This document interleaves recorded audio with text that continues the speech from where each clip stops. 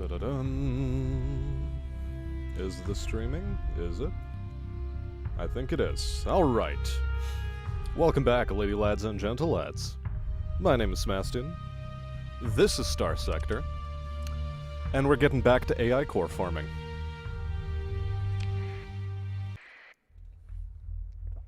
A Smastian stream to end the day. Very good. Good, good, good. Now,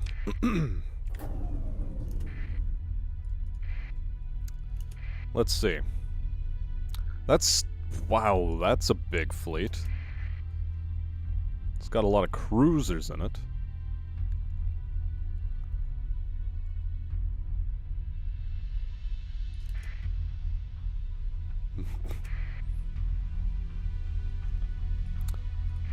Well, since it's all isolated, I think it's good to move in right now. At the behest of chat yesterday, we've decided to increase our combat deployment size.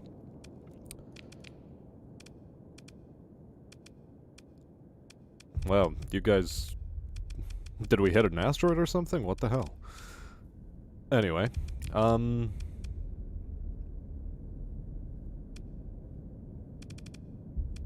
okay.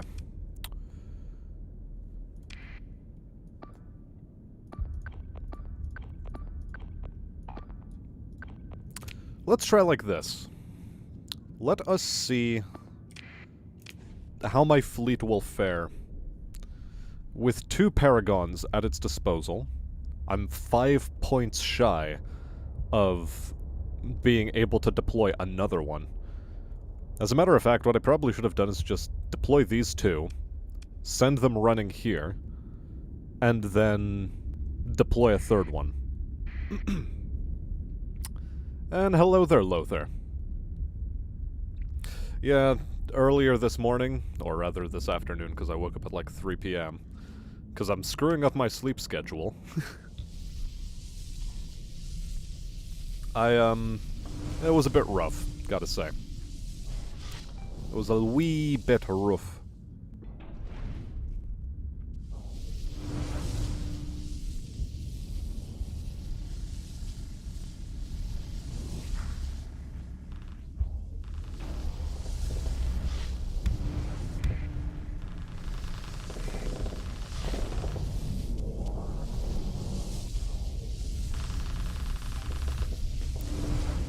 And so for now, we gotta just experiment and see what's gonna work for our fleet and what isn't.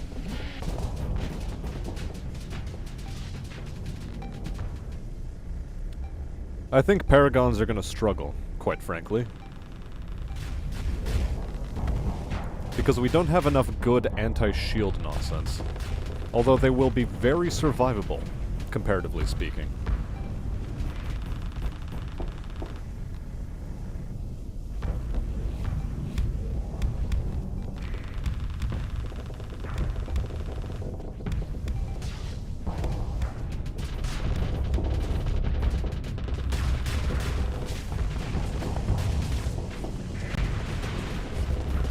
Yay, we've killed our first enemy! Hoorah! And let's see what kind of reinforcements we can drag in. Quite a chunk, actually. We can drag in both of these boys, for starters. So I think we will. Let's bring them in.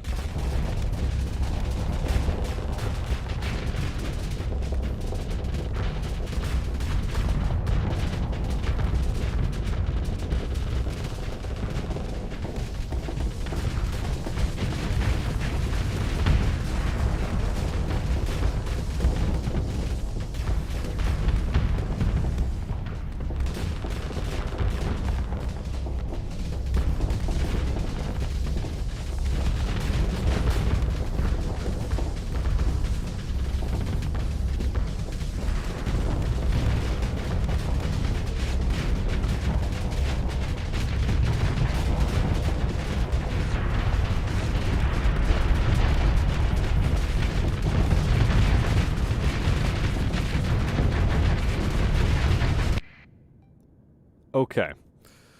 So we've learned a valuable lesson. Let's not immediately roll with paragons. We need different ships to deal with these guys.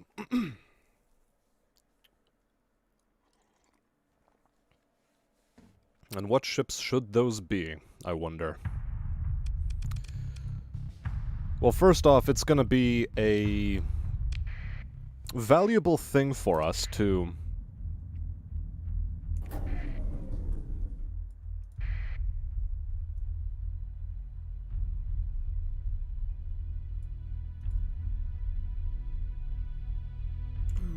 deploy in this asteroid belt and try not to attract attention.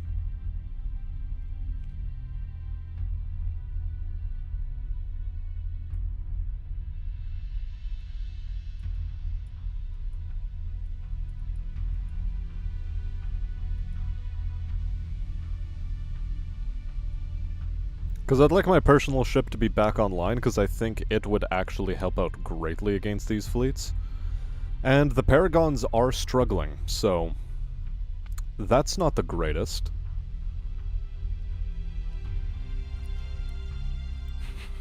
Ah, I see Gunny has seen my desktop background. Well, what can I say? I'm a man of culture to the core.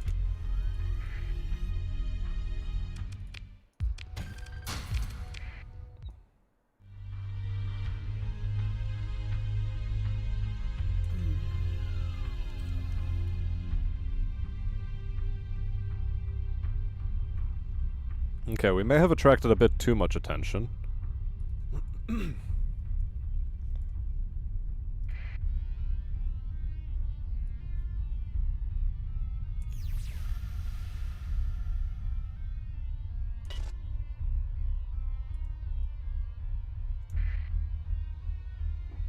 Okay, let's try to catch an isolated fleet.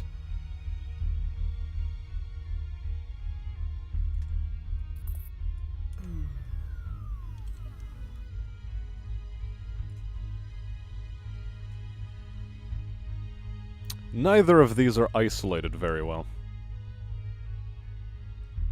And hello there, Latvis.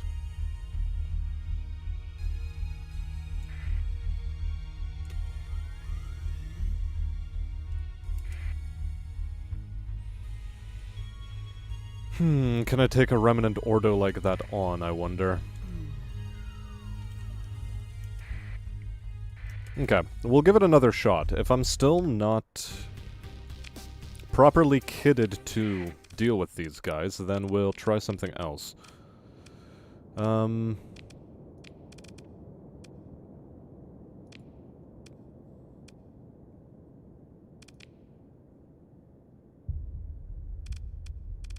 Okay. We'll deploy as follows.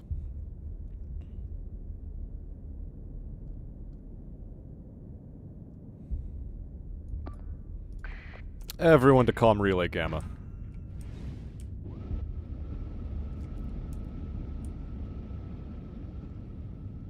We want to bring our reinforcements in as fast as possible. And so, chat, how is everyone's day today?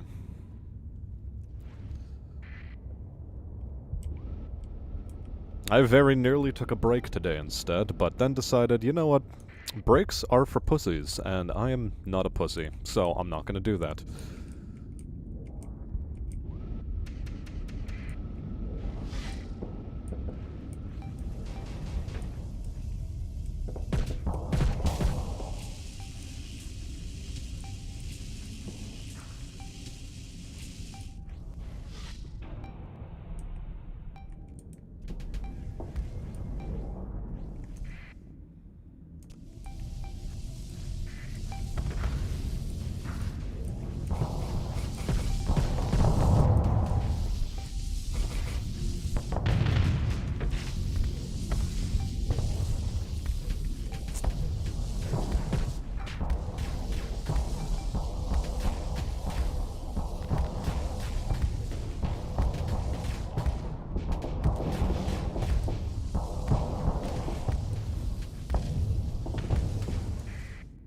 Okay.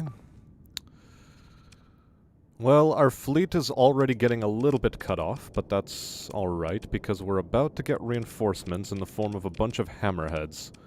I think that's going to be a good thing to do.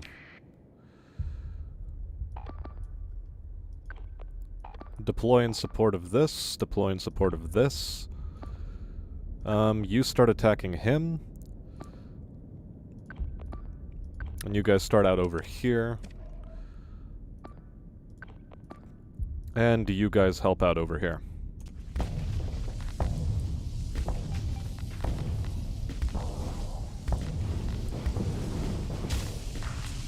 Oh, fuck off.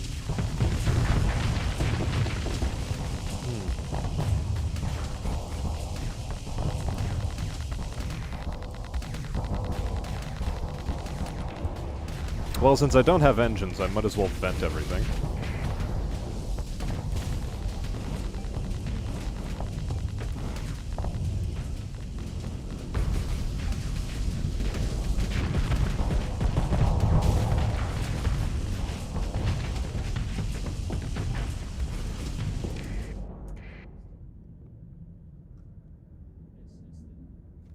Yeah, okay. This fleet composition clearly isn't working out, so... I guess we're gonna need to figure out a different way to AI core farm. Lothar's just started and he can't complain. And Latvis is visiting just before bed. Well, at least one of us has a reasonable sleep schedule, and it isn't me. Okay. Let's get back inside that jump point.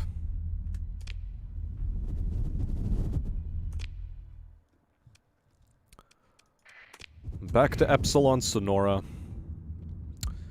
Let's drop off our expensive donuts, because they're not gonna help us out against the AI terribly much.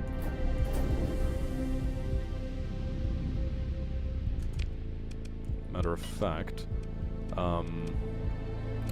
there we go, Smashtopia.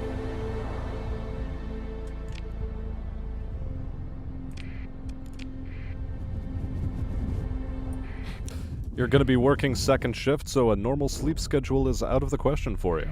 Sounds rough.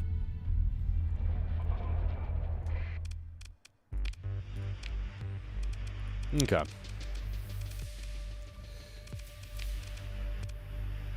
Store you, store you, store you.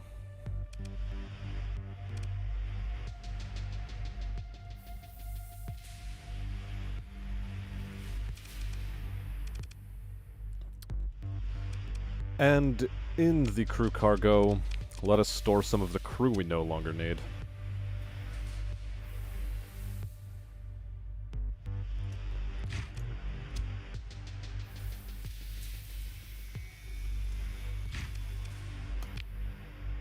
Okay. Instead, in our storage, there are these bad boys, although I don't think they're quite good enough. I don't know, maybe they'll be worth it. Maybe. They've sure as shit got kinetics, they've got squalls, they've got mervs. They only cost, what, 40 to deploy as opposed to 60? Or is it 50 to deploy? I don't quite remember. We also have the both of these which we could kit out for a very good kinetic loadout. So let us consider those ships. Let us consider these bad boys right here. Well, there's the one of you here that already has blast doors and an integrated targeting unit.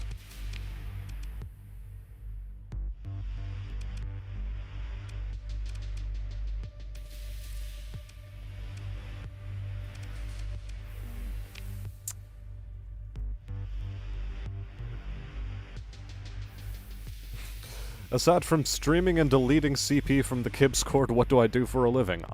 Paint. Not like paintings, but like houses.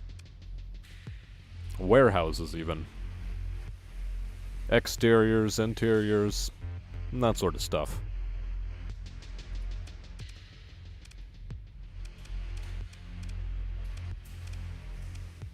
Okay, this broadside boy is interesting.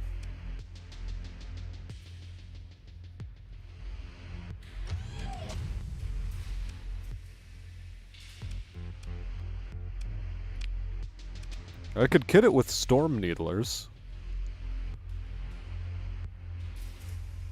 Or maybe I should do goose cannons instead.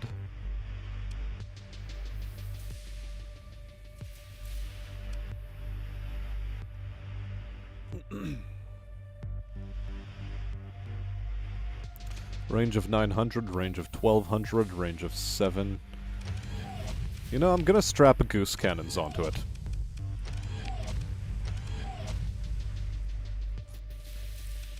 And it's gonna be this one as opposed to this one, because this one has integrated or stuff integrated into it that's not necessarily the greatest. Although, no, I should really work with what I have. Because how many story points do I have? I have 2. I mean, sure, blast doors is suboptimal, but it's not the worst. Okay, let's store you.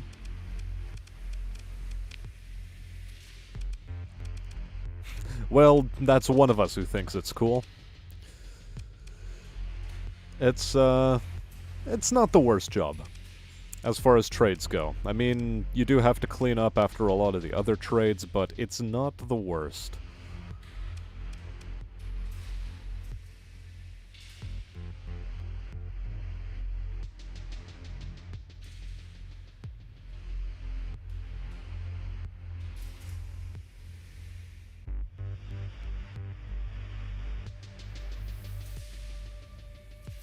Maybe I should take these long. I'll take 2. I will take 2 of them. Okay. God, this is gonna be a weird fleet.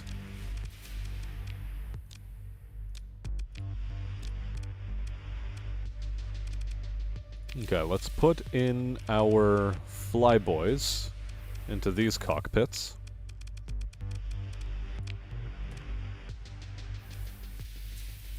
Let's store the herons away, so that we don't have to deal with this massive a fuel cost. As for myself, I think I'll try taking this ship over.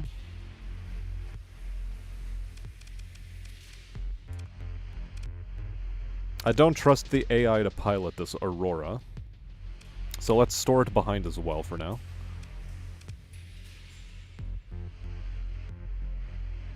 Ah, truck driver.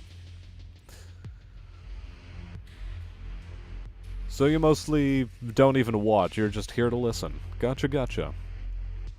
And hello there, Squealy Kitty. Pleasure to see you around.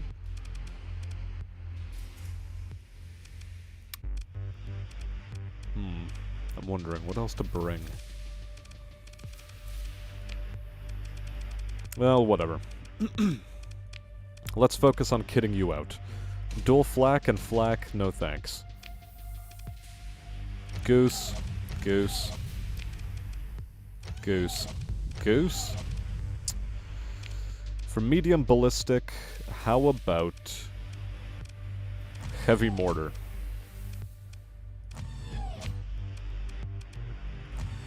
Or mauler, not heavy mortar.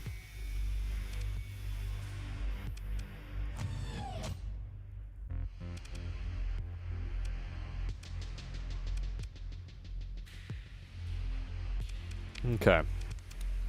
Let's build in the augmented field drive.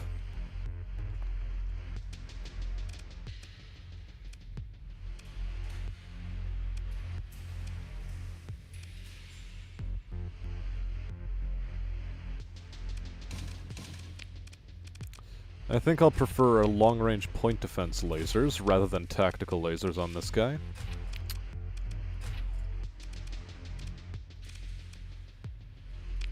For medium energy,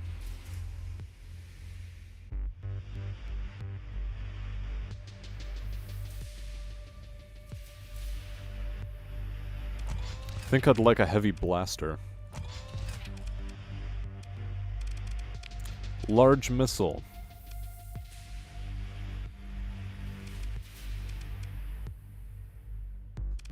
Should I go with 2 squalls or 2 mervs? I think I'll go with squalls.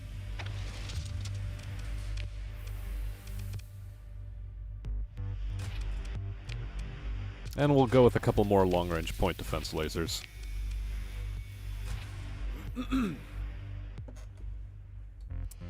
Alright, Latvis, see you around. Pity you couldn't stay longer, but, well, needs must.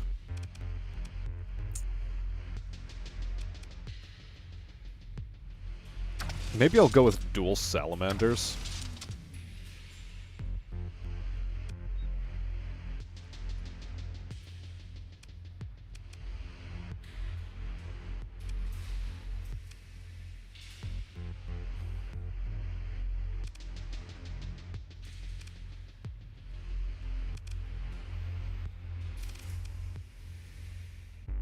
Sure.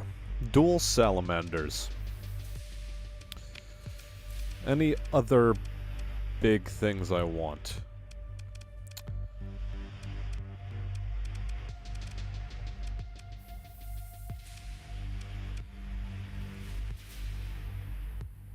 Expanded missile racks does nothing for me.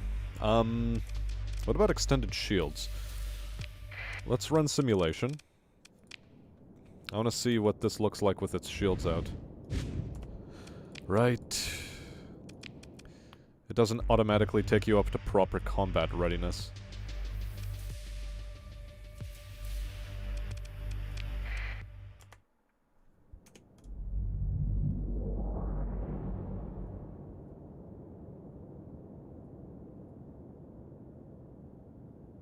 Oh, that's pathetic. For a battleship, that is pathetic.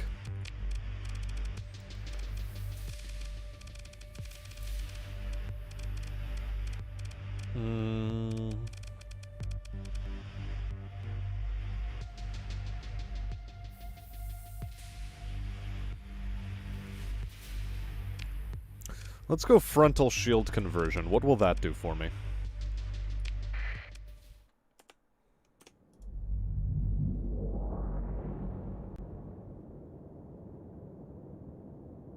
Not a lot. Matter of fact, it doesn't do very much at all.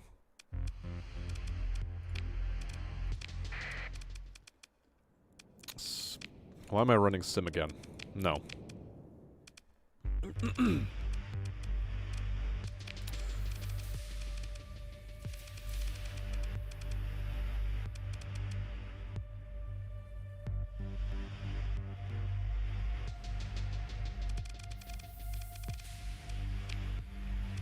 Extended shields would probably be better on here.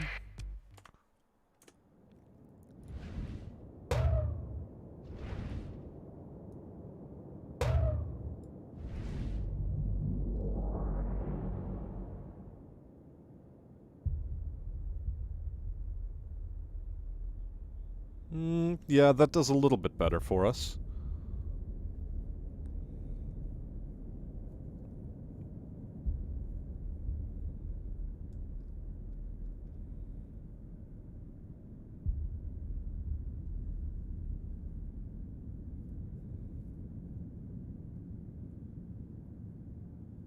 Although it practically begs me to put all of my weapons on auto-fire.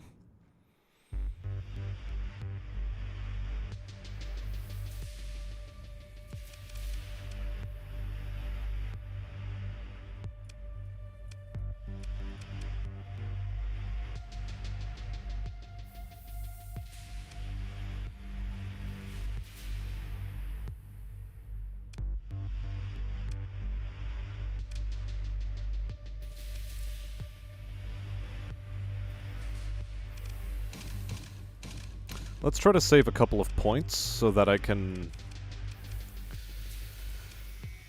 go a bit heavier on venting and flux, and then weapons groups. How do I want to organize things? The Gauss cannons can all be grouped. Well, no. I think I'll take personal control of the squalls.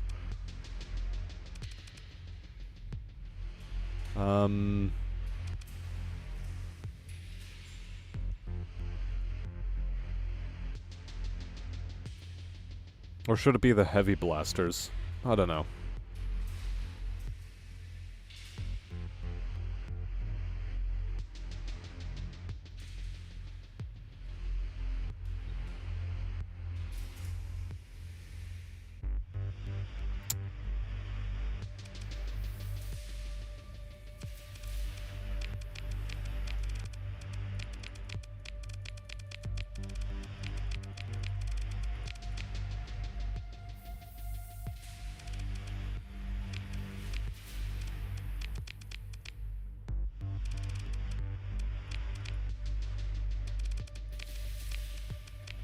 everything on auto-fire except the squalls, perhaps?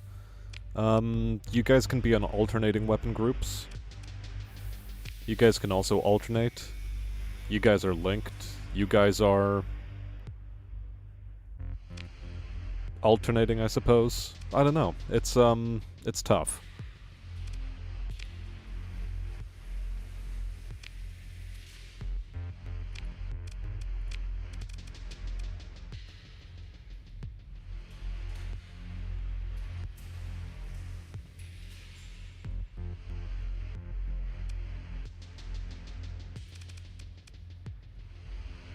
Okay, let's run a simulation. Run a simulation against an opposite number.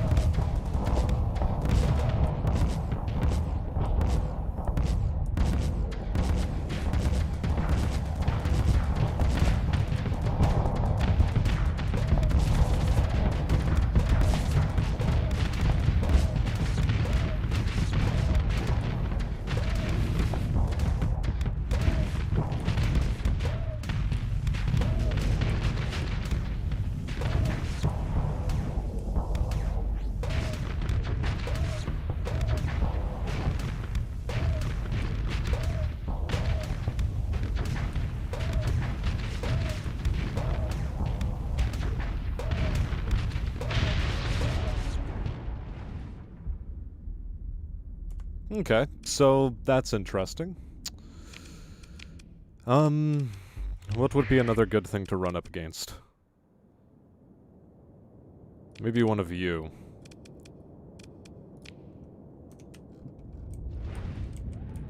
I want to see how it fares.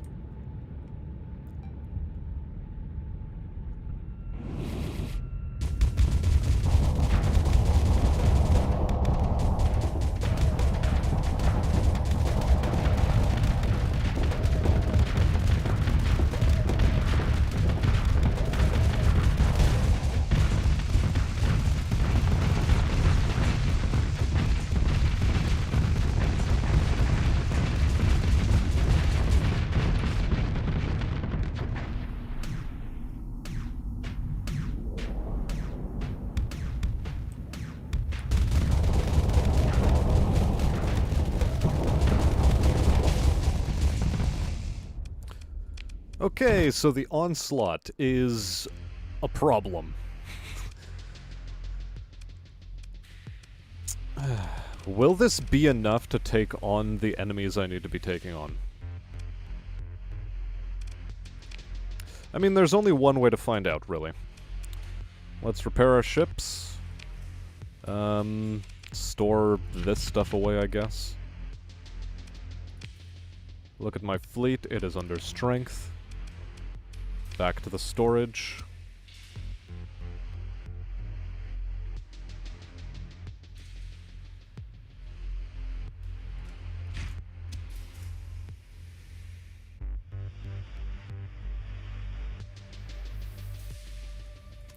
Okay, we'll roll with 3,500 crew. How's the colony going? Well, we've just started. We've got 3 AI cores set up, farming, commerce, and mining. Next, we need to focus on our megaport to get it an AI core. Colony administrator, not so much. And then, you know, just slowly kit this thing with AI cores so that I never have to deal with problems ever again.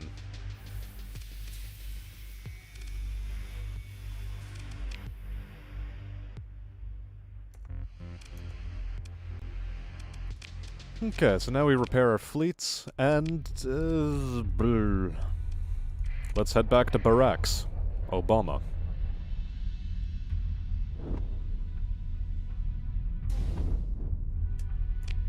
Hopefully it will be able to, perform well.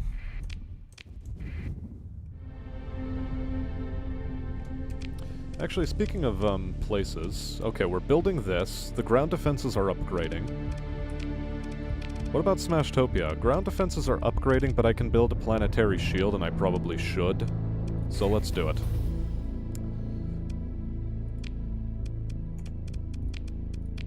Yeah, heavy industry is building and ground defenses, so things are progressing smoothly. Next colony we're gonna want is that cryovolcanic world in that same system.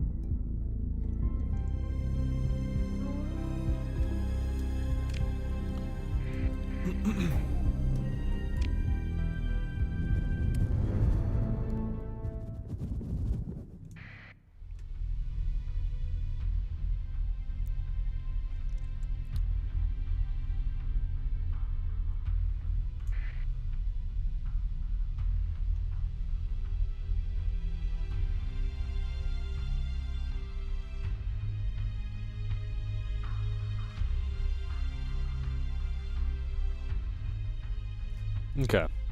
We've caught one of their attentions. How is my fleet looking? You're good to go, you're good to go, you're good to go. Okay.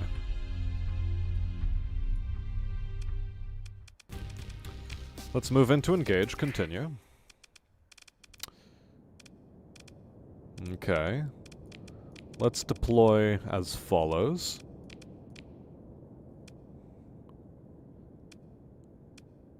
Okay.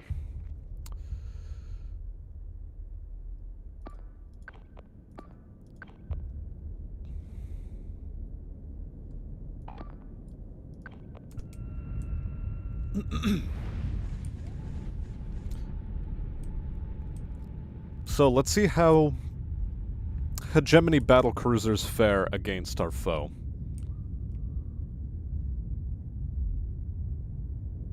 We've got 8 wings of broadswords. That also ought to help out a bunch.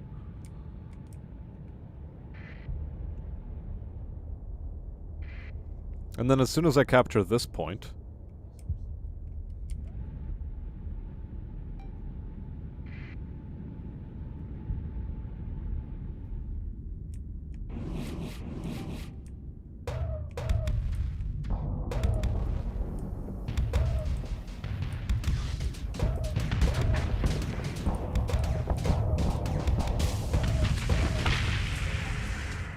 Okay, we have another 49 points at our disposal. Let us bring...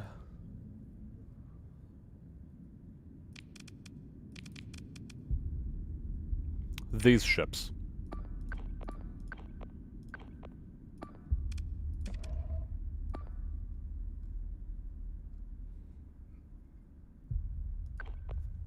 Okay.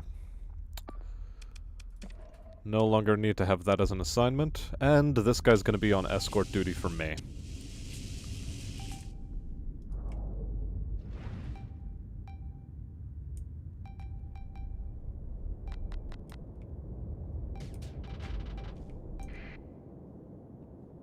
Well, there's the enemy fleet. There is a lot of them.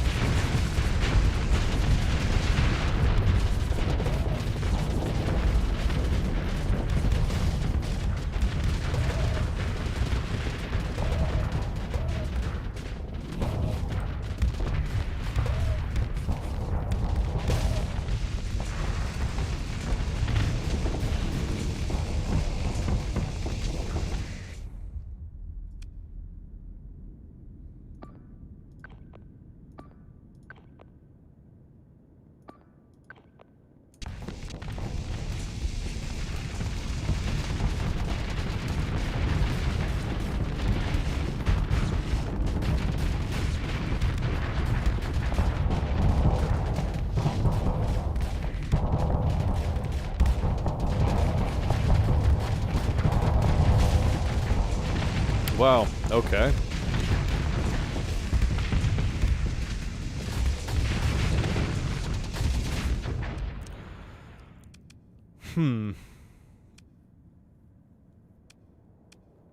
So that still doesn't work. Okay. Screw it. I guess we're just not going to be AI core farming. Certainly not with that ship. Not as it currently stands. It's way too crap.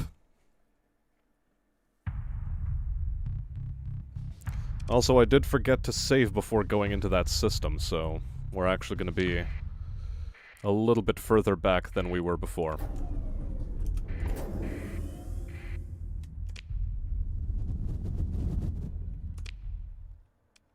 Okay. Back to Epsilon Sonora. We're storing our ships away.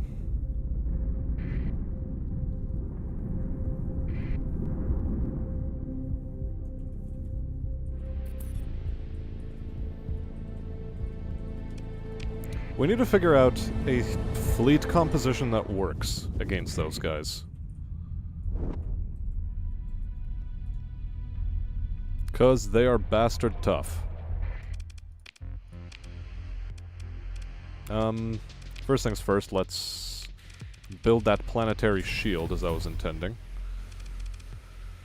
Might as well while we're upgrading the ground defenses. We're making a cool 350,000 per month. And you're going into storage.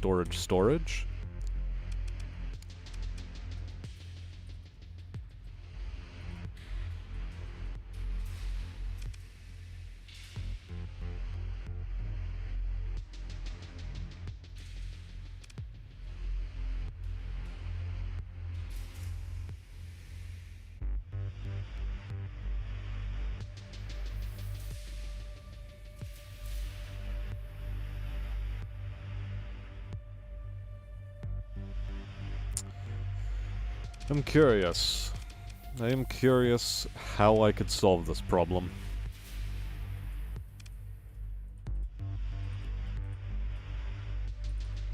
More Eagles with hypervelocity drivers, maybe?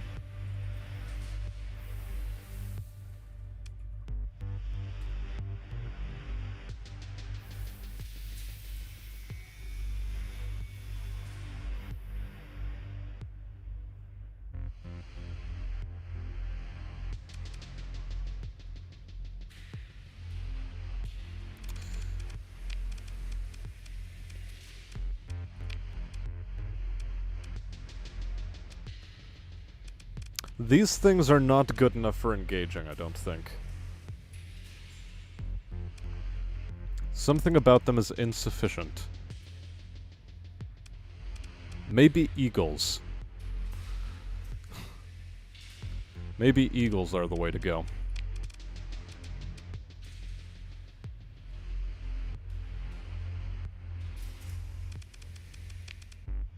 Because, yeah, I can only launch 4 strike craft, so for a total of 8.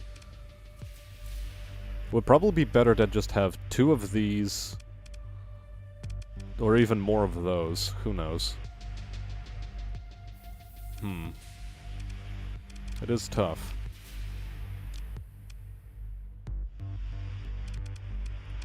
Okay. Let's try our hand at this one more time. Ditch this nonsense. For large ballistics, I think it should be Storm Needlers.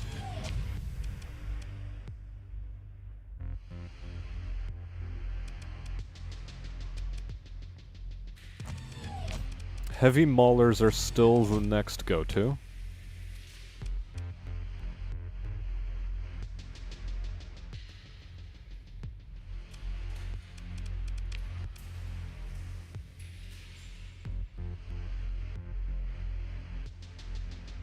$600, $1,200, 1.71.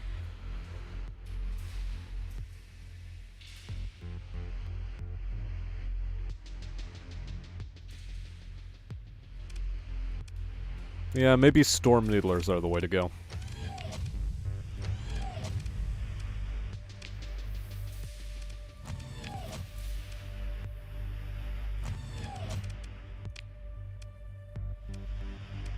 Okay, I think heavy blasters were a mistake.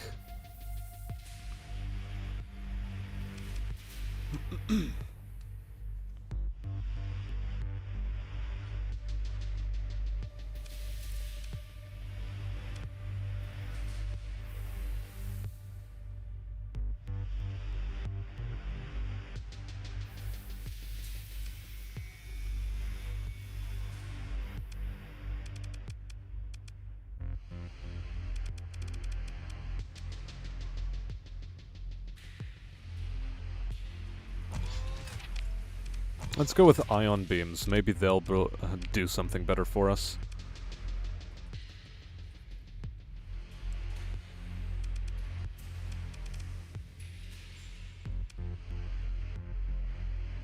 Harpoon MRMs?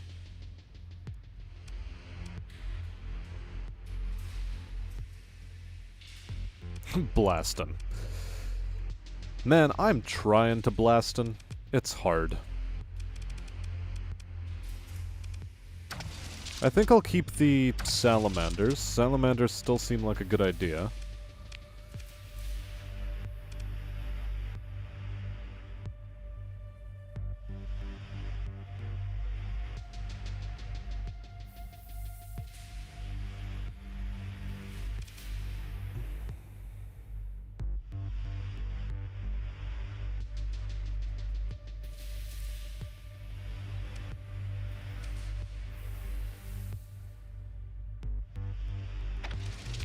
I still think I want the squalls.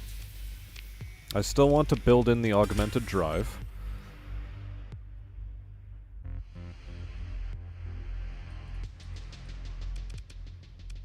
Small energy turrets. Do I want any of those? Maybe I can cheap out and not use any.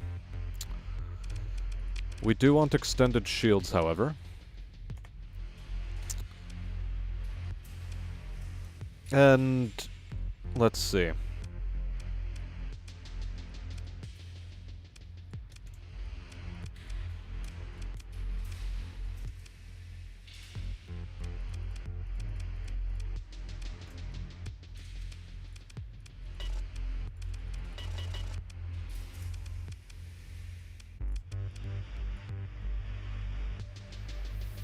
Okay. Weapon groups. Storm Needlers, they're on the same group. They can be an auto-fire. Okay, the only ones I have control of are those. You guys are on an auto-fire group. You're on an auto-fire group.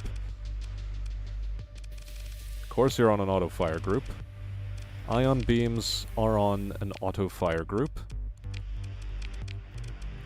Okay.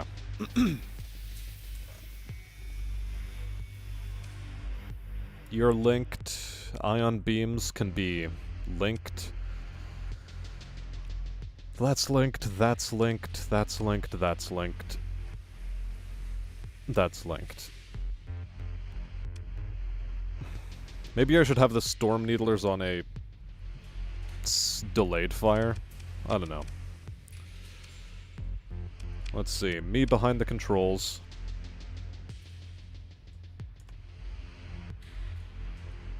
%. Run the simulation. Against another conquest.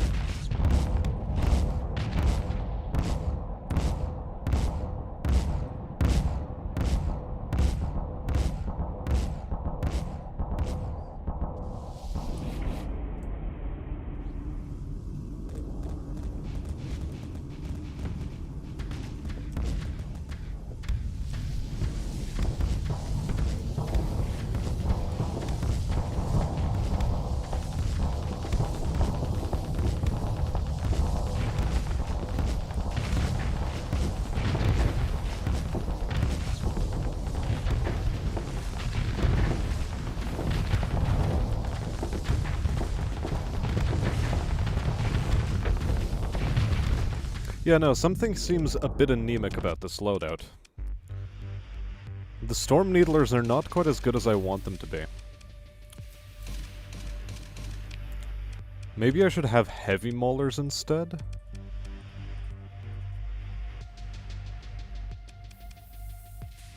Or Heavy Needlers rather than Storm Needlers.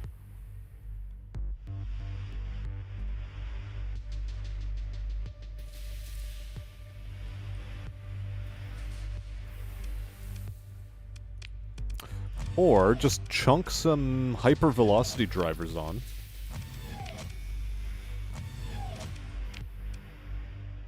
And in the large ballistic, there is this energy weapon that's called the Mjolnir Cannon.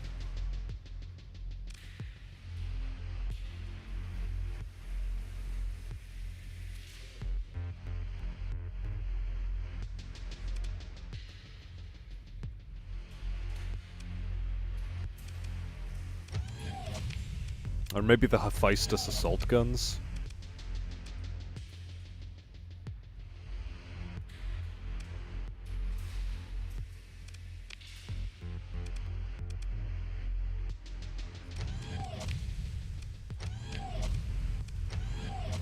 Or perhaps like this.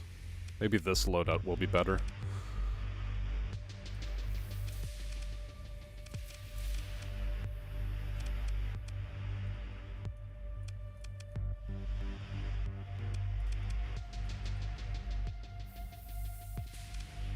Okay, let's give this a go. Weapon groups.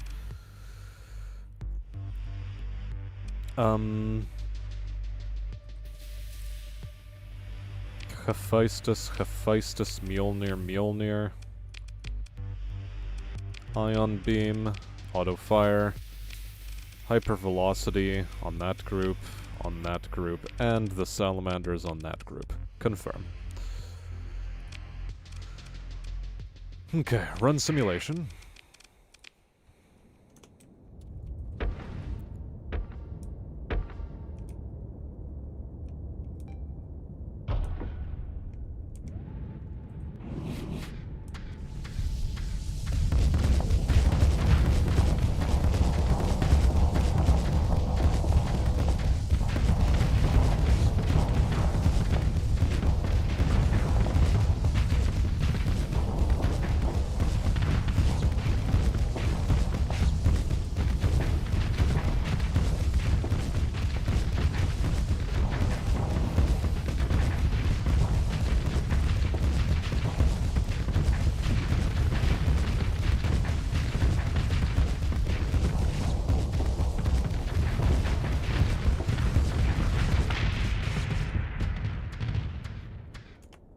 Okay, so that performs way more admirably, I think.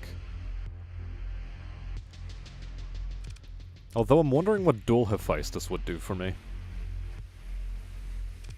But let's try this against one of the onslaughts. That'll be the real test of courage.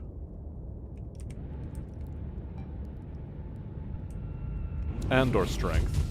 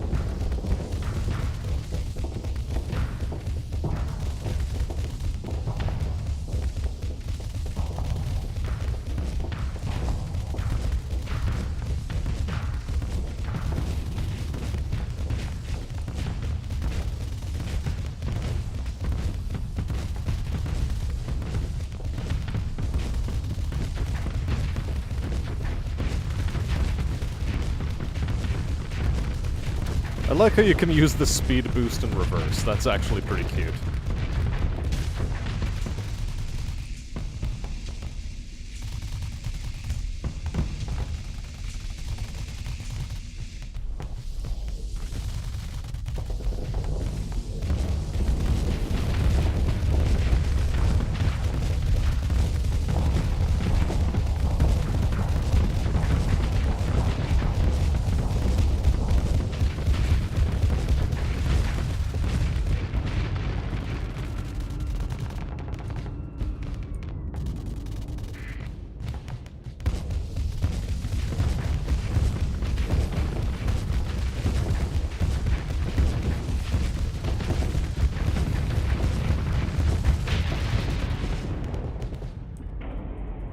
Okay, so it is possible to defeat a conquest in this. But there is still something I don't quite like. I'm thinking I'm gonna try 2 Hephaestus guns. Dual Hephaestus, the ion beams do not inspire confidence much, but maybe it'll be worth it still, to keep them. And we're basically able to max out our venting. So yeah, we max out the venting, we have extended shields. Weapons groups.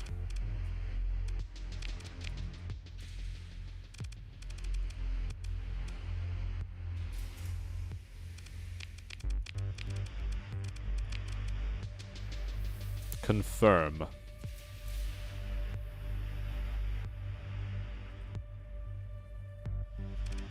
Alternate fire. Run sim.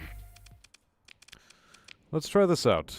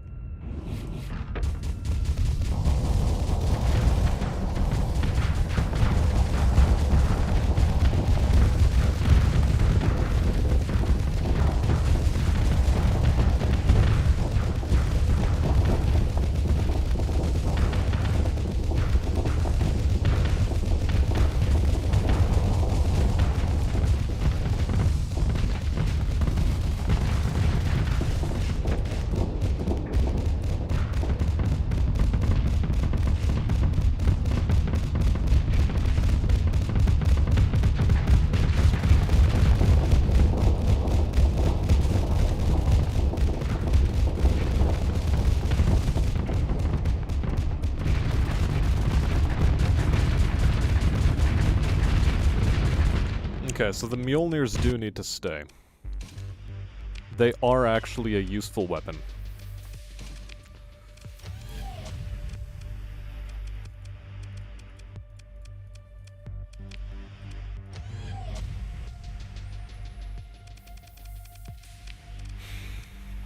Hephaestus, Hephaestus, Mjolnir, Mjolnir.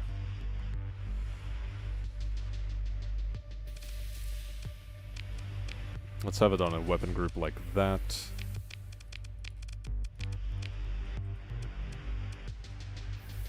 Confirm. Okay.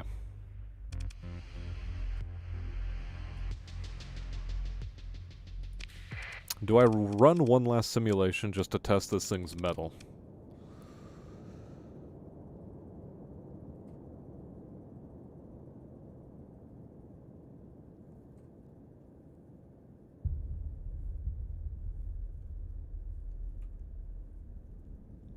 Because the other question is, should I really be kitting out the ship like that? Isn't there a better way to kit the ship? Because functionally, 2 of its main weapon banks are completely useless. Because it can only fire with one of its sides, not with both.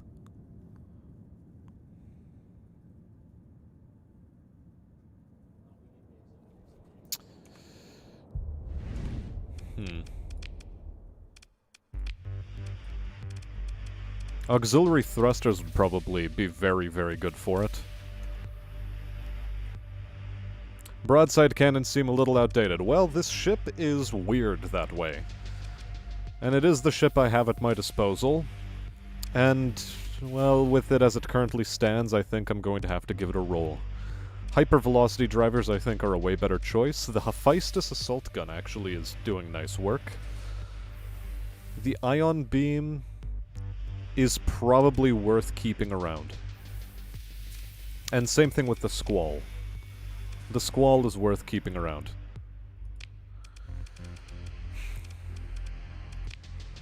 So, what do I store away? You guys are probably still worth keeping around. You I can probably store away. I should probably keep this on my person to avoid anyone stealing it from me.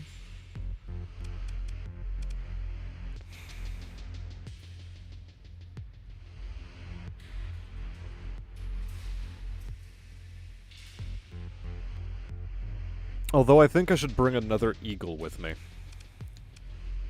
Rather than these cruisers. I think another Eagle would do much better for us.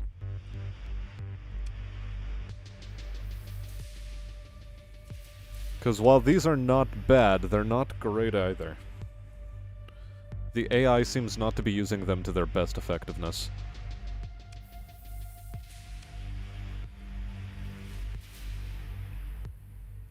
It is curious. Hammerheads could probably stay.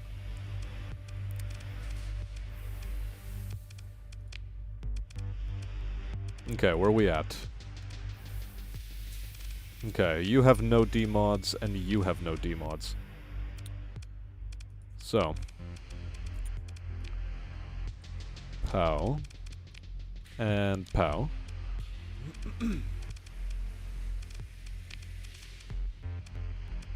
I'll put you into this one, and you will get our level 6 boy over here. Destroyers without crew is okay. Now let's refit the ships.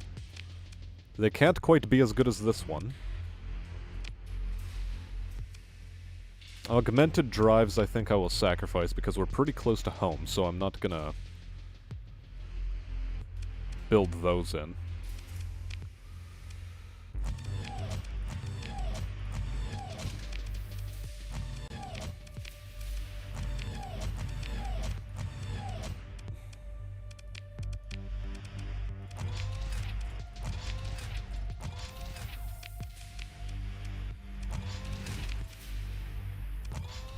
Oh wait, I can't even kit it out with full heavy blasters, damn it.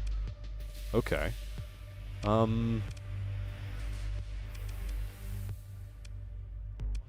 What can sacrifice a heavy blaster? Hold on, one of these ships probably.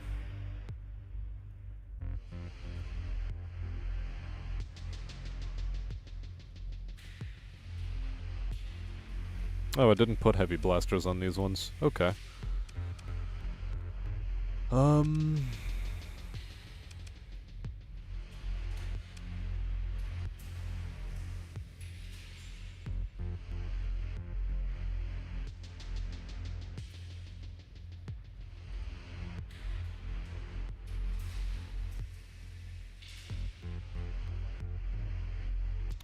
An ultraviolet might be a worthwhile one.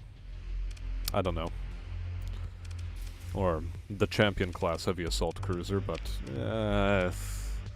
whatever, we'll leave it alone.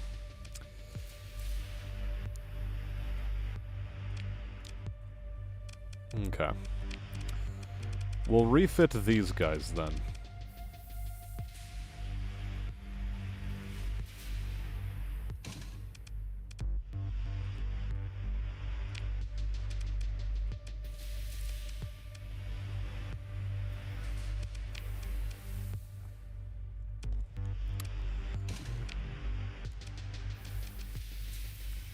An ion pulsar, perhaps.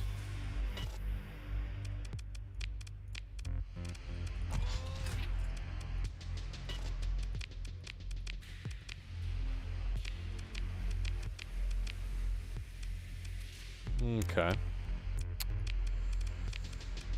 Well, there's our heavy blasters now. And for small energy turrets, what was it? It was infrared pulse lasers. But first, let's go 40 and 25.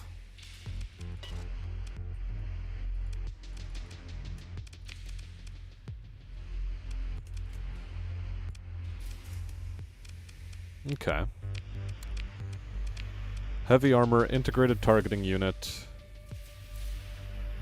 and augmented field drive are the only things that are missing here. So, I guess it's infrared pulse lasers.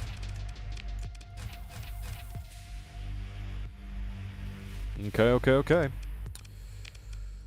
How's my fleet? Its crew needs are not nearly as big as they were before.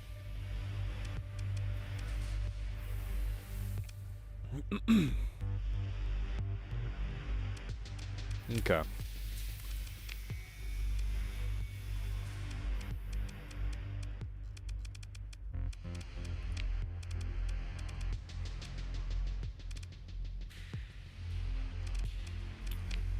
I could maybe leave some of my crew behind, then. 2,900 seems like a reasonable amount. Confirm. And put the rest of this away in storage. Confirm. Repair ships. Manage colony. Am I building the planetary shield? I am. Let's give this another go, and this time remember to save. In fact, might as well do so right here.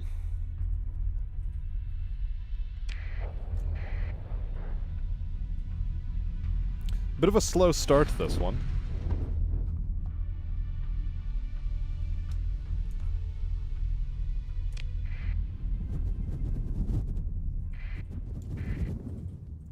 Well, nothing that can be helped about that.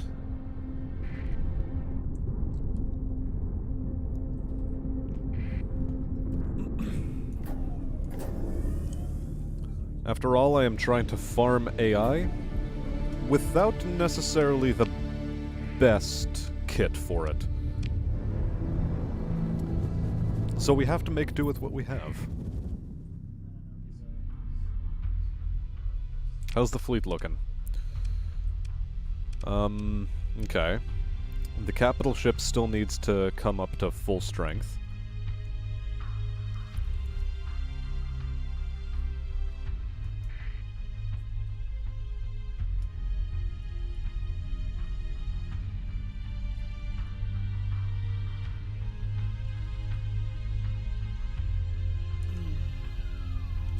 Let's go dark.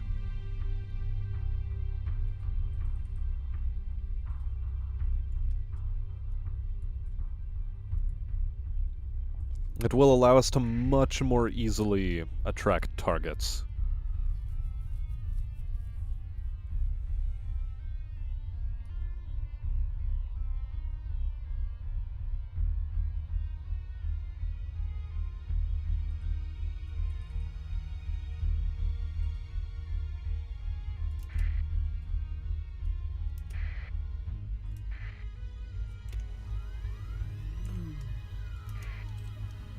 Fleet is basically at full combat readiness. Let's give it a go. Playing Tyranny, is this your first time?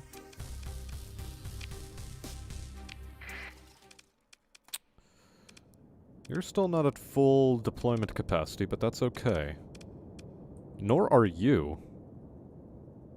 Why is your combat readiness taking so damn long? Anywho.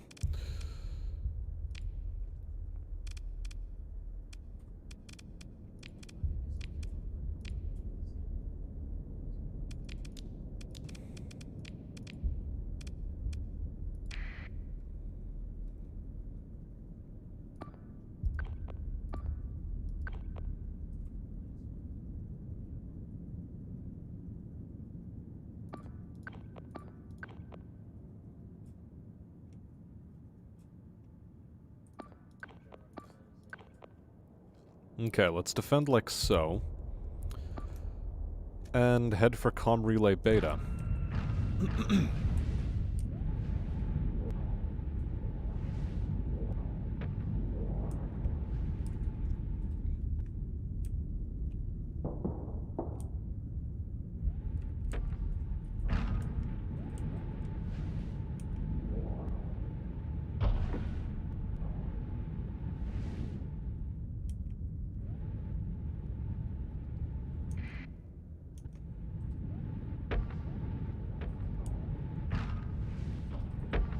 Why are our engines exploding?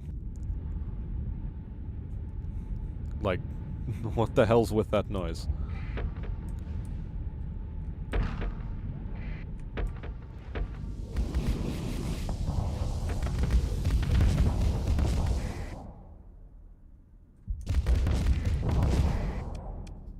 Okay, let's bring in some more reinforcements in the form of our strike cruisers. And I want you to defend that guy and defend that guy at best possible speed.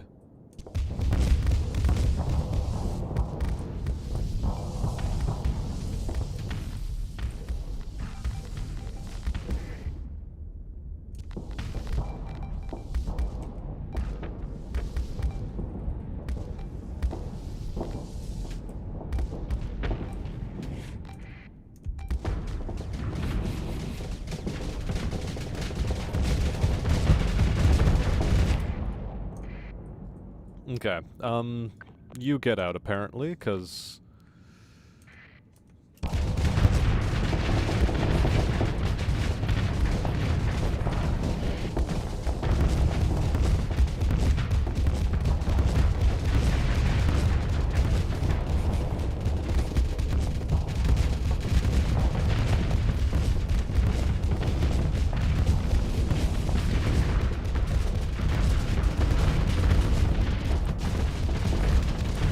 Five Tachyon Lances is also nothing to fuck with. Holy shit.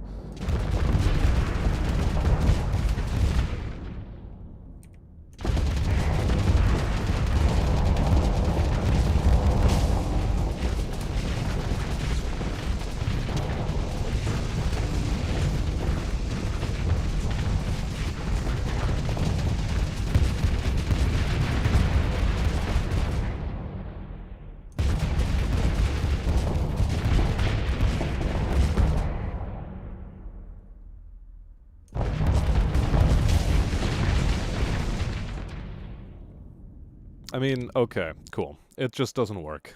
I can't get this going. I can't for the life of me figure out a good fleet composition with the stuff that's available to me. Which sucks. It really, really sucks.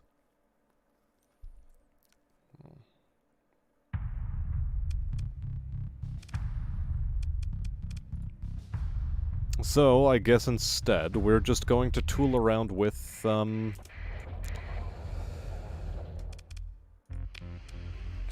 I guess leaving all of this shit behind. Yeah. Cool. Storage. Go away. Or store.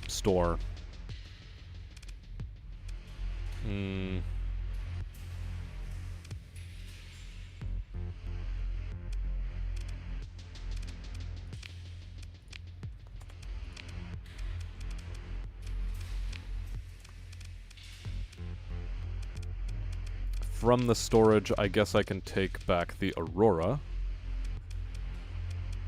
Yep. There's the Aurora. We put you back up here. Put me in it. Store that ship away. Because it's not doing enough good for us. What else? Anything else from the fleet that I need to put back? Not quite, no. The rest is okay.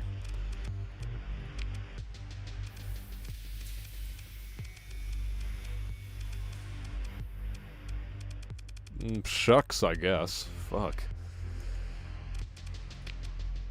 All of that was much. Much too much.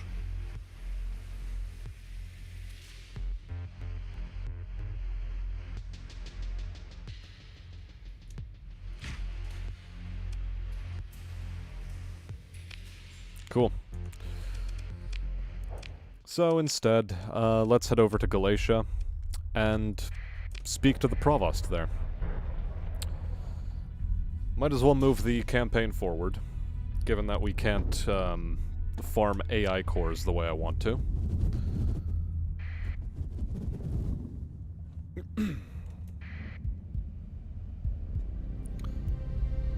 Which might have everything to do with the fact that the larger fleet battles are actually hampering me in some way for this.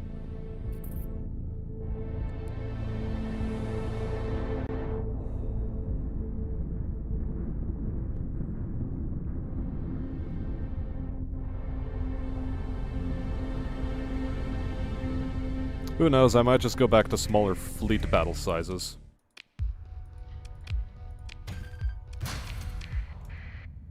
If things persist this way. No idea.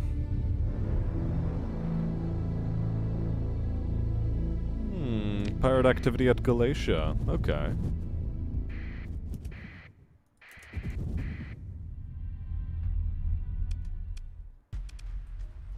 Let's pursue them. Order my second-in-command to deal with it.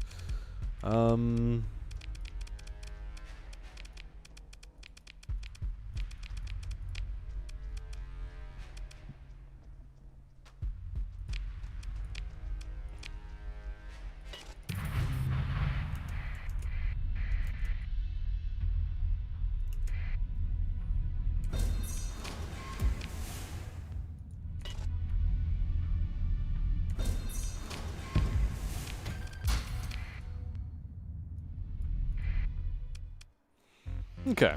Academician Sebastien is on the comms. Sebastien appears looking anxious, which is not unusual. Captain Smastian, whoever I just spoke with, well, there's something to be said for common courtesy and, oh, I should say, hello. I hope you are well. Before you can answer, he continues. I apologize, but Provost Baird wants to meet with you, and it's, important. That is to say, this pertains to your previous involvement in a study at the Galatia Academy. He pauses for a moment to let this sink in, so do please come meet with the Provost at your earliest convenience. Thank you, Captain. He shuts off the comms without his usual attempts at small talk. Okay, you enter Provost Baird's office and the thick wooden doors close softly behind you.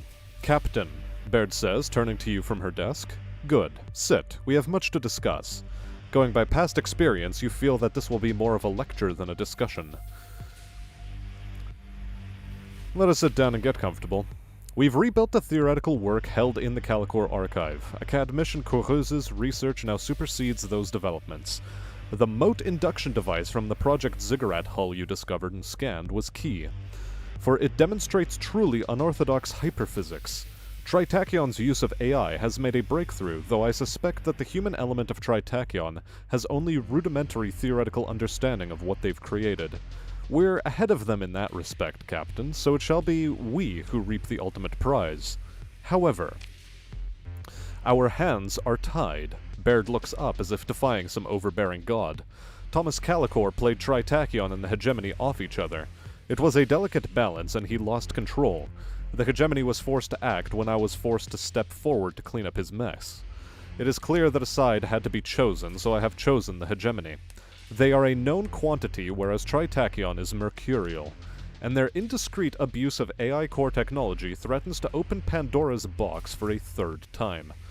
To this end, I must assure High Hegemon Dodd that the Galatia Academy has his interests in mind as we push toward the next breakthrough. I need you to make direct contact with the top executive of the hegemony. Presumably, we can reassert most of the terms of the agreement Provost Thomas Calicor had previously promised and subsequently failed to deliver to High Hegemon Dodd, with, is the Provost gritting her teeth, additional provisions and information sharing due to Calicor's squandering of that trust. Dodd needs to know that there won't be any more dramatic, destructive public experiments on his watch. So I go to Chickamaustock and ask to see the High Hegemon. Of course not, Baird says curtly. The High Hegemon does not simply speak with people like you. Besides, imagine what the Luddics would think if you went to Dodd's office saying the Galatia Academy wants to talk to you about firing up Moloch's grand experiment again. He'd be a fool to rattle that hornet's nest of small-minded millennialists. What you're going to do is set Hedge E. Moon, yes. What you're going to do is get diplomatic credentials from a highly placed Persian League VIP.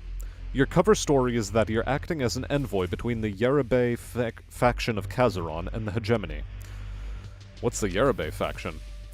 A major player in Persian League internal politics. Gens Yerebey is one of the big three Kazaron dynastic family corporations, and they favor a, let's call it compromise, which would see the Persian League unite with the hegemony. Baird removes her spectacles for a moment. Yes, I know. I am well aware that that's not the pronunciation. Anyway, let's call it a compromise which would see the Persian League unite with the hegemony. Baird removes her spectacles for a moment. League hegemony reconciliation. She shakes her head incredulously. What is important is that the hegemony and the church will accept an envoy bearing Yerebey diplomatic credentials, having a private talk with High Hegemon Dodd. Why should they help me or you? Baird smiles crookedly, or coolly. Horace Yerebey's eldest attends the Galatia Academy. There was an incident. There usually are when the children of unimaginable wealth go out into the world. They're unaccustomed to boundaries. Imagine the shame, the scion of Gens Yerebey facing expulsion, says the provost. Unthinkable. I'll provide you with a message for Horace Yerebey. Tell him we want to use him as cover to whisper in Hegemon Dodd's ear. Horace also wants his eldest child to graduate with distinction from the prestigious academy. Baird holds her hands up in mock innocence. Whatever is to be done.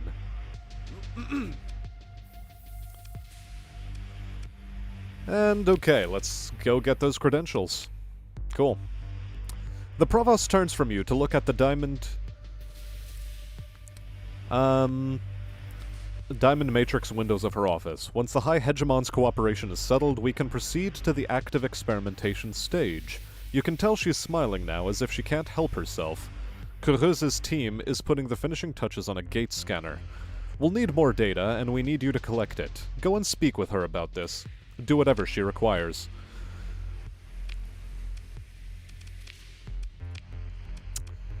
The comm image stabilizes on Creuse in her laboratory office, surrounded by holographic projections of data tables. Oh, she says, looking up. Captain Sebastian. Yes, Provost Baird said I'm to fill you in on the new development. She sweeps away several displays worth of work. Arcane glyphs and diagrams collapse into unobtrusive icons. First, she says, this is a prototype device. I told the Provost that we're only part-way through the test procedures. We've been using the Galatia Gate as a test case, but I suppose if we make ongoing calibrations and update the firmware via hypercom... Creuse mumbles to herself as she starts tapping out a new checklist. What exactly is it you want me to do? She looks abashed. I'm not doing a very good job of this, am I? Teaching was never... Sorry, let me answer your question. Creuse takes a breath, centering herself. This prototype can interact with the gate manifold itself. It is my supposition that the gate network is not so much collapsed as it is folded up. It's there but inaccessible. Maybe. We'll need to test certain properties, and she looks at an ancillary display, catches herself, and turns back to you. It was your scan of the mote induction device from the ziggurat hull that opened the door. It showed us things. Her voice rises with excitement. Unimaginable things. Or, she catches her enthusiasm with a skeptical look. Highly improbable within the current body of accepted theory. There are entirely new subfields of hyperspace physics out there. In there. Whatever. Just waiting for first observation. The old lady reminds you of Amanda Waller. Not sure what the reference is. It was your scan of the... Okay. Fascinating. How will I be assisting in these new discoveries? Right, of course. We're transferring the gate scanner to your fleet now. I'll give you the rundown on operation. Creuse pulls up a new shared holo display, a wireframe depiction of a domain-era gate. An icon standing off, about 3 diameters from the ring itself, seems to represent your flagship. You recognize a diffuse bubble around it as the influence of a drive field. Looks simple enough. You'll have to be stationed fairly close to the gate, and you must ensure that there are no drive fields within the gate diameter itself. She focuses back on the display. Once you're in place, execute the pre-coded instructions. The data will encrypt itself and be sent back to me when you're in range of a hypercom relay. We'll need to calibrate the hyperdimensional transform, of course, so you'll need to scan 6 different gates. We've already scanned the Galatia Gate, so it has to be 6 other gates. Then comes the next step. Provost Baird said I shouldn't talk about it, Creuse says, but seeing as how you're in the line of fire... Without thinking, she glances away, then speaks quietly. We've been calling it the Janus device. It's premature to name it, I admit, but when the hyperphysics team gets excited, she shrugs helplessly. There's no stopping them. It's just... Creuse notices a blinking display. The equipment transfer is complete, Captain. You're good to go. What was that you were saying? She sighs unhappily. She looks more tired than you've ever seen. The team is eager and I appreciate their work, but my strength is theory, not hardware applications. It's also clumsy. And our fabrication equipment. The techs try their best, but the Provost expects the world and more. DC Comics. Okay. Well, no wonder it missed me then. Amanda... No, actually, no. I did have an encyclopedia of all the DC Comics books, heroes and villains at one point. Amanda Waller. What? It may ring a bell, although...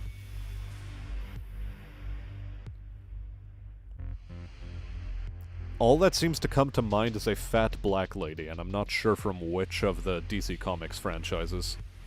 Anyway. The techs try their best, but the Provost expects the world and more. She wants to push the schedule faster, and it's too fast. She is the Black Lady. Okay, cool. I do have vague recollections. Good. Things I read over a decade ago. Let's go. I need time to refine the math, to run more equipment tests, to get to the top of the line components. Kureuse stifles a yawn, and gets some sleep. She looks away. If Eliza was here, this would all be so simple. Who is Eliza? Someone I know. Knew. A friend, or anyway, her name is Eliza Zal. We did work together a long time ago. She's a genius with hardware, but I made some mistakes, and Kureuse trails off, realizing that she doesn't want to continue. One of her many displays pops an alert which chimes urgently. Kureuse snaps out of it and dismisses the alert. Sorry, Captain, I need to get back to work. We put together a new hyperwave rig. They're waiting for me in the test chamber. Good luck. Okay.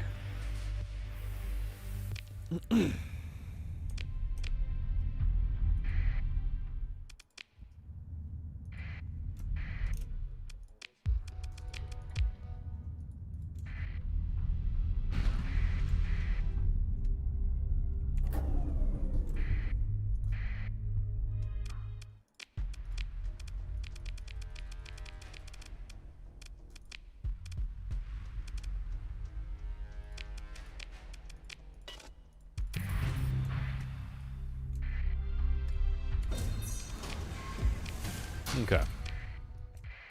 So let's deal with these pirates over here.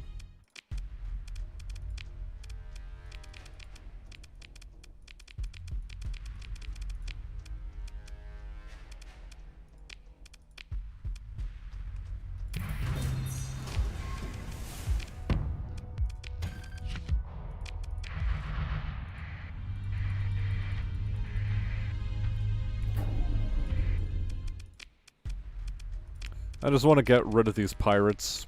Might as well.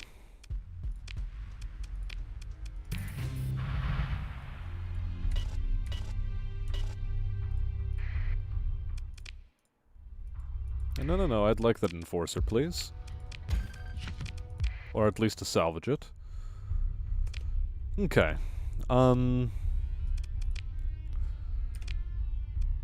We've got things to do. One of them is to go to Thule.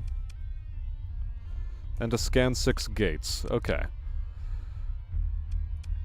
Corvus has a gate. Let's go to Corvus.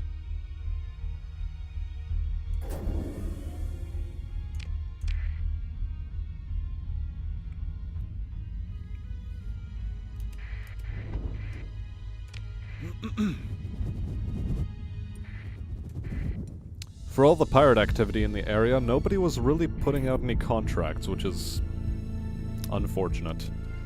I wanted to boost my relations with the hegemony a bit more.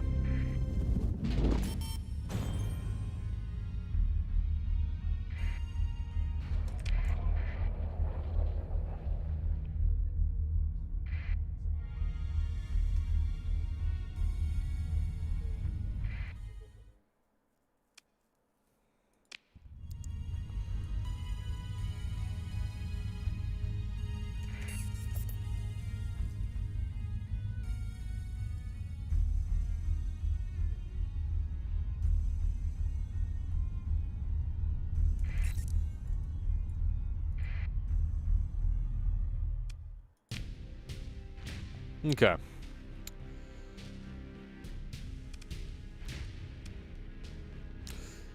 Your operation will fail without my help.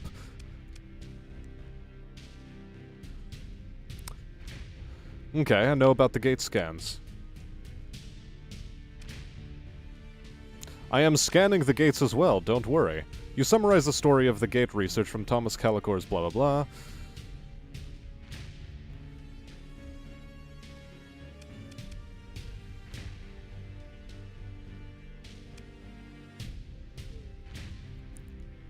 Okay, I'll do the scan. It'll use a story point, but whatever. Okay. Cool.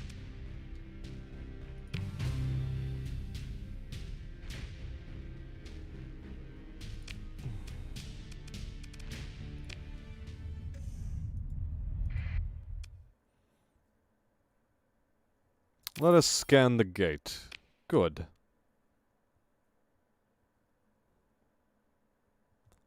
And then let us fly through the gate. Nothing happens. Ha ha ha. Good. Now then. Where else do we have gates? Okay, there's a gate in the Majek system. Let's head there. Or should I head to Arcadia first, maybe? No, Arcadia doesn't have anything. Opinion on Batman Beyond and Terry McGinnis? He's the one DC character I actually know really well. Good for you. I don't know DC very well at all. I'm sorry.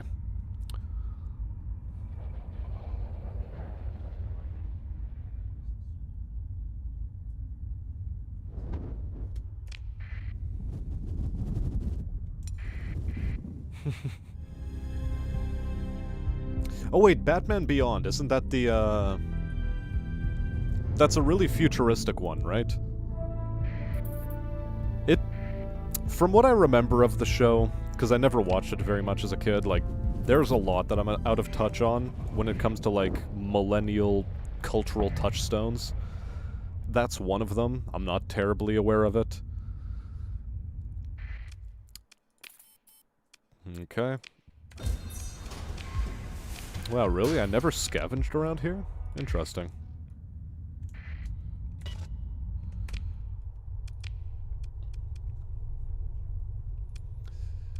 I mean, it was definitely a fun idea for a series. Definitely very good in that respect. Let's head to Eos Exodus. Okay, holds up in which respect is a very good question to ask here. In what respect is it meant to hold up?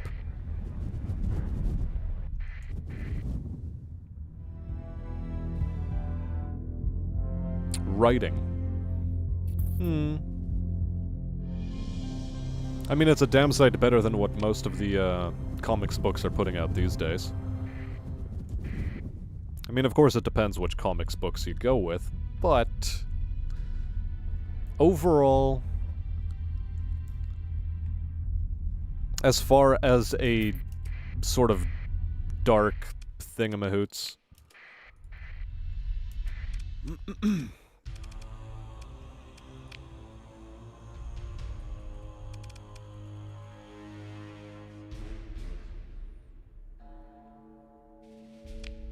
Servant of the Faith, I have a proposal. But yeah, in terms of dipping toes into the first sort of, call it, edgy waters when it came to the, God, I need to focus my mind on this. When it came to the industry dipping its toes for the first time into more gray subject matter, it was a good first step. That's what I was trying to say.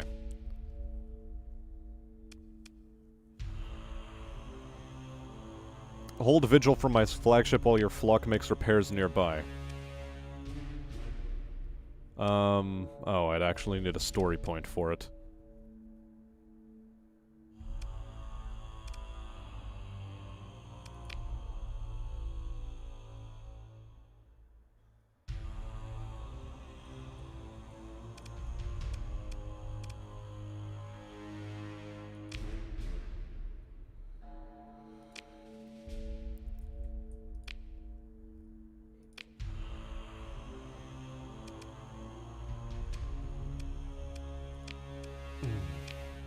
Okay, so over here is going to be a bit more difficult.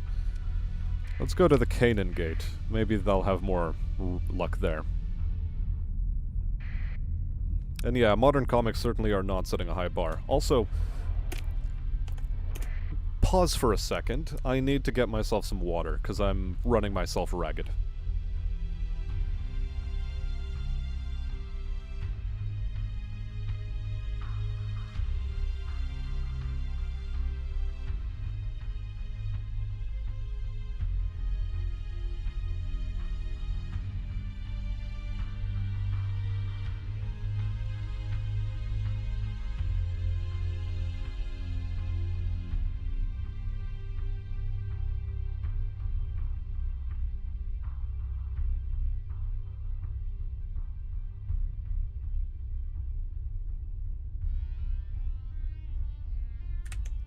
Okay. Just gonna double check that everything's okay here. Yes, it is. I have turned things back on correctly, and we are right back. Let's go.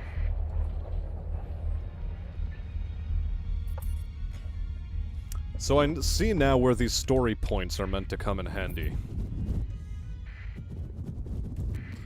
Like, you're literally supposed to be using them on story.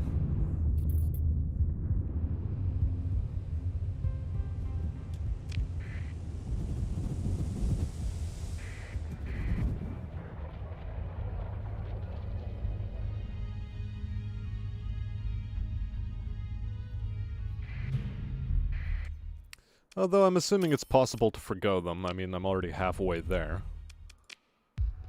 I can just recover an apogee for free? Yes, please. Okay. So that was, cool.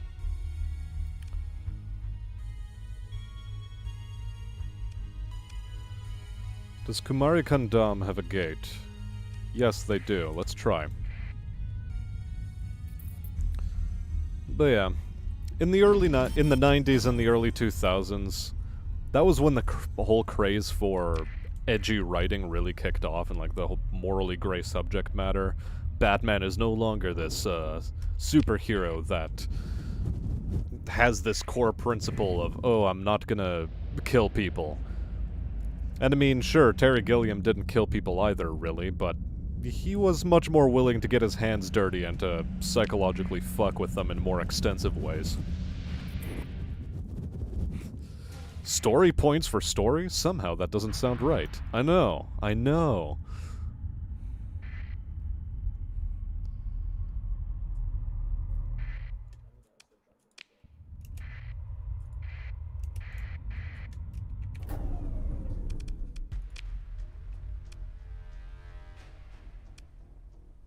Why pay when I can blast your fleet into dust?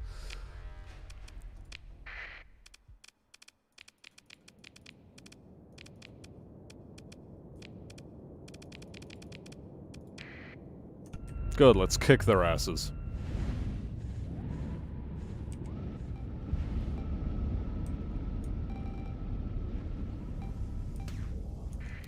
And also give them a full assault, why not?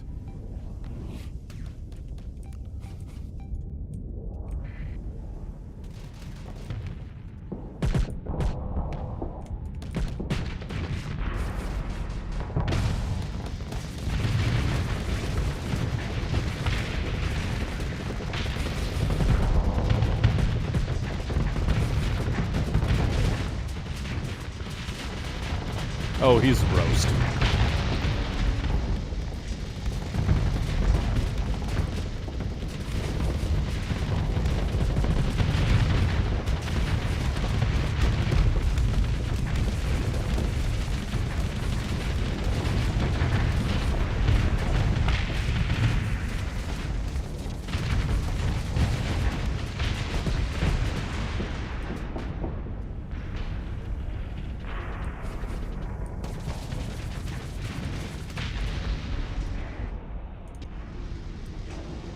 I mean, I like the Aurora because it's a lovely ship killer, but I need to make a more optimal build. Pursue, order my second in command to just deal with it, thank you. How do you let one get away? Okay. I mean, sure, fine, whatever. I'll keep it around. Let's take a look at my fleet. You're basically pristine, so I'm gonna mothball you.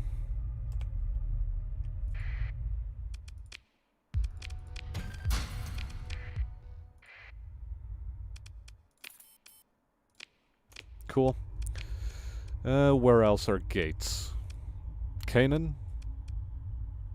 Oh, I already scanned it. Right. Eos Exodus.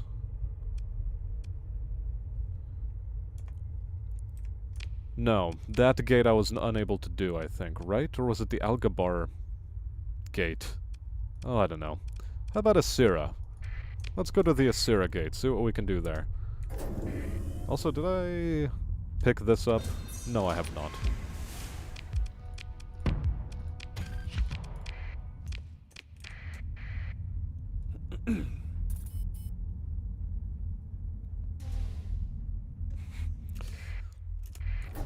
Why you on about moth pussy? Why you gotta be like this?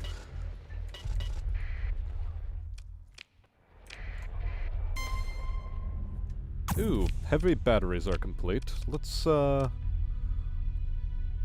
that's good, that's good.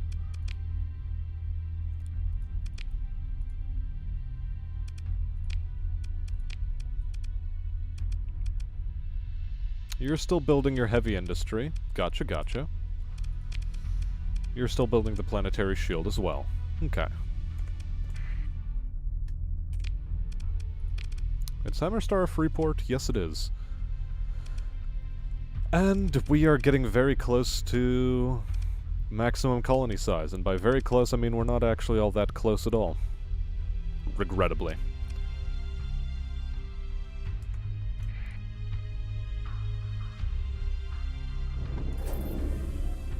Yes, I saw the meme. Of course I saw the meme.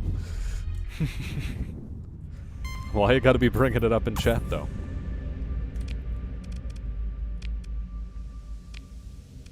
I know on a good day chat is down bad, but I mean...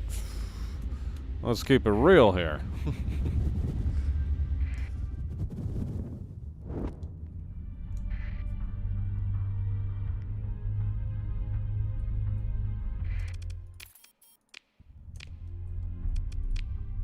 Okay. Is there a gate in the Antila system? There is not. Tile? There also is not. Thule. It's probably going to be guarded. What about Westernese?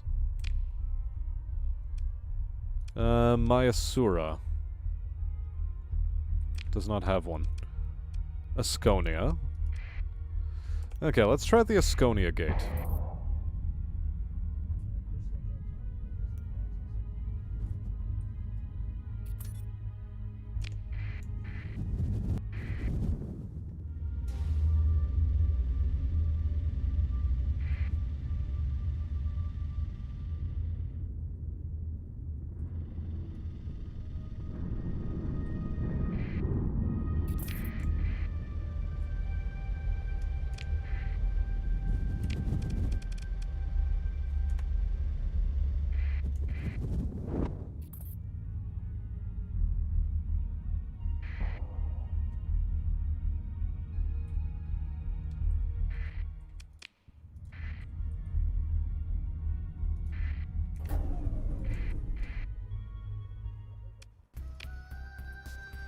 Okay.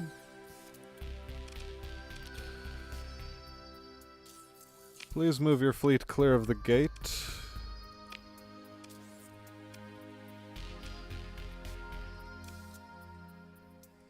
Okay.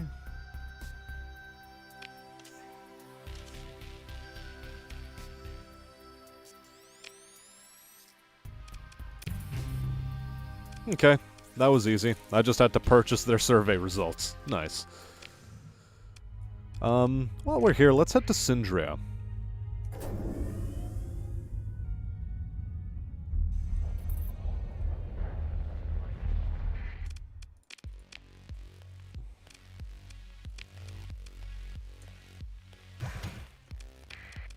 I could, of course, use some supplies, is why I'm here.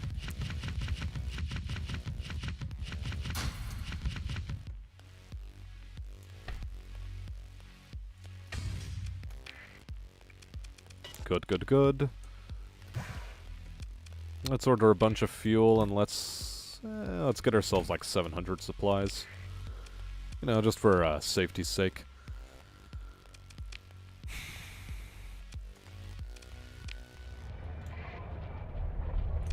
And also, let's purchase some Volturnian lobster.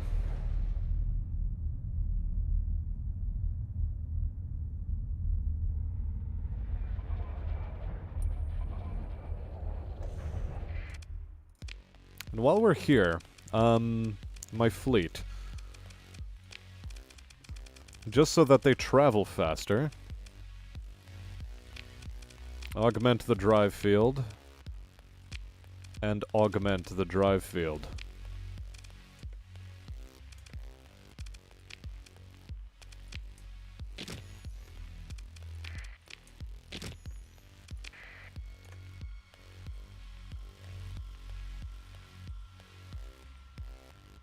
I can sell this back to Smashtopia. Nice. For the time being, let's, however, go to Thule and Kazaron. There we go, we're back up to our maximum speed. I like that a lot better. Can I ally with the pirates? Yes, it is possible. I'm currently not aligned with any of the factions, unfortunately. Yeah. Well, congratulations, Lothar, you found the Mussy. I swear, the Smussy has nothing to do with it. Yeah, pirate activity at Thule. Interesting. Bounties, bounties, bounties. System bounty in Thule. Yes. And also somewhere in the Alpha Pair system there is another goddamn pirate base. It's always been there. Maybe we'll do something about it.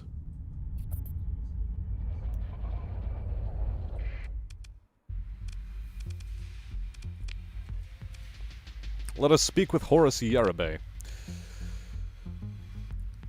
Yes, do I know you? Asks Horace, impatiently, his attention clearly elsewhere. Have we business? Explain that you are acting as Provost Baird's representative. Provost... Ah. Oh. His face falls. This must be about... I mean, tell me, whatever is this about? You've got his attention now.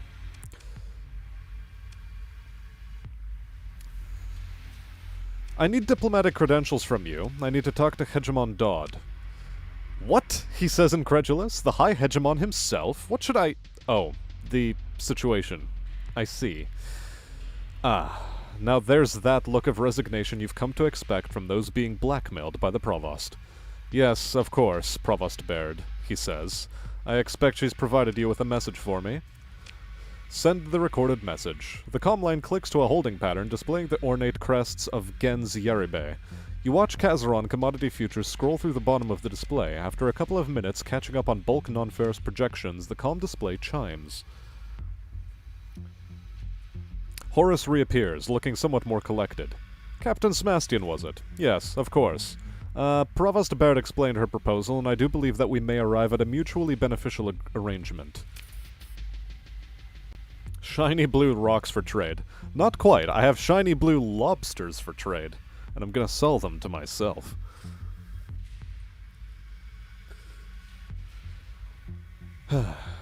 Blue rocks are worth exactly one iced cream.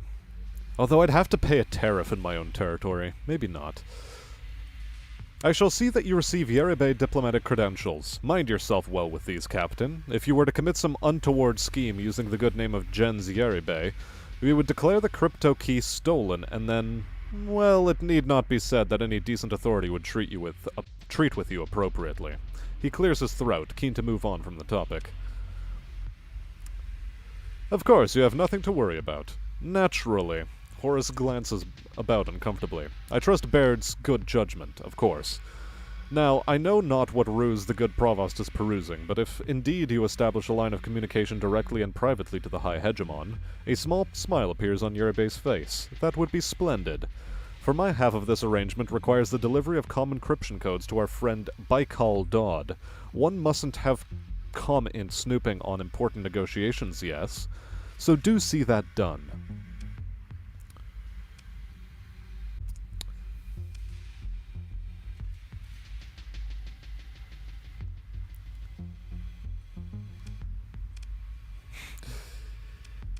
I'm off to see the High Hegemon.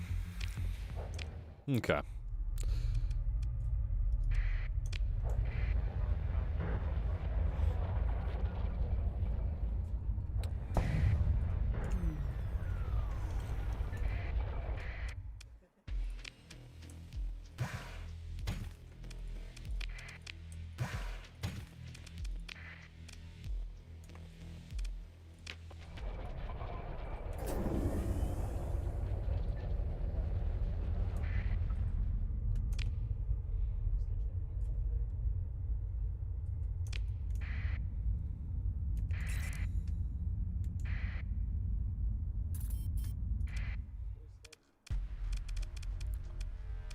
Okay, let's pursue these boys. Tell my second-in-command to deal with it. You know, the heavy hitters. Let's just send them forward. Good, good. Continue, pick through the wreckage, take everything of value. You know the drill.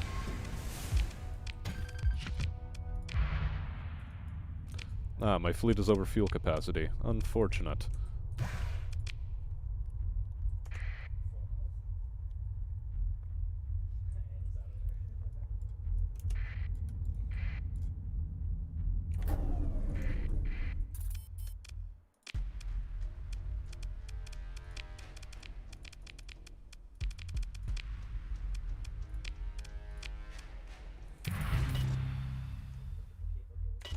Okay. So that was definitely worthwhile.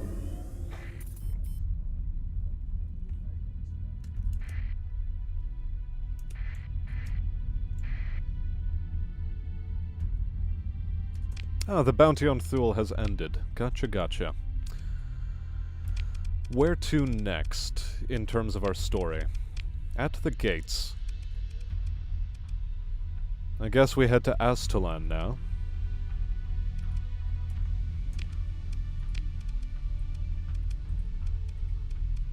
And specifically, Chikamostok.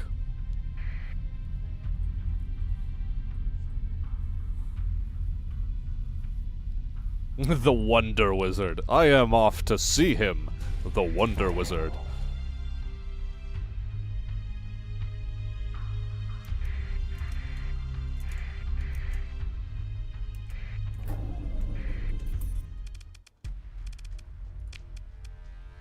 Okay, let us move in and harass these boyos.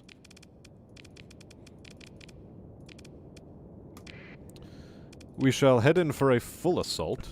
Quite sure.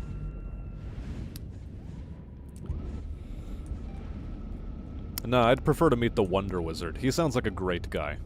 Introduce me sometime.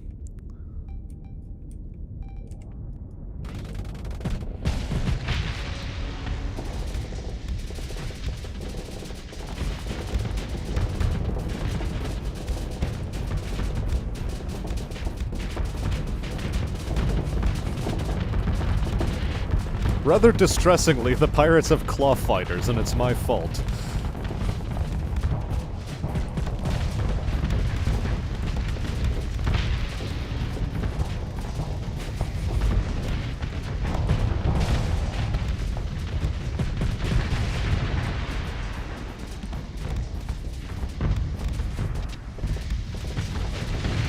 Yep, pirates with EMP. I sold them claw tech. A little bit of a whoopsies on my part, one might say. It's funny as hell, though.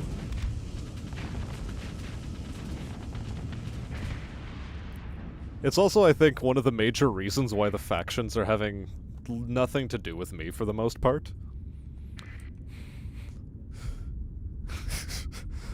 How may you assist me indeed? Oh my god. Now you get it back. I mean, it's funny. It is so hilarious.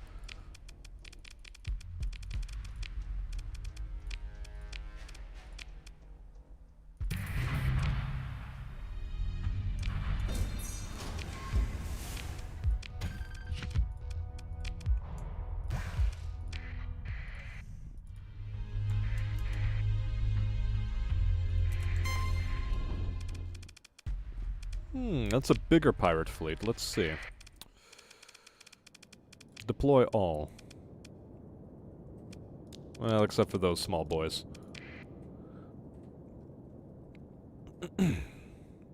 I might actually want to be careful with this one.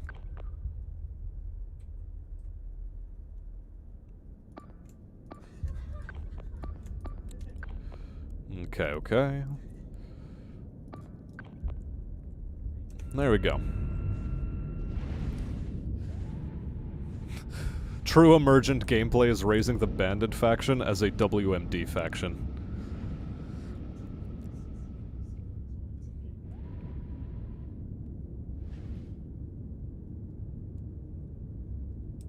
What, the Wunderwizard is the name of the new squadron names? Okay. Sounds great.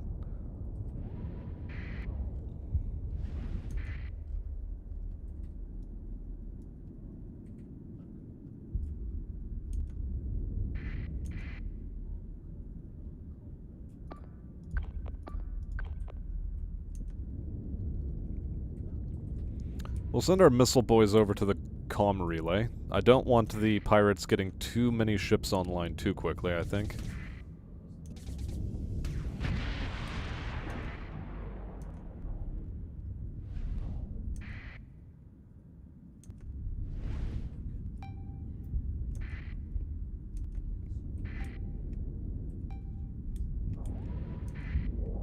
No, they deployed it. Oh well.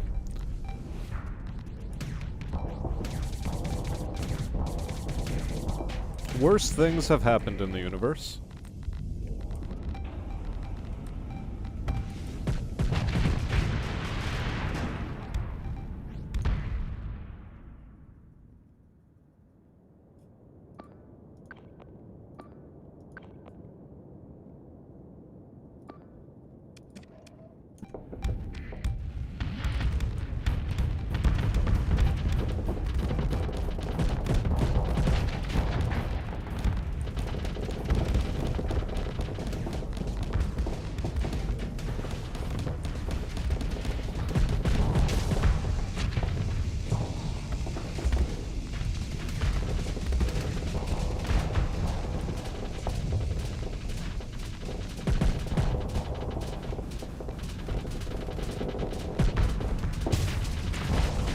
Really?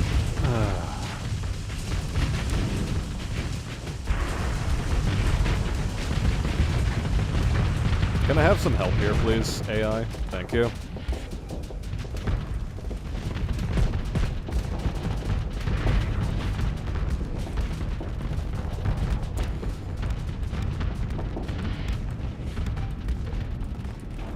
Yeah, this is one of the major downsides to this ship, however. If it gets caught out on its own, it's pretty in a bad shape. Ah yes, the SS Aircruppen. Of course, that's what we should do.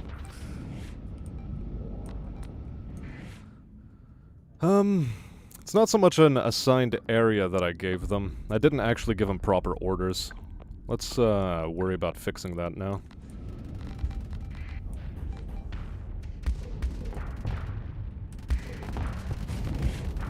I'm also rather hesitant in this craft to actually use my missiles. Because even with expanded missile racks, it just doesn't have enough of them.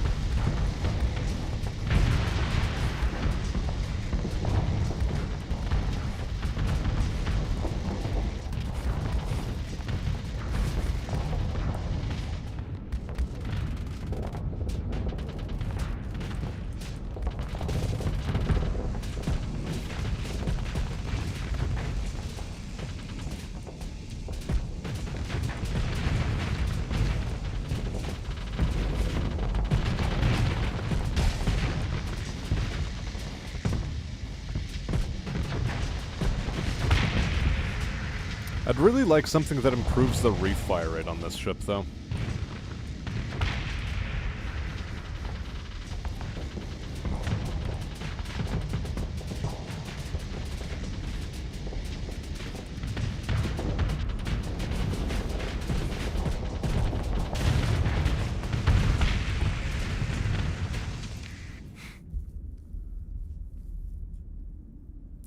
Hail Domain, says man as he launches another Reaper into someone's bridge. I mean, I could of course pilot a Torp Griffin, but I do like just how much of an asshole I can be in this ship. Because it is faster. It is a good chase-down ship, relatively speaking. And I think full assault is a good thing to do right now. I've gotten rid of the biggest boys, I think.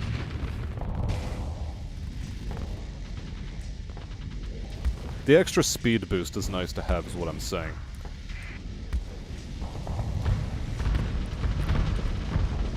But maybe I shouldn't have the antimatter blasters on an auto-fire.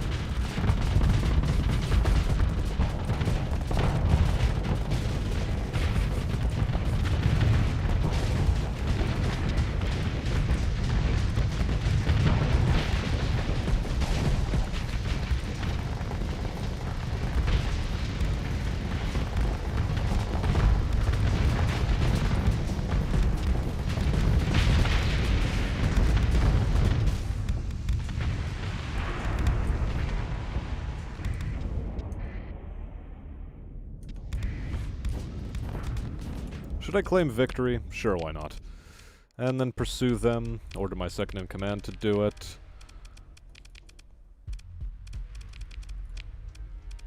Good, that's most of the fleet. Any ships worth recovering that I want to recover? Nope.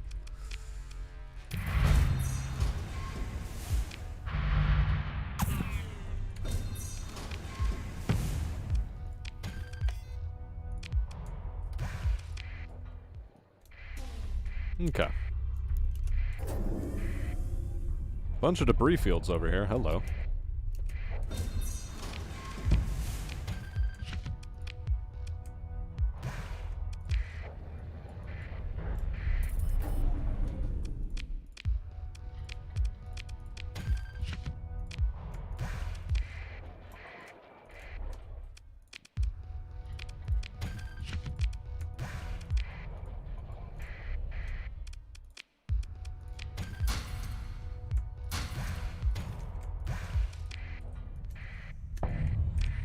Okay. Now let's go back to what I was doing.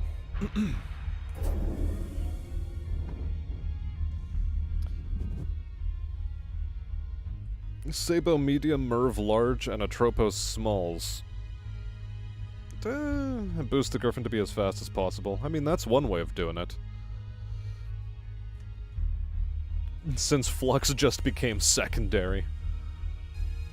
That is very, very true. Very, very true indeed.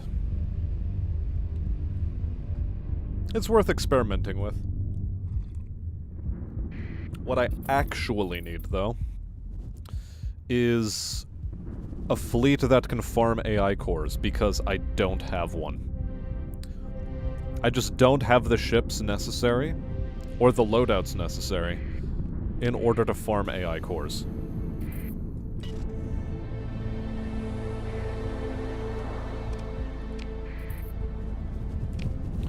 Okay, is there any bounty in Astalan's system? Nope, just system bounty in Thule.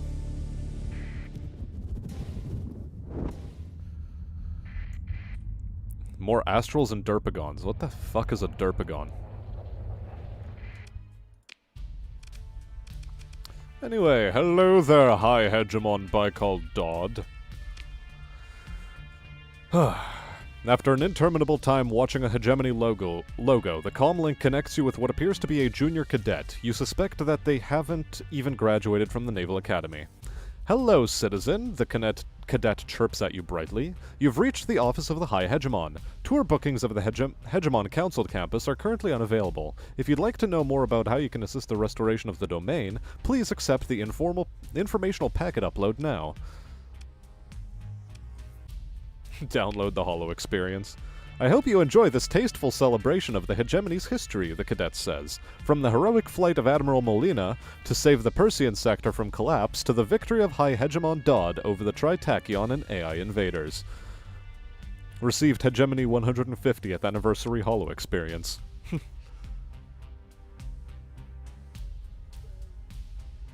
Oh, Paragon. Beam Paragon is the only thing capable of pressuring a Brilliance-class battleship. I mean, sort of true. I don't know. I have some Derpagons. I do have those.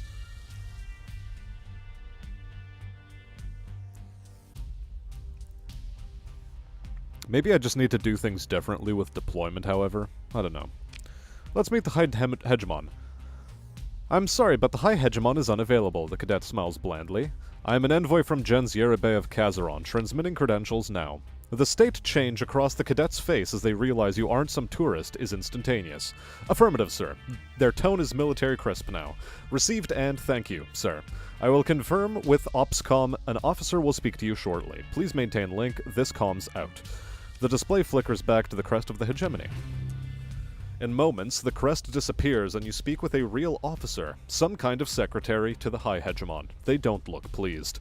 Smastian, a tap-tap at the desk console. Your record does little to recommend you, but The High Hegemon will not turn away an accredited envoy from Gen's Yeribei. In the interest of diplomacy, we will set aside your record while you carry out your duties in service of the Yeribeis. When you meet the High Hegemon, you will bring no sidearm, you will be searched. You will be expected to obey all reasonable requests or be ejected from hegemony space. The officer secretary pauses a moment, just looking at you.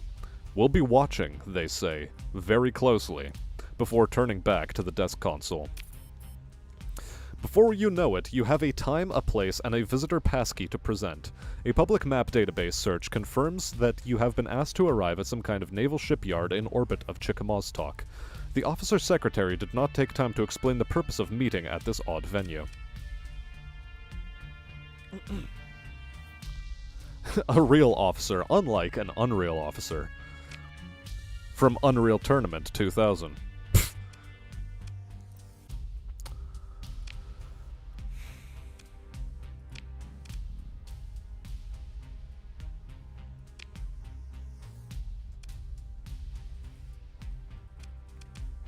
Colony size of 8. That's pretty cool. What determines a colony's max size?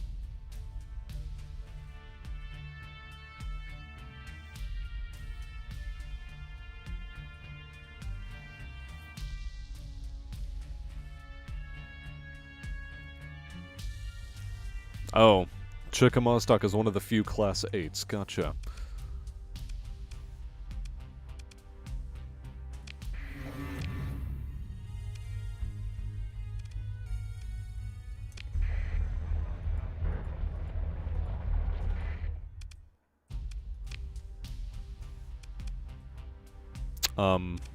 Hello?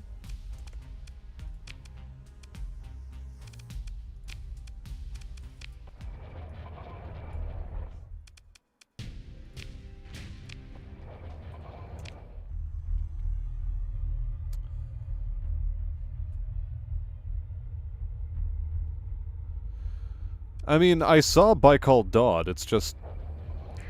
It suddenly booted me from this comm directory.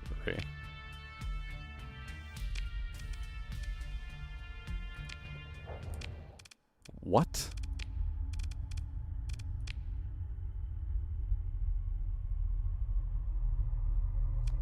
I'm supposed to meet with the High Hegemon in orbit. Okay, shuttle to the naval shipyard to meet the High Hegemon. There's the prompt I was looking for. Apparently I needed to transfer to planet. Gotcha. Your shuttle approaches the naval shipyard in Chickamaustock orbit. The planet spins below you like a murky brown ocean. A hegemony patrol pings your shuttle as the superstructure of the naval dockyard grows like the ribs of some gene-mod leviathan. The visitor passkey satisfies the patrol's inquiry, and they maneuver toward the next transport on approach. The landing base still bears the faded logo of Bichlael Astra Group, a domain-era manufacturer of heavy weapons and a key supplier to the 200th Legion. It looks like a post-collapse fragment of the corporation has taken over this asset, and now contracts exclusively to the Hegemony Navy. Let us dock. Okay. The bay is crowded with transports, military and civilian. Some high roller has even landed a shimmering O-type kite, much to the annoyance of the ground crews. A young ensign checks your pass with their datapad, then leads you and your bodyguards past the crowd of civilian officials and media drones. You arrive at a checkpoint still setting up for civilian access. The ensign indicates your guards. They will have to wait here, and, Captain, sir, you will have to leave your sidearm with the armorer. Hand it over. The armorer hands it to another man, not in uniform. You look him over. Military bearing, subtle cybernetic augments, combat-rated civilian clothes. Rivas, High Hegemon Dodd's Chief of Security, the ensign tells you. The Chief of Security examines your sidearm as if it was a bomb. With the lightest touch, he has the cell mag and casing removed, handing both to the attending armorer. He stares down at you for a long minute.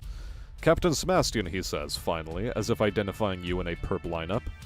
Rivas turns to the ensign and says, I shall escort the captain to see the High Hegemon. The ensign begins to salute, but catches himself.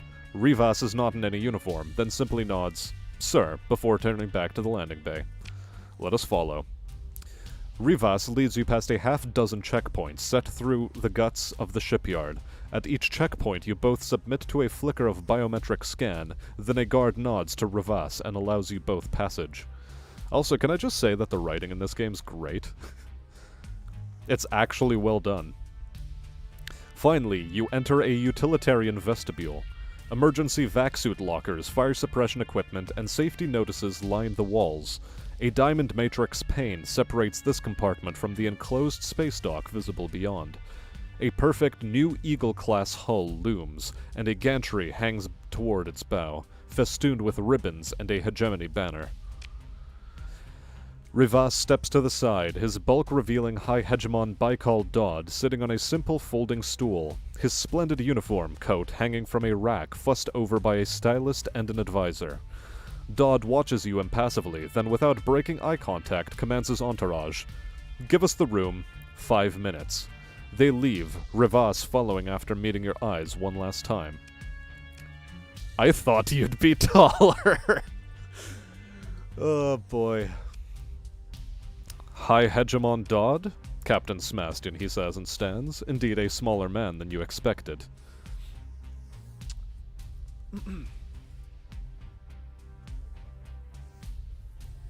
Festooned. Why are you like this, Squealy? Why? His voice holds a deep authority, however, and though you've heard it in holocasts, with just a few words in person you can feel why and how he leads the hegemony. Dodd taps his datapad, activating a privacy field that dulls the ambient murmur of the shipyard's ventilation. "How's Provost Anahita Baird's project going?" he asks. "Bridged any gates?" "Working on it." "I know," he says, and lifts a bottle of spirits from out of a small box. "Baiju from Eventide. It looks expensive. This is for the newest member of the Hegemony Navy, Eagle class. After I crack this over hull 0451, it will become the Enduring Hope. How's that for a name?" He pauses, waiting for your answer. "Not really my style." "I get it," Dodd says. "The name is for the Hegemony, all the people in it. The propaganda ministry has a list of these they came up with. It's not really intended for you." Dodd considers something, frowning. "Or me. And yet." He reverses and hefts the bottle ironically, like a practice swing. Dodd sets the bottle down. "You're here to tell me our new provost wants to renew the old deal. She'll have to make additional concessions, isn't that right? I suppose you'll want to provide me with the details." He taps his datapad, opening a channel for your own to upload the relevant material Baird provided. As you complete the connection with your datapad, Dodd speaks. "What we did to Calicor was justice. He risked the entire Galatia system, hundreds of thousands of citizens. That might be just one subsector of just one metroplex down there." He waves vaguely in the direction of Chickamaustock. "But," his voice hardens, "I will not allow any grand experiments that endangers these people. I expect Baird realizes that any misstep will be met with overwhelming force from the Hegemony Navy. She's not stupid," he says thoughtfully, looking at the cruiser through the diamond matrix pane. "But ambition can make a fool of anyone." He turns fully toward you. "Do you trust Baird?" "I'm reserving judgment. Don't wait too long. The captain must make the judgment and give the order whether or not they have all the information they need. It is scientists who have the luxury of gathering data forever, asking questions and never quite giving answers. Only theories." He nods at you. "And you, Captain, are no scientist." "Tell Baird I accept," he says. "She will be receiving additional demands. She won't like them. She will accept." He turns pacing. "The gates are the question behind the entire hegemony, are they not? Is the domain out there waiting to reward those who kept faith? Blindly loyal for generations?" He stops. "Or was there some grand catastrophe and nothing awaits us but ruins and the dead? Or will monsters from Lud's own nightmares pour out to devour us all? Unless we are armed and steadfast, ready to meet their threat. Captain, I need to know if we are history's fools or heroes. Not few among my comrades would say it is disloyal and even cowardly to ask the question." He faces you. "I think it is cowardly not to. All my busy helpers will be back in a moment, so make it quick. Did that Yeribei blue blood want anything in return? He gave me crypto keys to pass to you.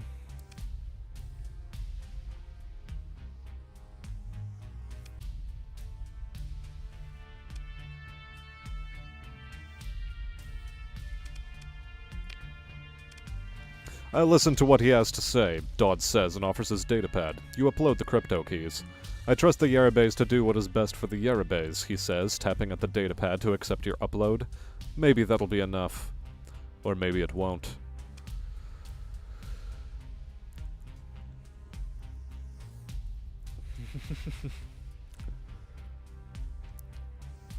He gave me a few non-fungible tokens. It's all pictures of monkeys getting ass blasted by, like, polar bears or something. Because that's what NFTs are these days, right? Lindsay Lohan made one. Specifically a monkey getting ass blasted by a polar bear.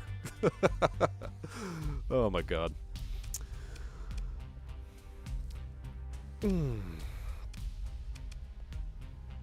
You seem to know a lot about what I do.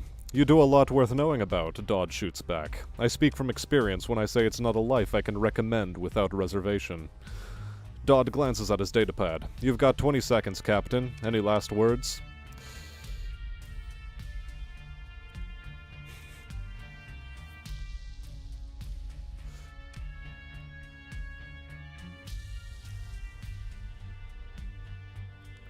Hegemony AI inspectors are too aggressive. Perhaps something could be done? Not negotiable, Dodd says icily. You've been out there. You've seen what happened. Twice. It won't happen again. Baikal Dodd taps his datapad, dropping the privacy field. As if on cue, the High Hegemon's small entourage returns with a babble of worries over how he'll look on the holocast. The need to review talking points for the speech and his uniform. Security Chief Ravas looms, corralling you from the gantry, utility room, and back through the security checkpoints to your shuttle.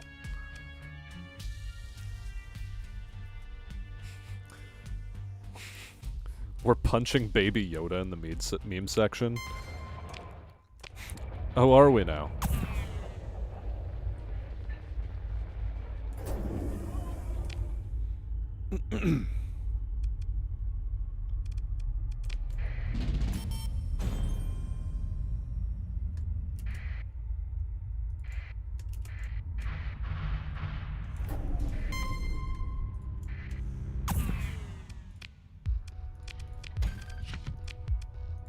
Hey look, it's free salvage, I'm not gonna say no.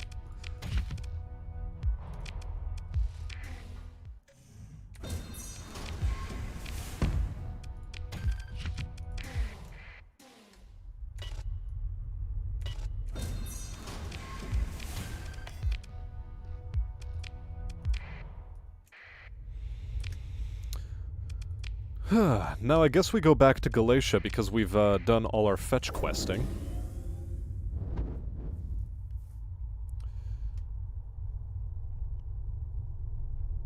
Yeah, we've seen how the AI remnants are still significantly better than what any of the factions have to offer in defense. Yeah, they're giving me a hard fucking time.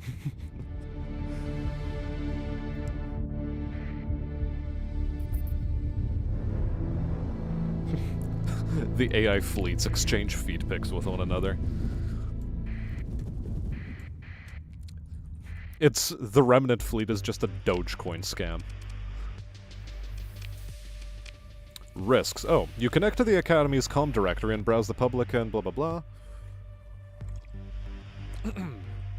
Courreuse looks up from her console, a cloud of holodata shifting to adjust to her gaze. Oh, it's you, the research team. We're processing the data you've collected from the gates. We can't really talk about it until Provost Baird gives the go-ahead, she says, but between you and me, the results are exciting, but there are risks. She looks off grimly, somewhere beyond her terminal's pickup. I shouldn't talk about it like this. I'll raise my concerns in the meeting with Provost Baird. Hopefully she listens. Unlikely. Baird taps at her desk console. With the gate scans complete and Dodd's assurance that the hegemony will not interfere, we may proceed to the implementation phase. The Provost allows herself a small smile as she turns to you. This is Skyla's moment, of course. Let me link her in.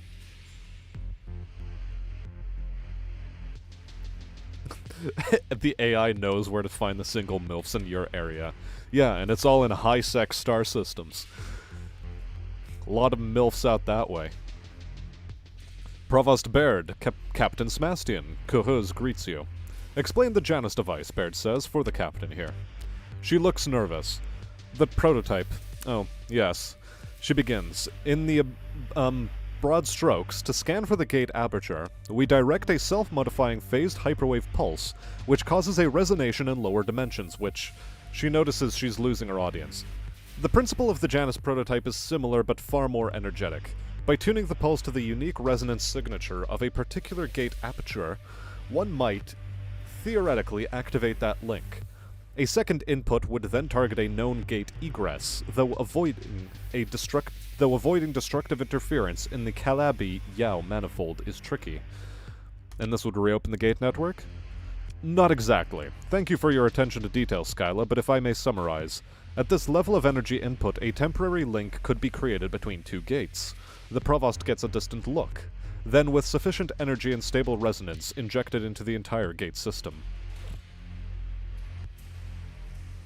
Come visit our nearest distress signal. We have very cheap MILFs.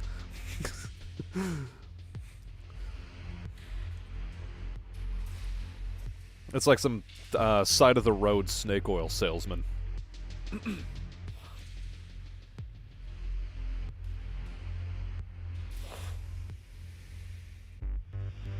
Baird cuts in. Okay, the Provost gets... Yeah, okay. This time Kuhuz interrupts. But the system, the resonance is fundamentally chaotic. There are clearly some factors we're seeing results the model doesn't account for, and at higher magnitudes the results could be... That's enough, Academician, Baird says forcefully. The captain is a highly skilled professional and doesn't need to hear all of this to do his job.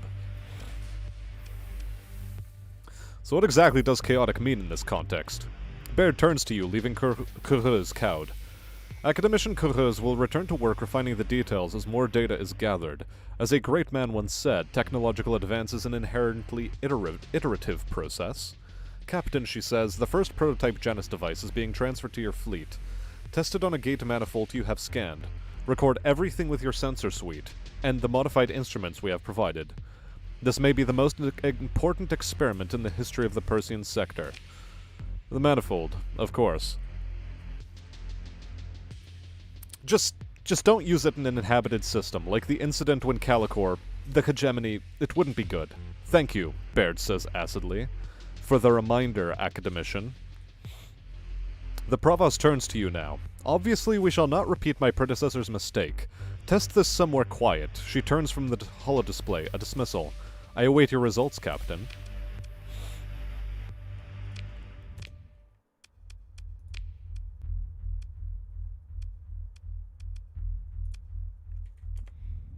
Okay, let's actually go out to a system that has...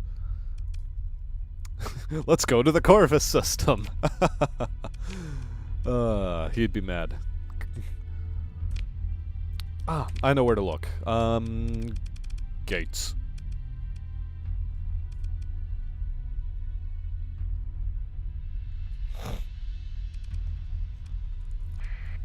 You know, I think it's rather fitting that we go to the Black Emperor system.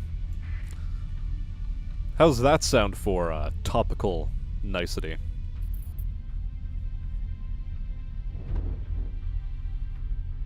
Test it on a pirate base. Boy, wouldn't that be lovely. But no, we're heading to the sun known as Black Emperor.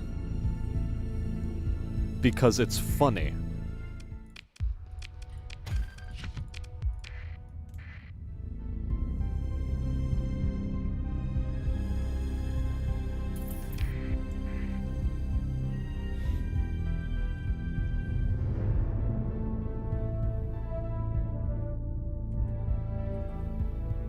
Black Dynamite's ancestor. Maybe.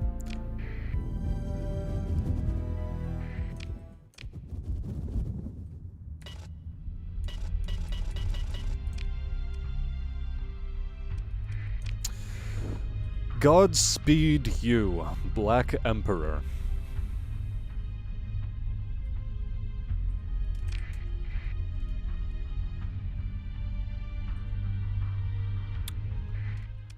Scan the gate. Use the Janus prototype. You know immediately that something is wrong. The hyperspace manifold display lights up with garish colors and violent whirls and jags. The representation's color key glitching out on parameters beyond any anticipated scale. You hear a discordant tone. The hyperspace storm alarm, weirdly sounded here in normal space, and something else. Echoing somewhere which exists only in your mind like a wail of pain. Your sensors officer shouts a warning. Wavefront approaching.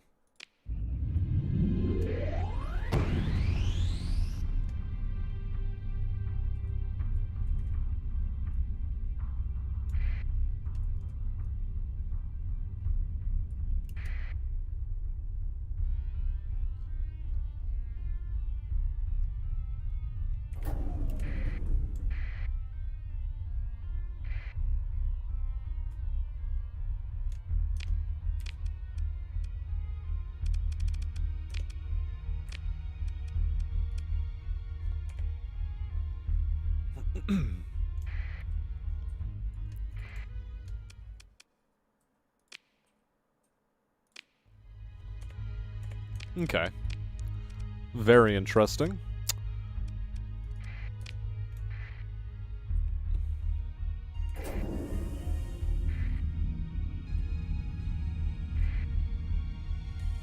That was rather rough.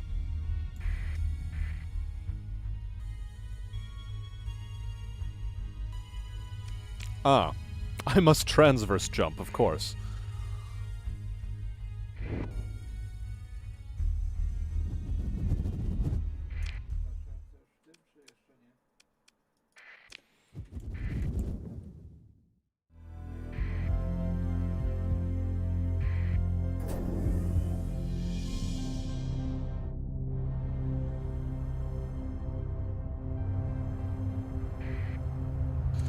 Right.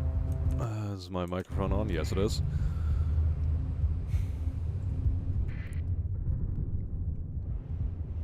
Well, that was, an interesting experience.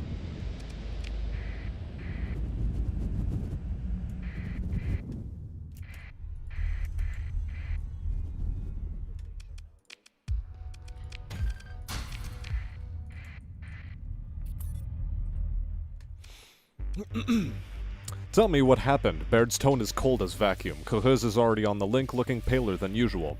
You get the distinct feeling that the Provost knows very well what happened. I've seen worse. What's Plan B? Baird narrows her eyes at this. Plan B is we recalibrate the device using the data you've gained from the experience. Then we try again. Cohuz begins to speak, then thinks better of it. She looks ill at the thought. Baird turns to Cohuz. Academician, when will the next iteration of the prototype be completed? We need more time. Academician, Baird begins. A warning. Cohuz interrupts. I'm a theoretician, not an engineer. This isn't a matter of just fitting pipes or aligning agrav plates. What we're doing is completely new, and our engineering process is primitive. We're scientists trying to assemble the equivalent of a new hyperdrive in a teaching workshop. Not only are the facilities insufficient, the project application falls outside my expertise. Baird visibly calms herself, but beneath her collected facade, something seethes. You do realize, the Provost says, that I am holding several hegemony ministries at bay. They're rearing to storm and purge the Galatia Academy again. All I have on my side are the good graces of the hive scum hegemon Baikal Dodd, and that is only held up by the sector-shattering promise of what the results of this project could mean. If I don't get results, the lucky ones will live out their days in some oubliette near the core of Coatl. I'm sorry you're having trouble, she says without trace of apology, but I am accommodating the circumstances have provided. So by all means, Skyla, take your time, Baird finishes with icy sarcasm. Cohuz starts like she wants to speak. What is it?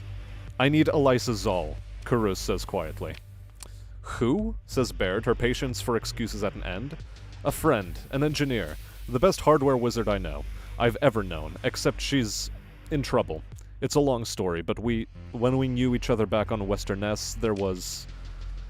Captain Sebastian, get Cohuz's friend, if she thinks that'll help. Do whatever it takes. Kill, bribe, blackmail, I don't even care. Be smart and be quiet about it. If we get a new prototype before you find this Eliza Zoll character, we'll try that route. If not, carry on. I don't want to know details because I do not care. Academician Skyla Coureuse, the Provost's withering attention shifts like a pulsar beam.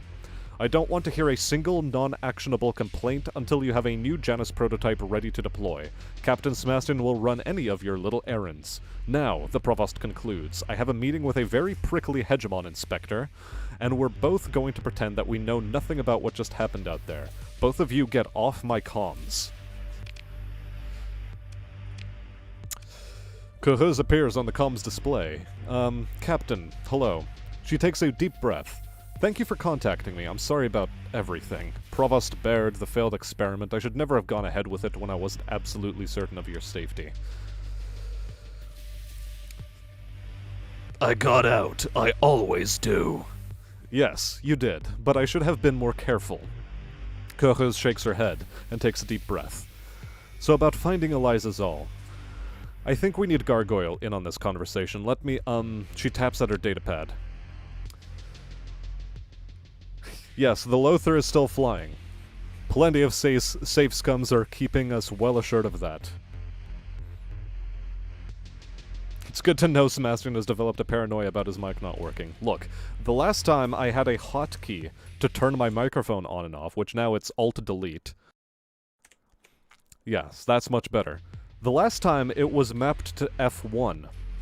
And anytime I accidentally pressed F1, I would not be aware that my entire microphone was non-functional, because that is Streamlabs' default microphone disablement hotkey. We call it the mute button in the regular civilized world, but my brain works different, so bear with me. And I've had plenty enough times on stream where I was just talking, and nothing came through. So anyway, Gargoyle appears in a flash. Skyla girl, where have you been? The goons won't let me into the lab anymore, so I snuck in when they were changing shifts. Your bright but style-unconscious friends told me you were in some kind of important meeting, so I thought, how important could it be if I wasn't invited? So I had to ask Alvis what was going on. Can you believe it? You know how he is, all stammering and trying so hard not lie or say anything against the old witch, and the hacker pauses, taking in Coureise's demeanor and yours. Oh. This is about the experiment and the exploding, isn't it? Queen Bee wasn't happy about that, huh? No, not especially. Yes, says Coureuse. I mean, no. She wasn't happy, but what's important now is that we find Eliza. Zal? Gargoyle interrupts, looking pleased. Yes. How?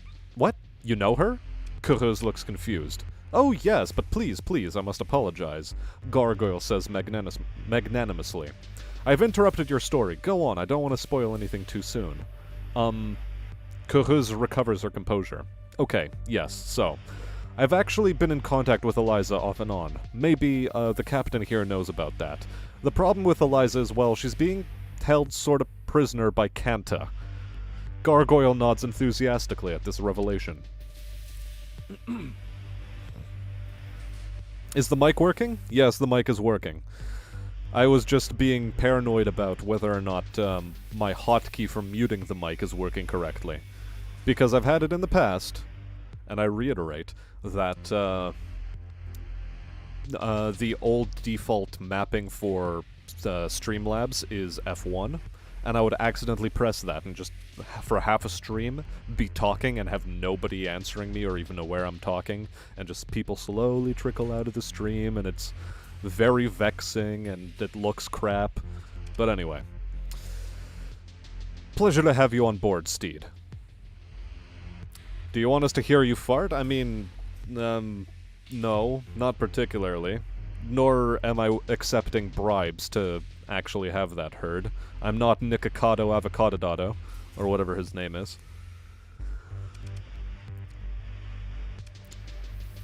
Gargoyle, I feel like you know something about what's going on. Oh, no, no, no, the hacker says. But yes, a little, here and there. I mean, how could I not? Zal has a reputation. She's the Zal. It would be a delight to assist in another Zal scheme. You can tell from the way Gargoyle says a reputation that this is a sign of great respect from someone who does not respect easily. What do you mean by another Zal scheme? Did I say that, says Gargoyle, failing to look innocent. Fine, yes, another. Remember hacking the Astalan relay? The hacker puts on a wistful look. Zal really pulled through for me on that job.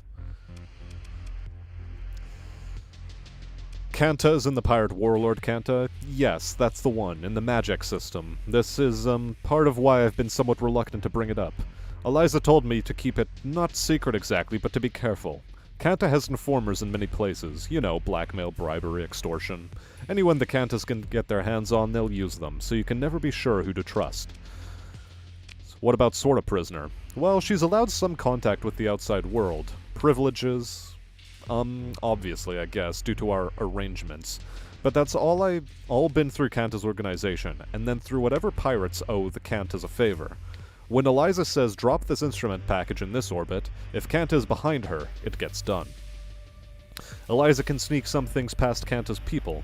Her work is beyond them by a long shot. Kuhuz smiles with pride at this, but it's risky, and getting riskier. Kanta is a bit, She flutters her hands trying to figure out how to express it. Her reactor is a bit leaky. How do we get Zal out?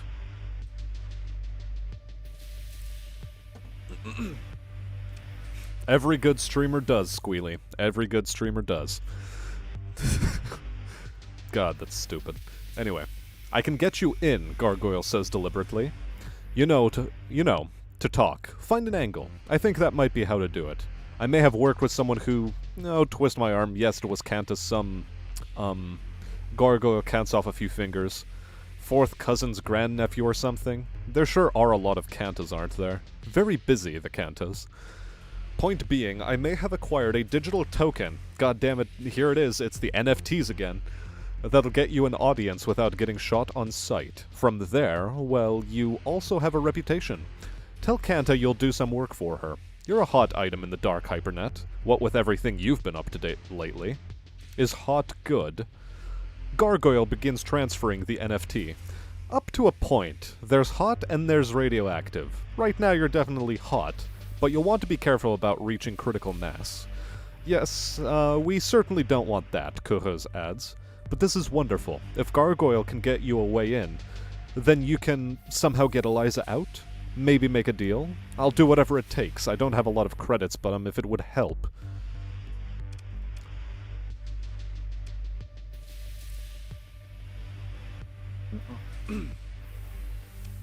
We're going to need a better plan than ask nicely. I've been keeping an ear out, says Gargoyle. You know, keeping a finger on the pulse of the sector. Basic responsibility as my role as the top-of-the-line security consultant. Standard stuff, really. Keeping the hegemon out of the networks here only takes a few minutes a day. Clean the logs, update the firewalls. I could do it in my sleep. A curious mind like mine needs stimulation, right? What's your point?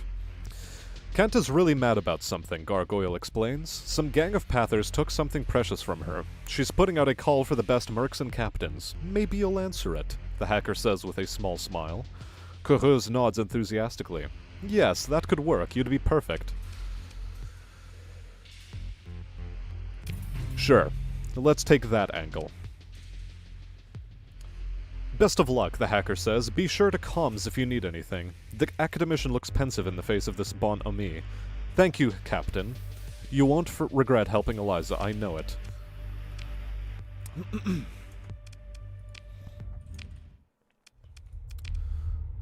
Okay, let's check on our planets. You're doing... well, there's nothing more you could be doing. Active lytic path cells, I don't like that. I suppose we'll make a quick jaunt home in order to address that, don't we?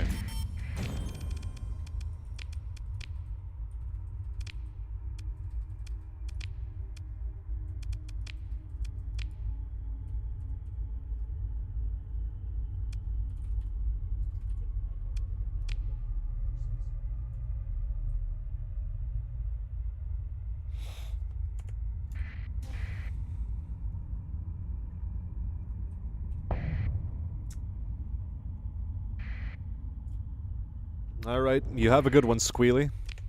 Been a pleasure having you on stream. Enjoy the sleeps.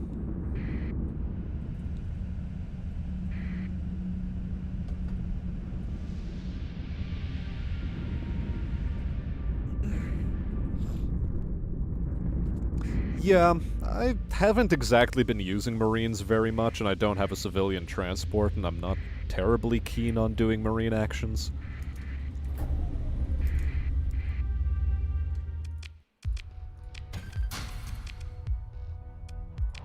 Oh, hello, 106 heavy armaments. How are you doing?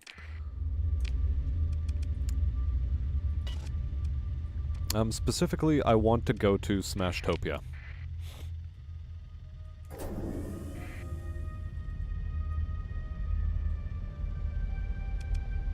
In terms of story, it doesn't seem quite as compelling as doing this thing for the pirates.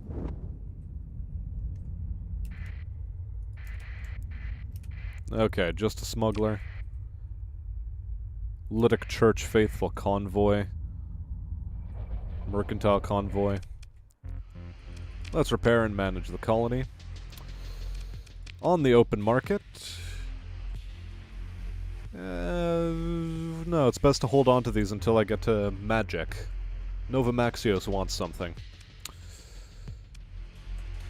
That said, I'll sure as shit sell this.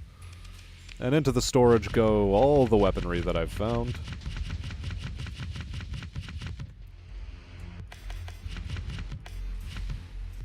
Good. And is there a good place to Thulian Raider base?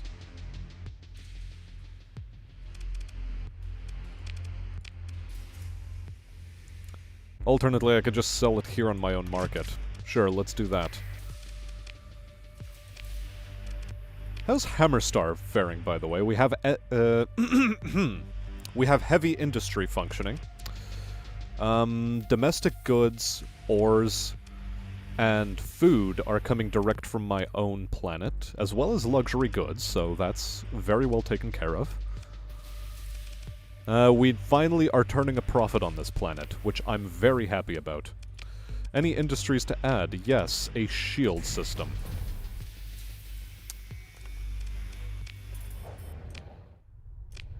But first, comm directory. Merchant, do you have any work for me?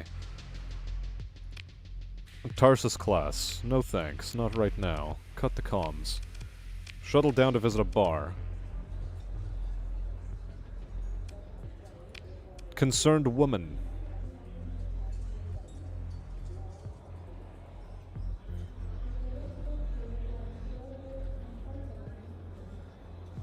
Decline.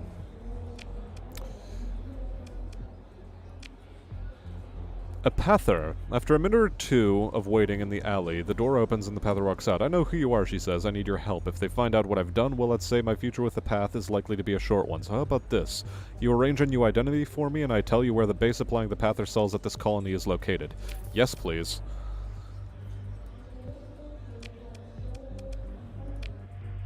That is exactly what I wanted to hear.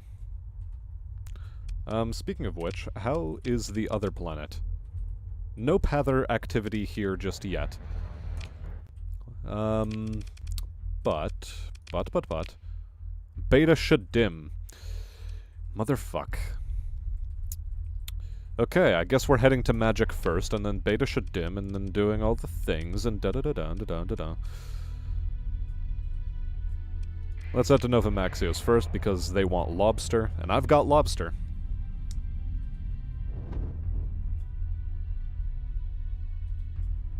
You just conquered the entire core instead of doing the story.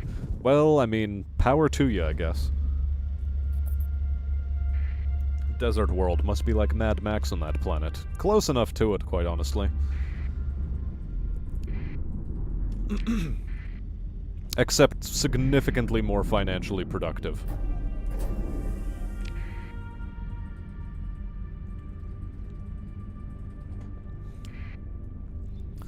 I need to start up my cryovolcanic colony, however.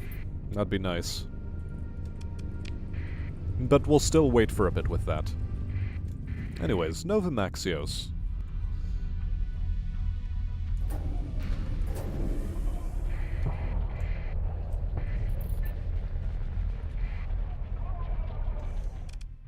Repair my ships, trade the goods.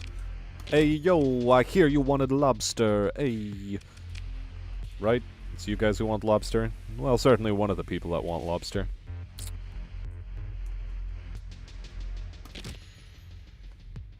Wait, what's the demand? 1,000. Okay, fine, whatever. I sure as shit don't need this many, heavy machinery either. Anyway. Good a time as any to buy myself fuel and supplies. While we're here, we'll speak to Kanta's den. Don't go into the sun. Dumbass.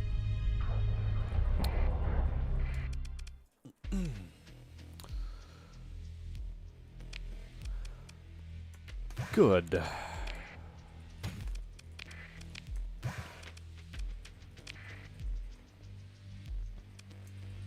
Let's get a bit more supplies, just in case.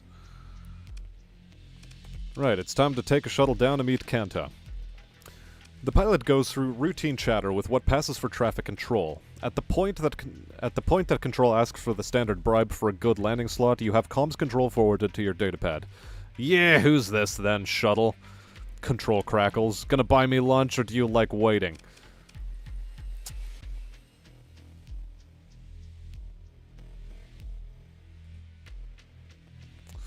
Let's make it easy, friend. Do you like your fry red or green? You transfer a fractional credit over to the thug running traffic control, enough to cover a generous meal or a round of cheap drinks. Here's one to brighten today, Control says enthusiastically. Me, I like going halvesies with the fry.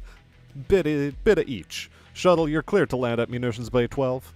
Let someone important know that I'm here to see the Warlord Kanta. Copy that, Shuttle, the comms crackles. Hold, please. The vid feed flickers to life, awash in static as your datapad interprets outdated comm protocols. Yeah, who are you, Buck or Snarls? And what makes you think you can show your grill on this line asking for Big K? She's not gonna talk to just any puking mudboot that crawls aboard, unless it's to tell them about their one-way trip to join the disc. Ha ha.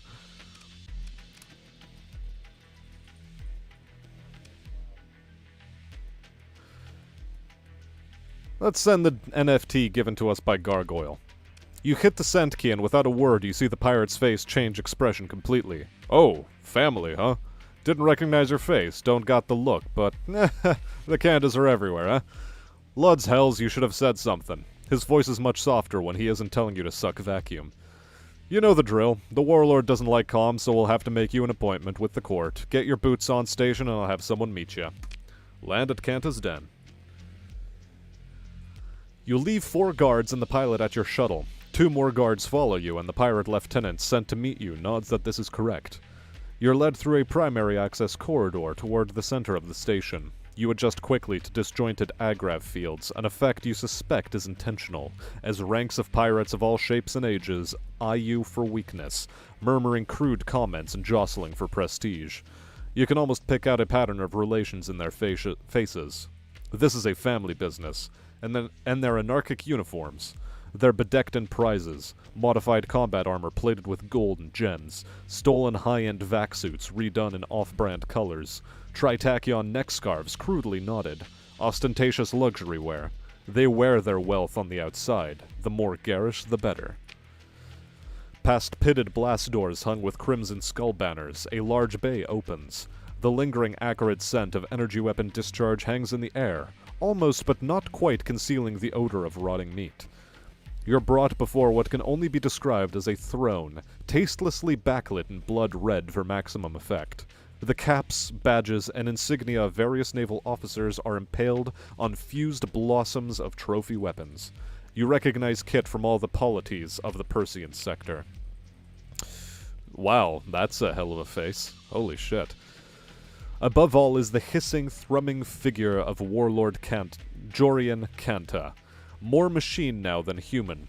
Her face is a mask of skin, or is a mask. What skin you can see is leathery like the rad scarring of old spacers. A synthesized voice booms from the throne. Submit before Kanta. Before her, a strange small man hunches. He wears some parody of a doctor's surgical garb. You had best kneel, the doctor hisses. We stand. If a broken Atmos scrubber could laugh, it might sound like the noise that comes from Kanta. A stander, she shouts. You note that her guards remain relaxed. We like you.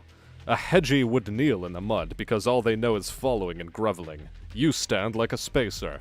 Her head tracks you. Kanta will hear you. The small doctor steps forward and clears his throat, and says, I am Dr. Sidonia, personal assistant to the warlord. He nods stiff-necked, with the tiniest hint of a bow, then addresses you before the entire court. You bear a token of Kanta's kin, Nashian, who is of the outer family, but Nashian never gave you this token. I checked. Now the guards react, lowering their weapons, not training them on you yet. Kanta speaks again, raising a gauntleted arm for emphasis. We know the family is safe, so we will not take your blood. Not this day. Lucky you, the doctor whispers, smiling, then speaks louder. The great warlord is wondering, why would a thief dare show their face before mighty Kanta? The warlord makes an art of correcting those who hold the misguided belief that they may steal from her. His spindly arm extends to indicate something piled in the dark around Kanta's throne, round shapes in the shadows, a glint of ivory. I'll waste no time. I'm here for Eliza's all. Dr. Sidonia pulls back, shocked at your directness, and glances to Kanta to gauge how he should react. He scurries up her throne to whisper in her ear and listen. Satisfied after a short conference, the doctor stands forward to address you. The great warlord is intrigued by your knowledge of her queendom, Sidonia intones, relishing the drama. When the outer family and the great Kanta's watchful subjugants from all across the sector whispered about the cleverness of the Captain Smastian, their words were no mere neutrino ghosts. His voice darkens. But here your journey comes to an end, Captain. Such insolence.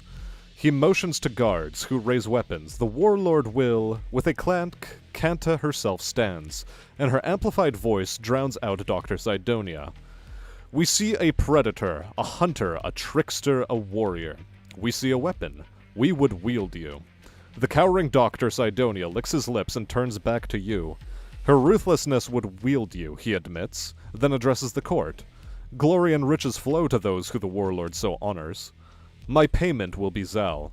Sidonia hunches forward and speaks quietly. Simply access, or no? Your demand is the whole of the person. Kanta went through much trouble to acquire that asset and is loath to give it up. But his eyes twitch, accessing the cybernetic implants. We understand that your abilities are exceptional and you have access to, high places. Special technologies. I may be able to convince Kanta to let you have the asset if you serve well. If you serve well. Kanta's voice booms out again. Bring me back my pet Loki, then Zal is yours, blood for blood. The pather called Cotton will be taught Kanta's justice. Cotton comes up again. Hello. Sidonia cringes at her demand and smiles apologetically as he steps back to address the court.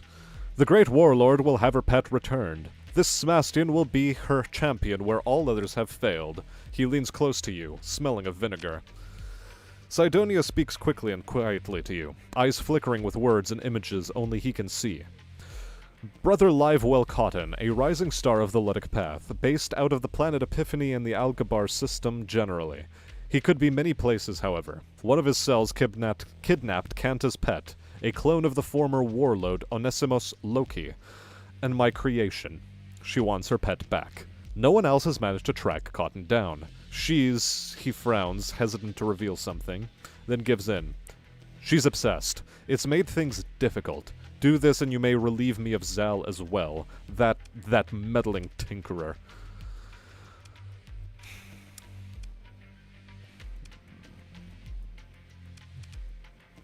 Sure, it's a deal.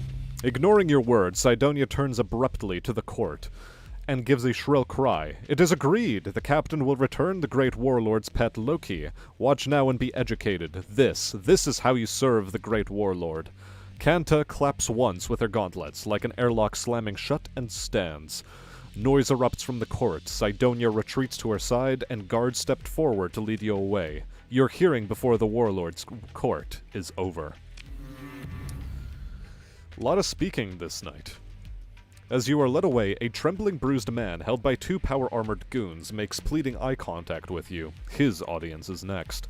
You are led back through the supplicants and courtiers, shuffling figures gleaming crimson, chrome, and gold. Many eyes fall upon you. You feel their hate as Kanta, or is it Sidonia, wields you like a bludgeon to shame them. Cool, cool.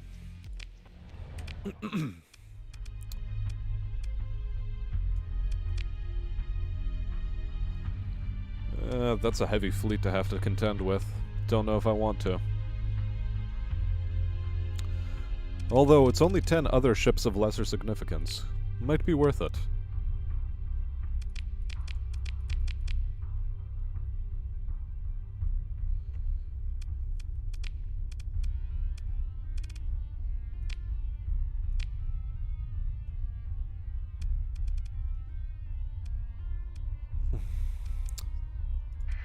I guess we head to Al-Gabar first, because it's so close.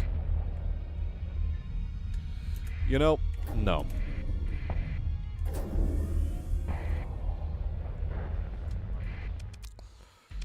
We're probably going to need Marines. I might as well get a bunch.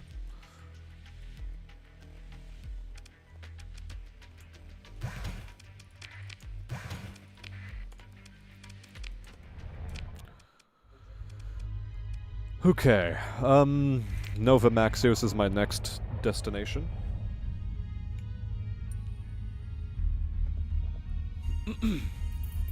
Then it is going to be Tibicena.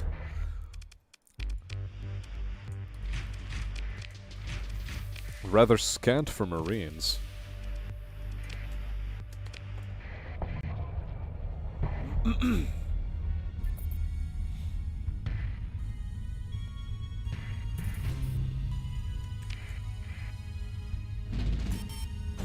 Oh good, hostilities with hegemony have ended. Nice.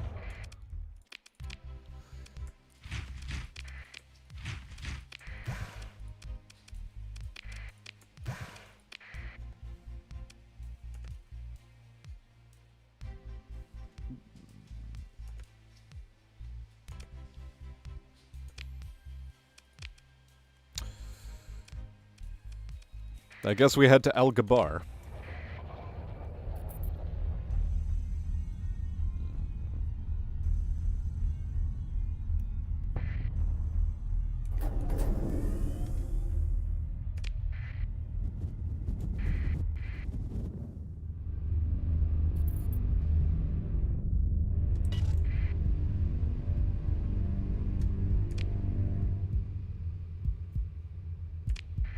Let us jump with the transponder turned off.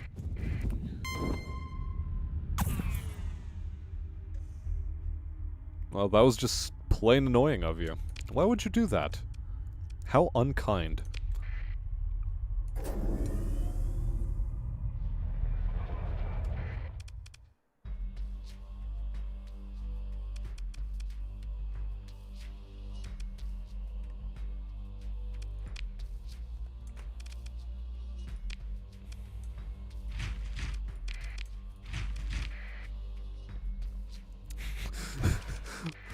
We're buying Marines from the very people we're about to raid, chat.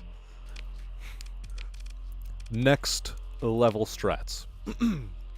You convene your senior officers to discuss the option of seizing the Loki clone from Brother Cotton's forces.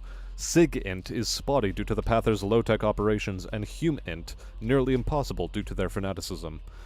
Nonetheless, your officers have identified several possible fortified compounds connected with Cotton's sect. Any attack on Cotton will be viewed by Pathers as an attack on all. Once the shooting starts, you anticipate security forces to activate planet-wide, so this has to be a quick operation. Hitting Cotton strongholds all once in a surprise raid will require many Marine squads, but it will ensure the greatest odds of finding the Loki clone.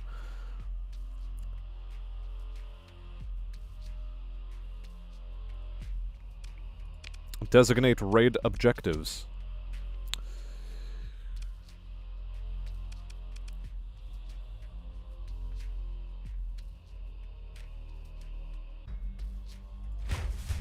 Okay, your Marine commander submits a plan.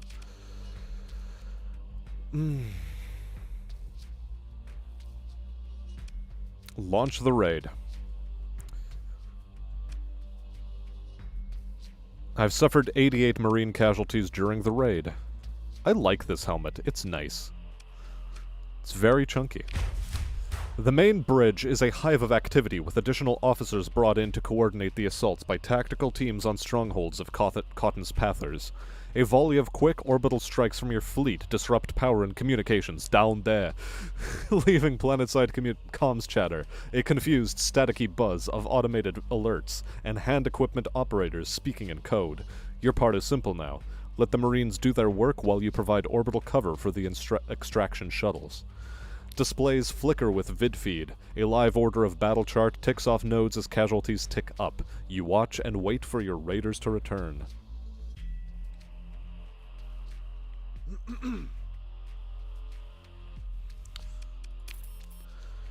You meet the successful extraction team in the shuttle bay. The smell of vacuum and combat fills your nose, burnt, acrid, and metallic.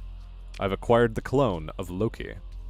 A couple Marines in power armor undersuits escort clone Loki into your custody. He looks around curiously. Seeing you, he stops, makes a bland, lopsided smile and says, "Lud blesses you, my friend. You have him escorted to the brig for safekeeping." Your personal comms start buzzing. Scattered planetary defenses are starting to activate. Tactical reports a tentative radar sweep from some kind of ground battery. Nav, get us out of here.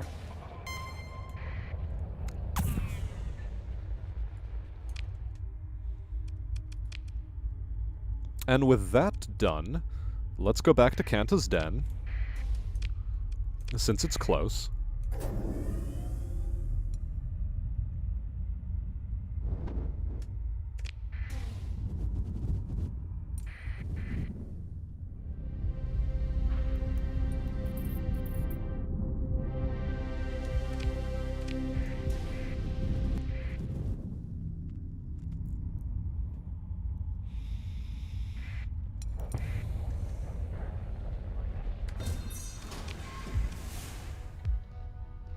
Yeah, I'll recover Asunder, sure.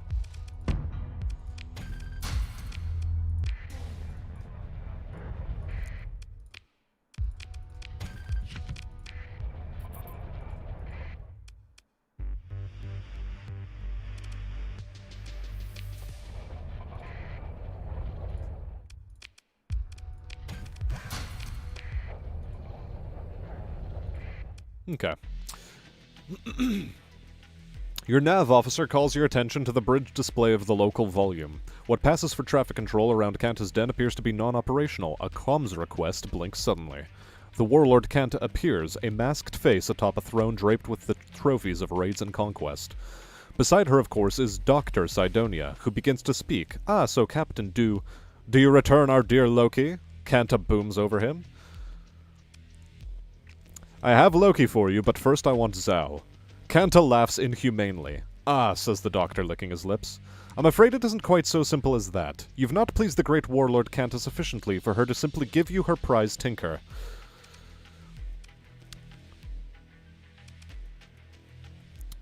"What is it you want, then?"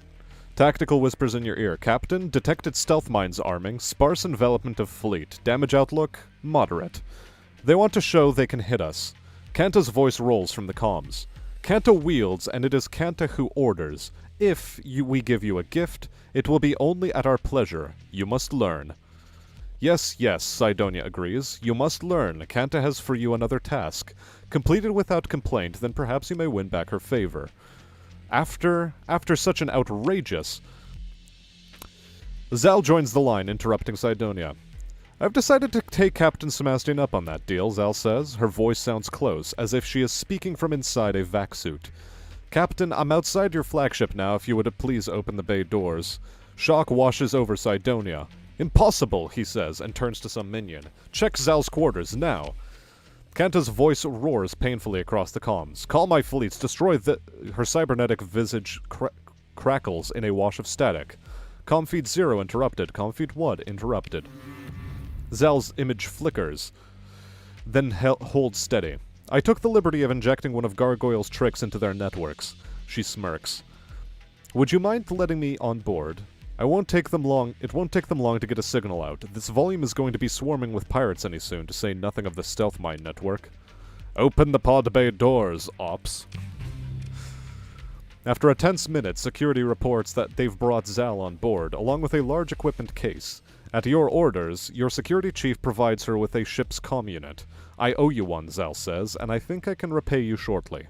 But first you're going to want to get out of the stealth mine network. I think you have something Kanta values more than taking revenge on you, or me. Security, toss the Loki clone out an airlock, with a helmet. Captain, your tactical officer responds, the stealth mines have disarmed. We're clear to disengage. Zal speaks up. Kanta will call her fleets. They usually loiter in nearby hyperspace. They'll come through the jump points, then straight for us. We've got a way to get out of the magic system without a fight, and you hear a smile in her voice. In the equipment case, I brought on board a fully operational Janus device.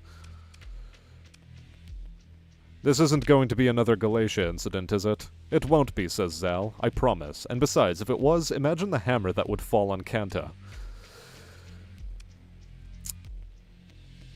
Nav, set course for the magic gate.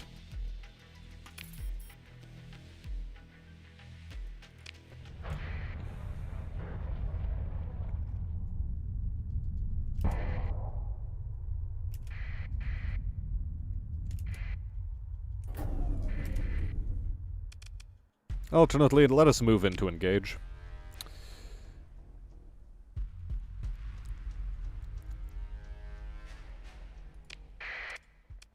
I mean, this one's going to be fairly easy to deal with. I also completely forgot to mothball this thing.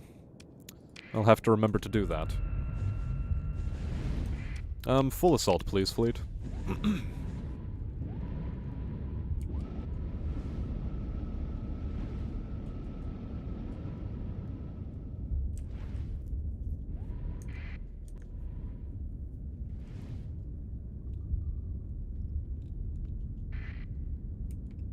So, Gunny, what do you... or Farron, what do you think of the story you missed out on?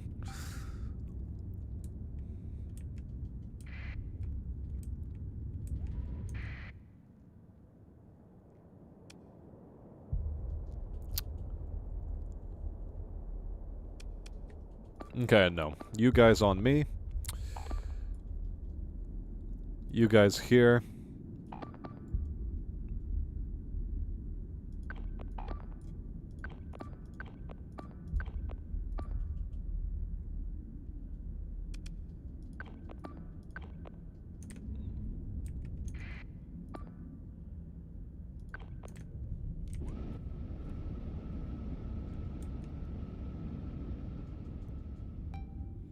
Yeah, pretty much the same as you got with the raid is the answer I was somewhat expecting. Okay. Let's go over there. There is the enemy fleet. Let's pay them a visit.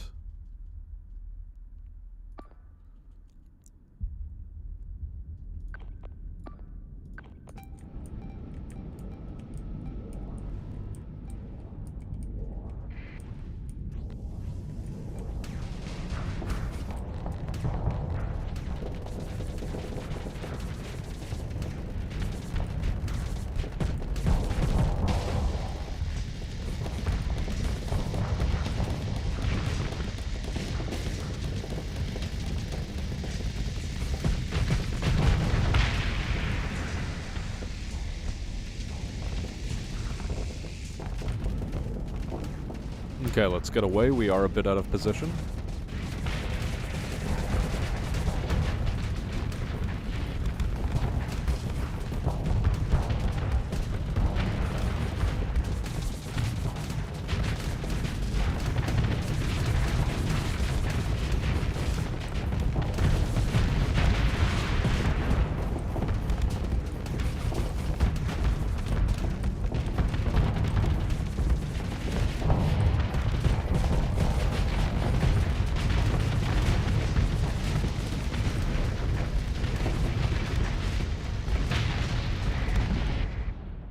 Okay.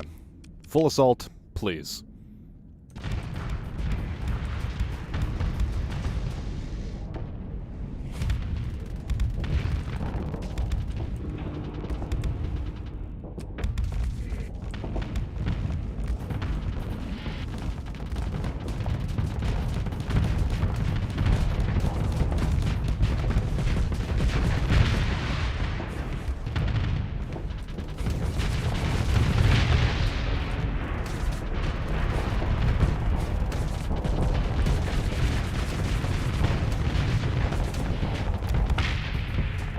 Okay, he's gotten got.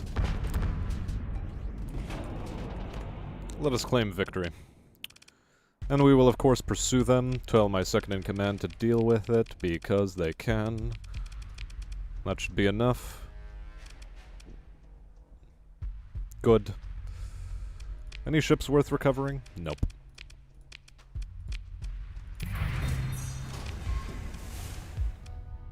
Any ships worth recovering? Nope.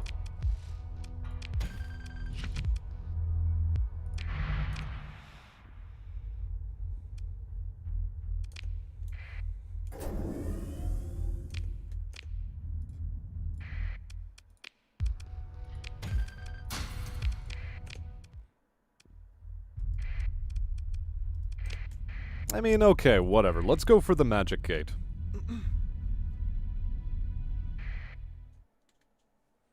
The writing is very, very competent. Let's hook up the Janus device. On it, she says, it takes mere minutes before your chief engineer reports that integration of the Janus device into your hyperdrive system is complete. The Janus device is ready, Captain, your navigation officer reports. We can traverse the gate, sir, at your order. How do I know it's not going to explode on me again? Captain, I'll try to be brief. First, Skyla was sending me the Galatia Academy schematics and experimental data all along, including the results of the failed prototype test. Second, the Academy didn't have access to my, I'll admit, considerable and unique skills. And Kanta, those pirates can buy, cheat, and steal some fine gear on short notice. Third, and I'm not going to apologize, but Skyla and I held back the working device. It was my idea for leverage over Baird. We have a lot to talk about. There will be time for that later, she says impatiently. Says. If this doesn't work, Captain, then Skyla and I have been wrong about everything. I trust her. She hesitates, then says, with my life. The Janus device is ready, Captain, your navigation officer reports. We can traverse the gate, sir, at your order. Nav, activate the device and take us in. The hyperspace manifold pulses coolly, then again, warmer. It is working. Your officers operate with collective cool, but you can feel their tension. You are about to do what no one has done for over 200 cycles. A distant keening touches your mind. You instantly review your command status displays. No hyperspace alarm, no system alerts. No one else reacts as if anything is wrong. It's just in your head. An animal in pain, you try to concentrate on the sound and it slips away. You hear the thrum of life support, then the rumble of engines, the soft chorus of the bridge crew consoles feedback, and your officer's humanity. Everyone is watching the pulsing of the gate. Access executive control.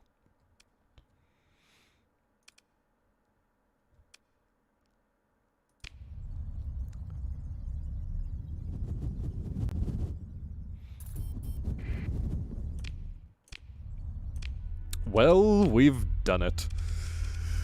We have reactivated the gates.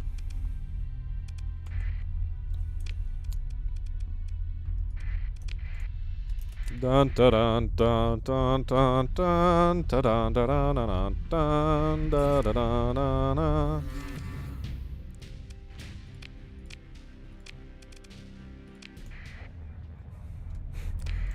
I forgot to have my comms active.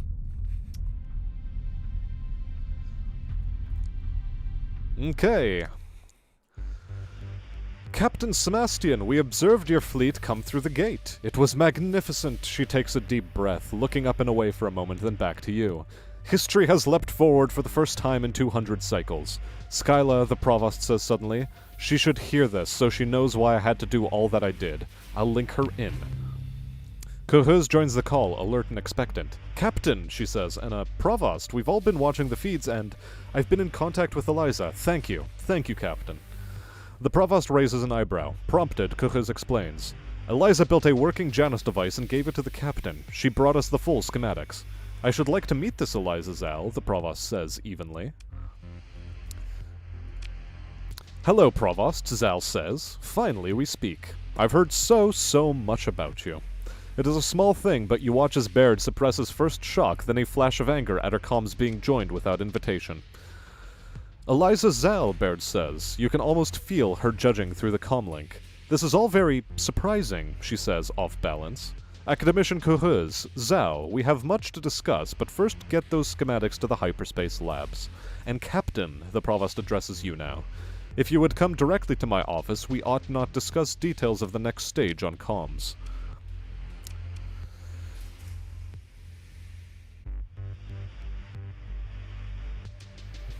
Is it Kuhuz?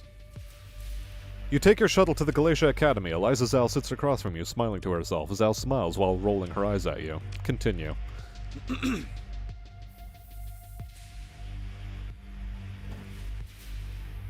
You enter Provost Baird's office and she greets you with uncharacteristic warmth. Come in, make yourself comfortable, she says. You note a bottle of something rare and 4 crystal glasses on her desk. She taps at her console interface. I wanted to show you this before the announcement went public with... She adds sarcastic reverence. Approval from the High Hegemon. With a flicker, the holoprojector beams an image into the large central volume of the office. Your flagship triumphantly exiting a gate, drive aglow. Hyperspace bubble rendered invisible EN as a victorious golden aura. And this little show is only the first step, Captain. A link between 2 gates is momentous, but it means that so much more is possible. If we can open one gate, then we can scale the technology to open more. It will take nearly unimaginable energy and the resources of a sector-spanning empire. Baird brings her hands together, staring at the hollow, and taps her fingers as if to let off excess energy. Though the factions of this sector are weak, the bones of the Dominion are scattered all around us. Academician Simisola has located a derelict coronal tap which could provide the energy required to theoretically open permanent links in the gate network. And if what Kuhuz's theories imply are true, the Provost's attention returns to the world around her. Where is Skyla? She was to report here after securing the schematics. She taps a key on her desk console, a touch of annoyance in her voice. Sebastien, have Kuhuz and Zal, have them sent in. She shakes her head and gives you a look. See what we must deal with look. As she turns away, the comms unit chimes. She turns back. What is it, Alvis? Is she on the station or not? Stop stammering, it's a simple yes or no question. I see. She taps at the comms, the triumph draining from her expression. Security, find me Academician Skyla Kuhuz and Eliza Zal. Yes, immediately. Top priority. Another tap. And get me that insipid hacker. Yes, I mean Gargoyle. No, just on comms. Sneak a glass of the victory spirit while you still can.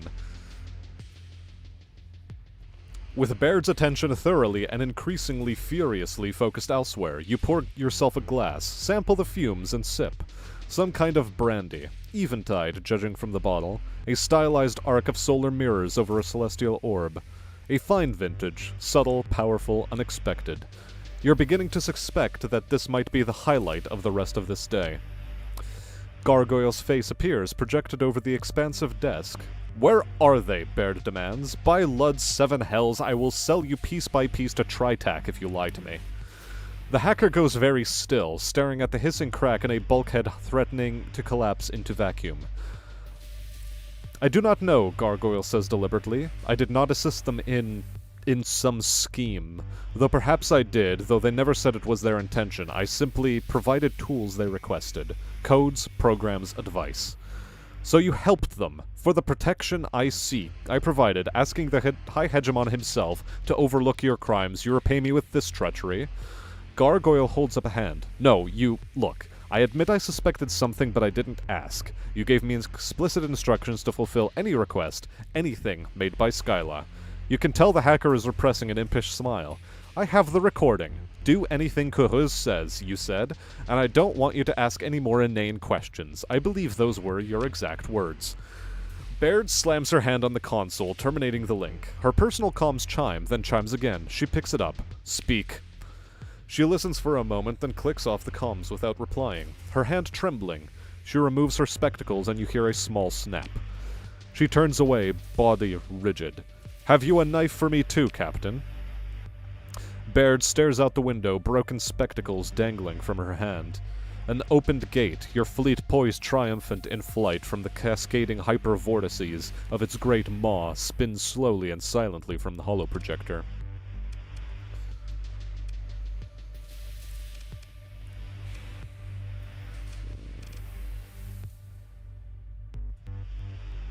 You got what you wanted, didn't you? Baird turns slowly to give you a look. Her eyes are red. She turns back to the window.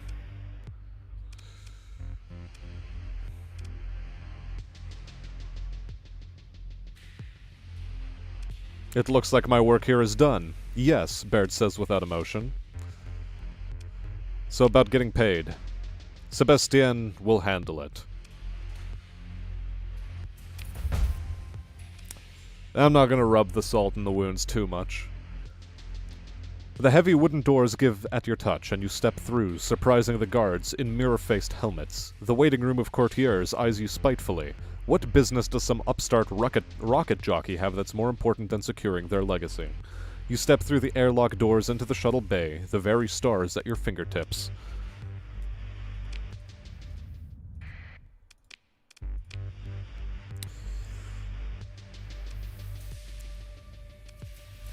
The Provost seemed a bit upset. Yes. Looks incredibly uncomfortable, Sebastien does. It's been difficult for us all, I'm sure. He coughs and his eyes roam like he's looking for an escape pod. I don't see how you're so loyal, the way Baird treats everyone. Well, she's been under a lot of pressure, and he doesn't meet your eye as he speaks. She just doesn't have time to think about people's feelings so much when there are such big problems and things. That's just how great people are sometimes, he concludes quietly. They don't need to be. He looks up at you, unsure. Maybe not, he says unsure, then seems to realize who he's talking to. Captain. I do believe I was made to be paid for this business. Oh, yes, of course, Sebastien says, flustered. You know, with everything going on at the end there, security, the shouting, yes, getting you paid, let's see. He taps nervously at his console. Finance contracts, yes, there you are. He manages a smile. And there you go. Yes? I just wanted to say thank you, he says, for it's been an honor to be part of making history, I guess. Couldn't have done it without you. Thank you, I mean, yes. He's clearly blushing now. Goodbye. He manages to hit the comm link, cut off on his second try.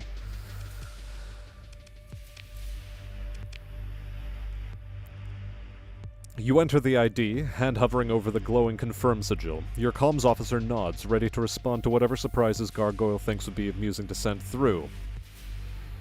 Ah, are you back to find something interesting to do? I've got all sorts of wonderful ideas. So Baird hasn't thrown you over to the hegemony yet? No, we've got too much to offer one another. Me, peerless skill, wit and resourcefulness. Her, boundless ambition exceeded only by her resentment. Is that it? The hacker ticks off an additional finger. Me, the dirt from both near and afar. Another finger. Her, credits, legitimacy, and if not forgiveness, then a clear head about the value of an asset despite personal feelings about said asset. I'll be fine, Gargoyle says, waving a hand dismissively. I must say, though, I am touched that you're so concerned about my well-being.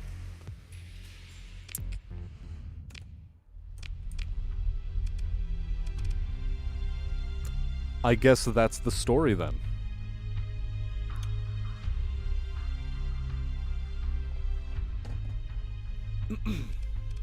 Now what?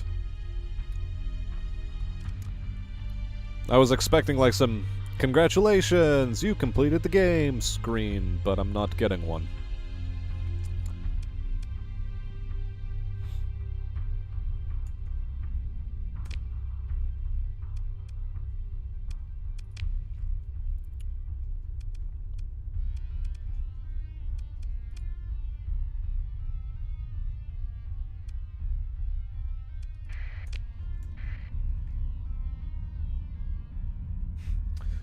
Now is the time for personal ambition.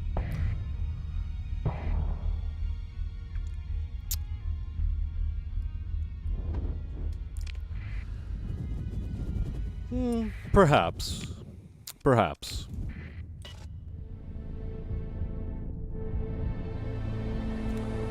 But I think the matter of personal ambition should be set aside for when I do a modded playthrough.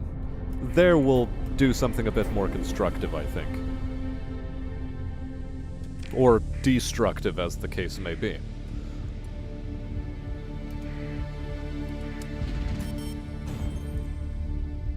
Functionally, this file is basically complete. What is my income?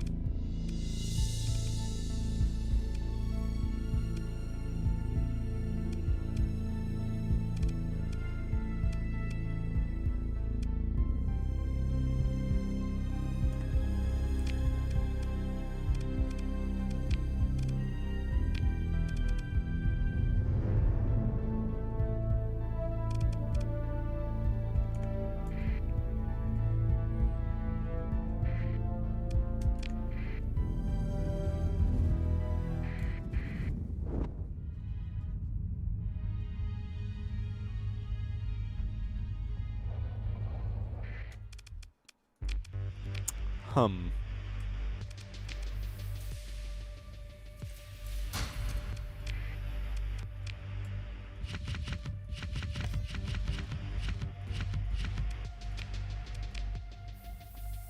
This is the first generation Janus device created by Eliza Zal based on the theories developed by Skyla Coheuse, among others. While integrated with a hyperdrive, this device allows a hyperwave pulse tuned to the unique resonance structures of two gates to be transmitted into a gate aperture. After a tremendous energy input, which requires a great quantity of fuel to generate, a temporary link between those gates is created. One ship or fleet may then transit the gate network.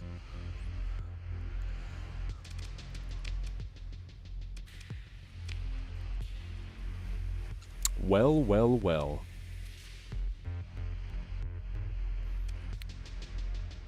So, I put it to you, chat. In terms of personal ambition for this file,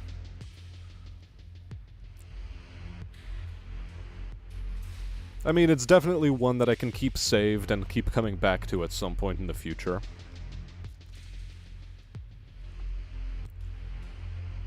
But in terms of fulfilling most of what the game would like from us, I think it's basically done.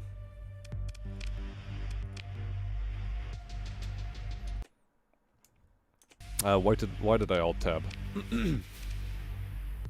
I mean, I can of course keep building out my fleets. I have this stupid monstrosity, which I don't use, so I should probably leave in port. I could of course continue making my planets even greater money generators, but that becomes pretty repetitive pretty quickly. And functionally, we are already in the late game. Right now I have the uphill battle of dealing with hegemony relations. And, well, let's just take a look at my relations screen. The hegemony is suspicious, the Ludic Church is inhospitable, the Ludic Path is vengeful, the Persean League is hostile, the Sindrian Dictat is suspicious, the Tritachyon is cooperative, and Independents are cooperative, and the Pirates are hella vengeful as well. So, it's gonna be very, very, very uphill.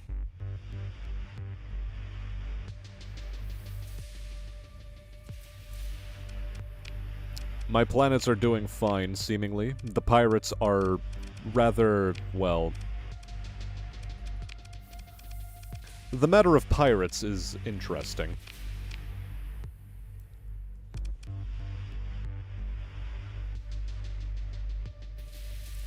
It is quite limited without mods. And that is my worry. It's just going to become a bit tiresome for everybody involved. For everybody who is watching. So I think if anything, we'll move on to a new file.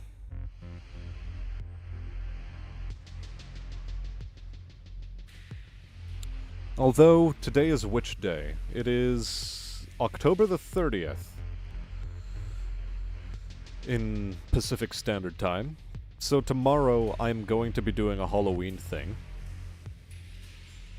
We're gonna be doing, I think it's gonna be They Are Billions.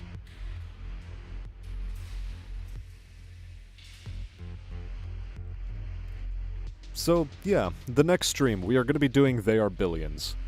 As by the time I start streaming, it's going to be Halloween for most people around the world anyway. And I'll definitely be going into the Halloween evening, so maybe 2 streams in a row of They Are Billions. It's rather fitting, then, that we did end the Starsector playthrough where we did. It was certainly satisfying in its own right. But the next time we do this, there will be mods. I'm gonna have to do a little bit of research on those, and of course, I will be taking, you know, suggestions.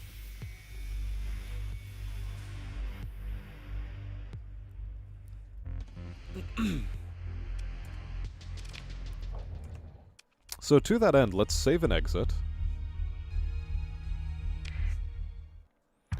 Quit. And actually have ourselves a little look through, Starsector mods.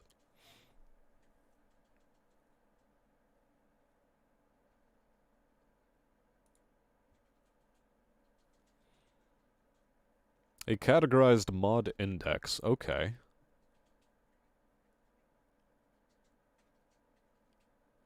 Well, there's definitely Nexarellan.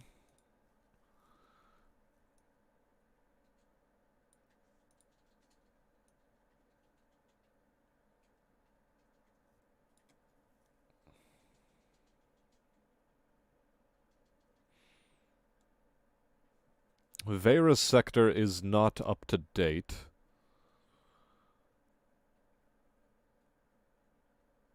Arsenal expansion, asteroid ship pack, beyond the sector. Portrait packs. Valhalla portrait pack.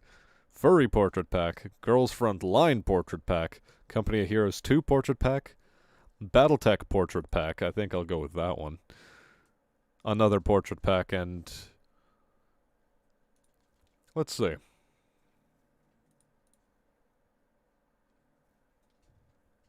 Okay, so it pulls directly from HBS Battletech. Gotcha. Understood.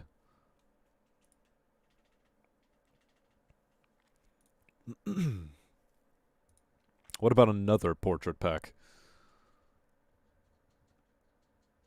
Okay, overall just a massive compendium.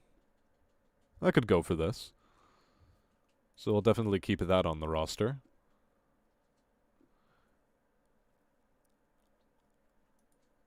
As for installation, we'll figure that out at some point, I'm sure.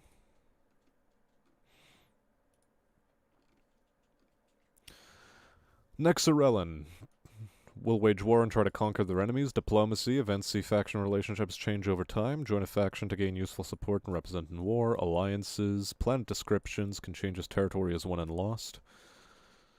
Mine planets and asteroids. Yep. Use operatives to subvert other factions. Requisition fleets. Pay tribute. Bring aid. Turn in prisoners. Browse the Prism Freeport. Construct remote outposts. Remnant raids. Relief fleets. Vengeance fleets.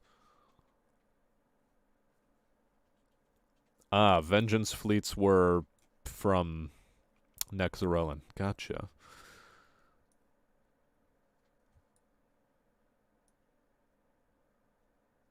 Randomly generated sector, or travel the star systems seen in vanilla and other mods?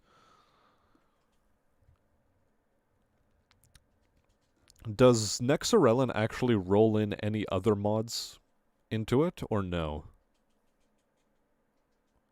That's something I'm curious of.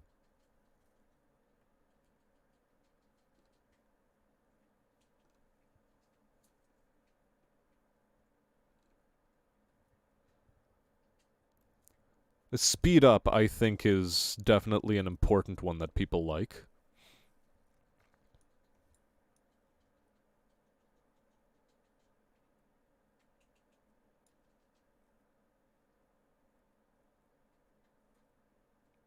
Yep, so speed up is definitely one we'll go with.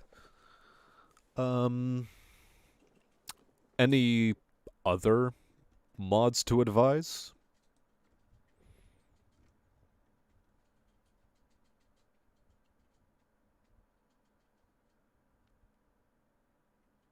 Fleet size by deployment points. Interesting. Active gates, not valid. Adjusted sector, automated commands, better colonies.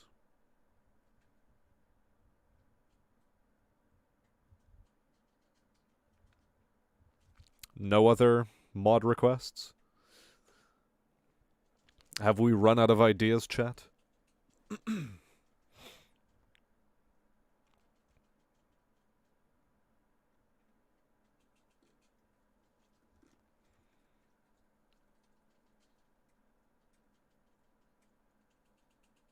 Controllable domain mothership.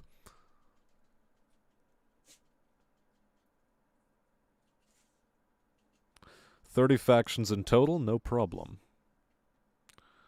Blue. What does this do?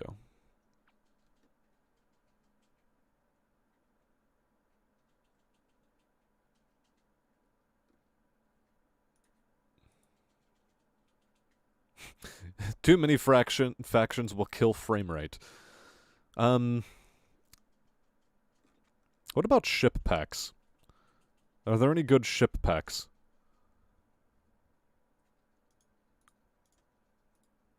And what about faction flags?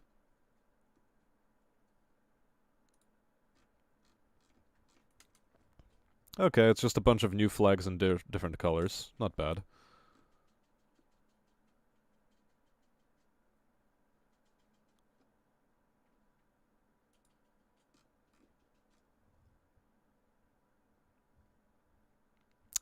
I'm gonna get rid of this one. We'll go with the simple player faction flags.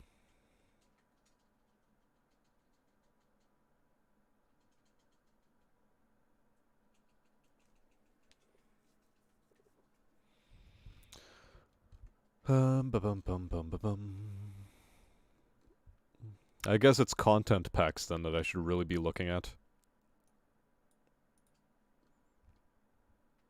Seven's integration.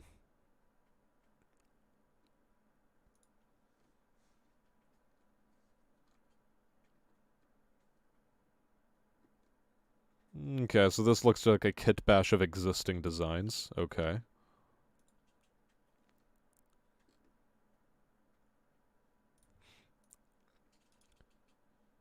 What about, let's take this to the front, Arma Armatura.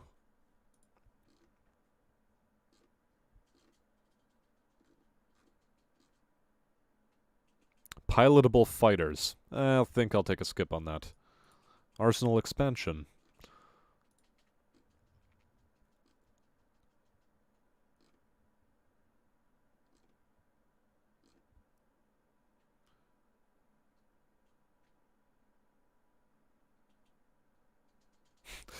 Got it. Don't install the Kingdom of Terra one. Gotcha, gotcha. Asteroid ship pack.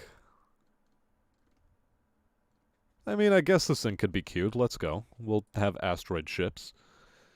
Beyond the sector, what do you look like?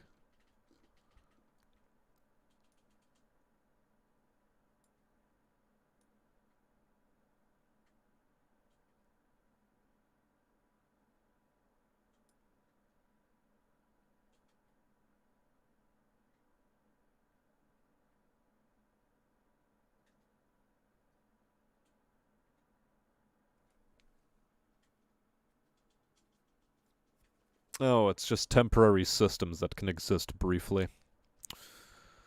Okay, that seems like a bit of a cheese one. Big Beans ship compilation.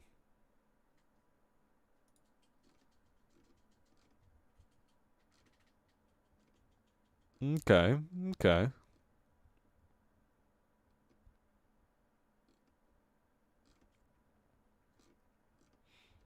Okay, I mean, this one seems cute. I'll keep it around. Um, Kaimon's ship pack?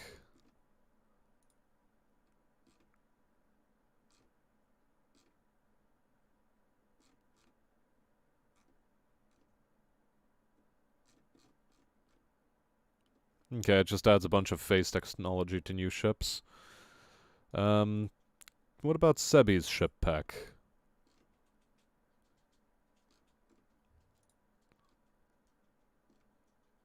A Paragon with the donut hole filled in. And another one. Okay, so just a bunch of Paragon variants.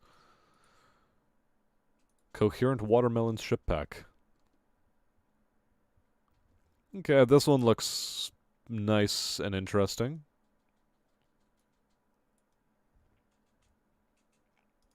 Um, Meh. Fighter expansion rebalanced. What is this, though?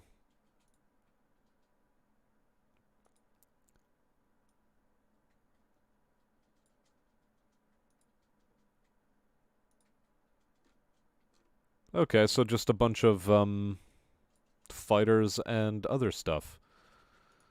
What about Fluff's ship pack? Nothing really screaming terribly interesting at me. Well, except for the Atlas Mark V. But meh. Hegemony Expeditionary Auxiliary Fleet? Um. I didn't say I wanted it. I wanted to look at spoilers.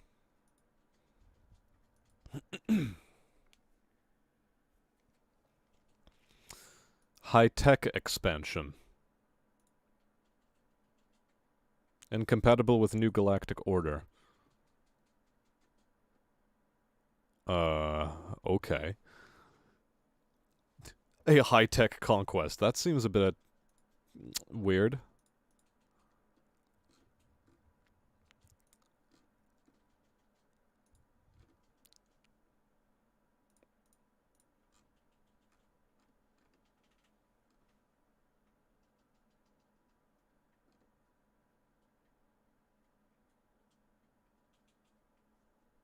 Hmm.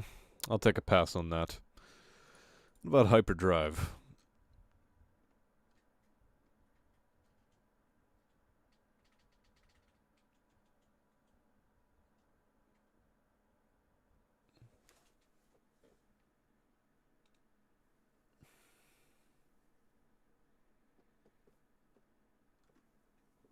Okay, warping.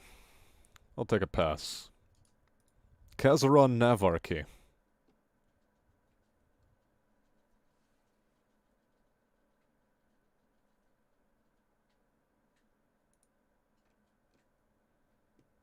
Okay, Persian League skins. Alright, this one I'll accept.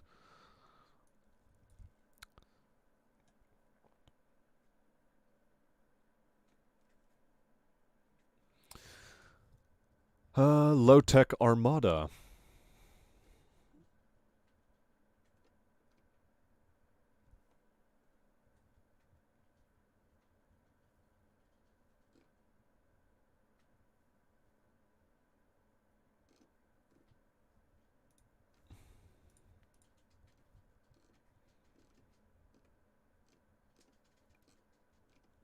I mean, this stuff looks cool.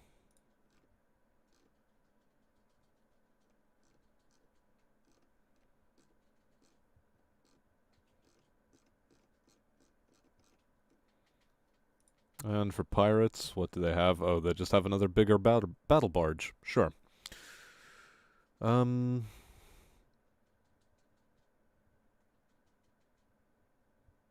Ludic Enhancement Mod.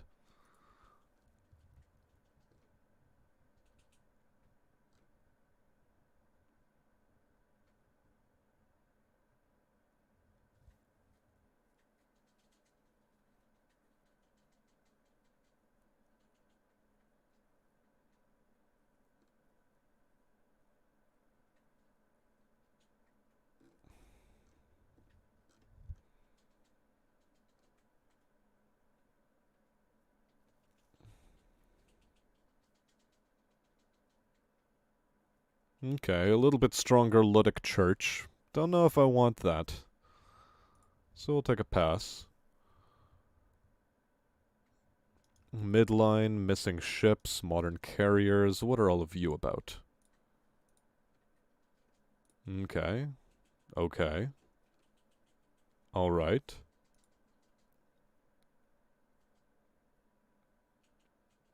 It's just big. I'll take a pass.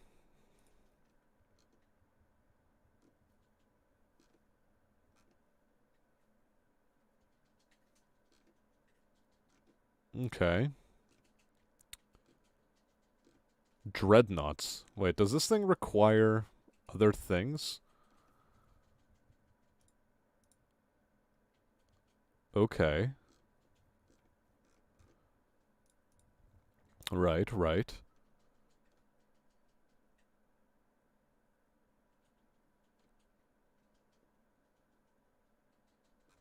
Okay, we'll give this one a shot, definitely. This one passes inspection. Modern carriers, what does it do?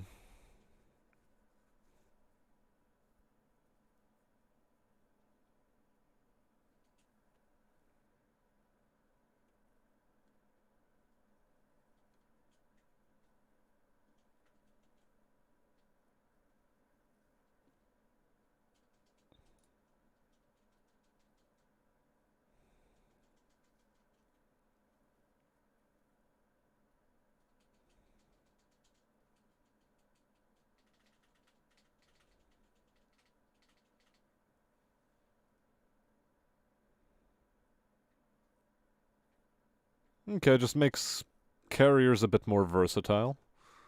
With a bunch of hull mods. Don't know if I want to play around with hull mods too much. More hull mods.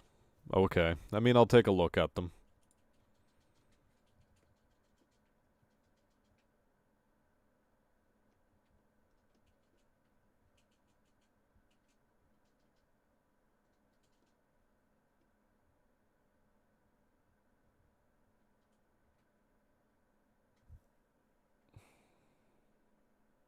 But you have to bump up the fleet points to max.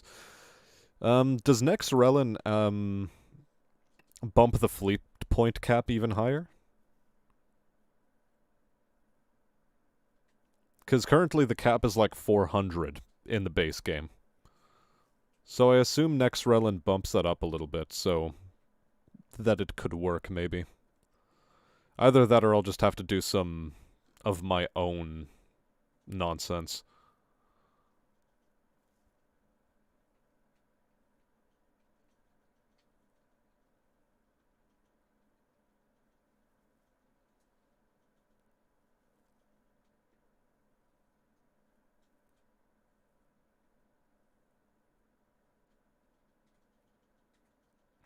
Yeah, I'm just not interested in installing hull mods. Pirate, Pulse Industry, Rotsy's Rats, Seeker. Let's take a look at all of these. Okay. Pirate Collection. Here's a sample of what to expect. Okay, cool. I can go for that.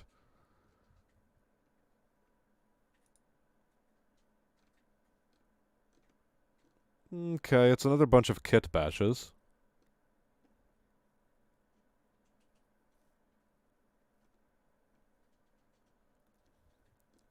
Okay, I mean, you've caught my interest.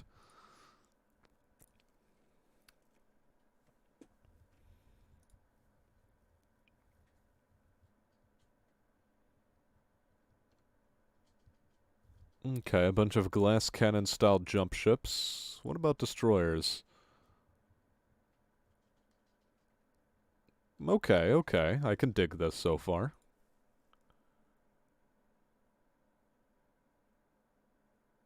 I think it goes up to 240 for each side. Yeah, I'll take another look at it, definitely. Cruisers, okay, it's just a modified apogee. Gotcha. It's a venture, but turned the other way around. Got it, got it.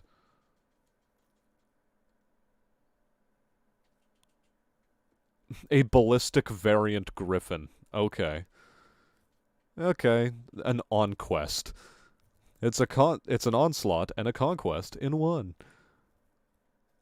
Okay, it adds weapons, wings, redacted. Details redacted by Hegemony Comsec. Cute. Okay, Seeker. Small selection of ships you may encounter. Okay, some effort was put into this one. Let's go.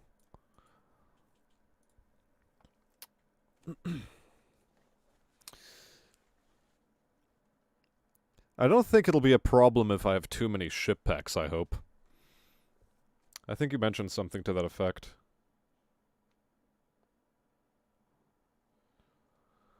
Starship Legends.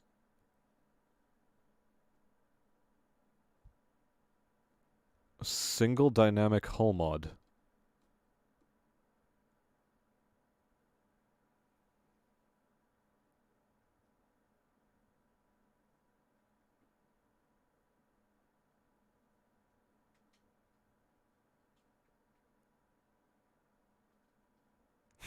AI personas? What the hell?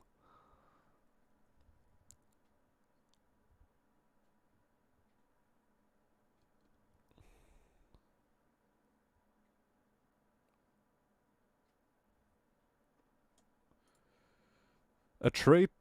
The traits a ship earns are randomized in a sensible way that encourages using them effectively. A combat ships earn traits after battle based on amount of experience earned. The first few traits are easy to get, but getting a ship to legendary status may require enough experience to level your character to 50. Fortunately, ships are more likely to gain new traits the higher your character level is. At level 50, trait chances increased by 250%. Ships that do well in combat, blah blah blah.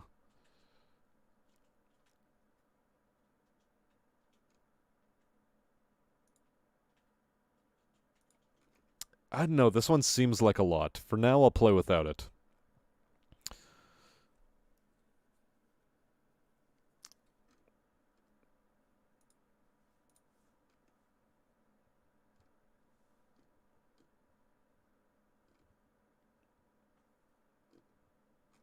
Okay.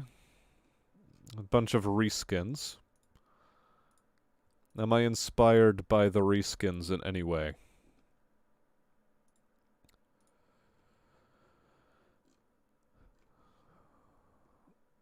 I mean, okay, the Triumph Midline Battle Carrier is looking cute. I can dig it. I can dig it. I can dig it. How about High Tech? It's just a reskinned Apogee in there. Hmm.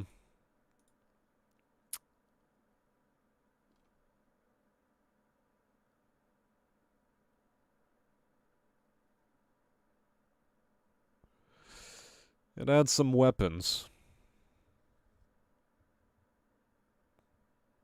Nah, I'll take a pass. Super Weapons Arsenal.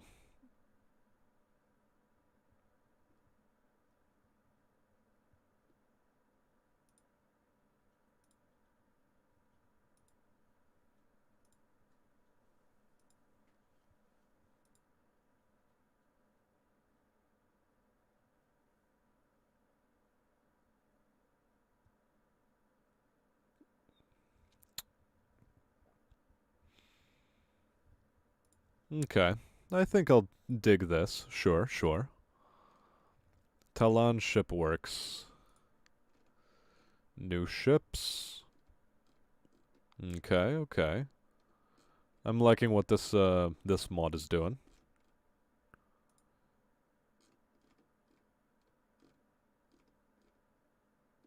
How'd they even build this? Good question. New holy tools of Lud.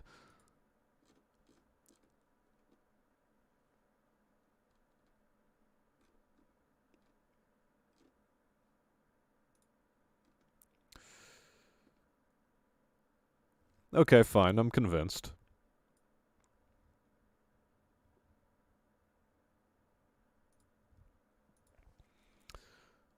Torch ships and deadly armaments.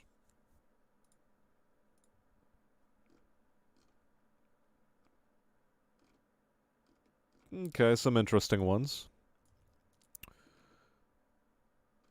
Virus ship pack. Show me the ships. This ship pack seems cool. And I take it that factions also have their own ships installed alongside them.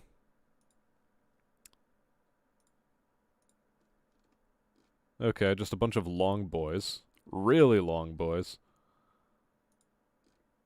Supremely long boys. Exceedingly long boys. Okay, fine. I'll bite.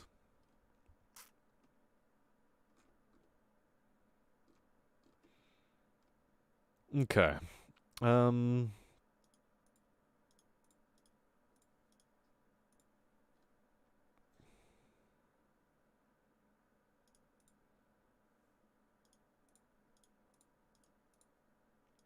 Oh yeah, Kingdom of Terra, you told me not to.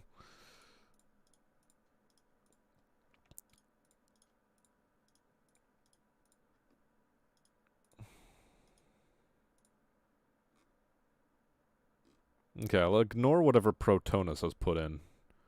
Reuter Union.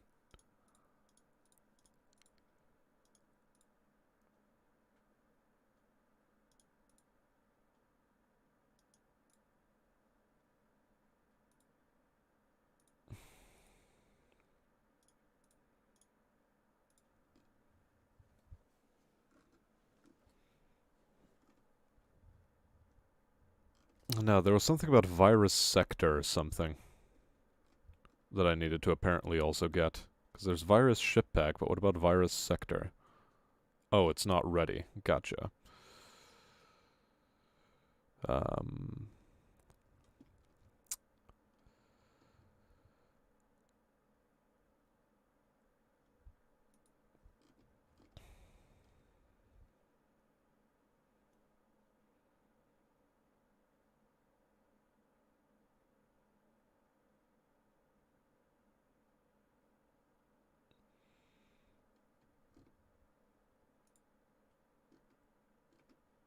Okay, this faction seems interesting.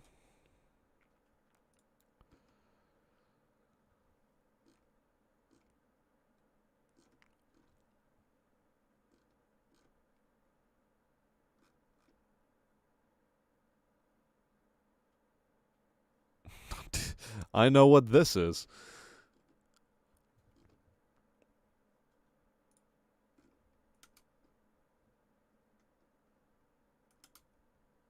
Okay, maybe we keep Volkov Industrial. What about the Zhan Empire? What do their fleets look like? Okay.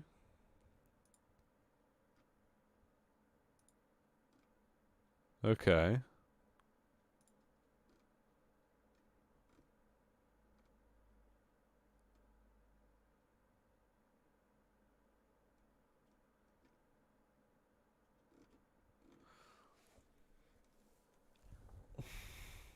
I don't know, I'm not a fan of the bulbous nature of this faction.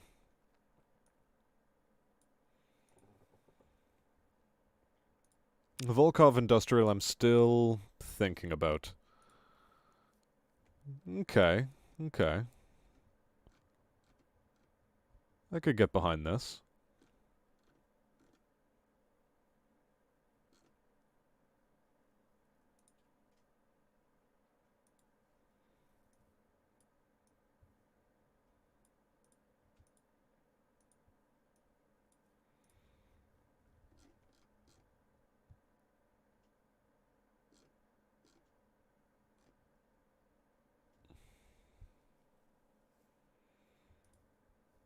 I'll take a no for Volkov. Okay, this one, though, I think I have to do, because this is, if I'm not mistaken, one of the more popular mods. Keep the Zhan, they're fun. Okay. I guess I will. But I don't want to be too bloated.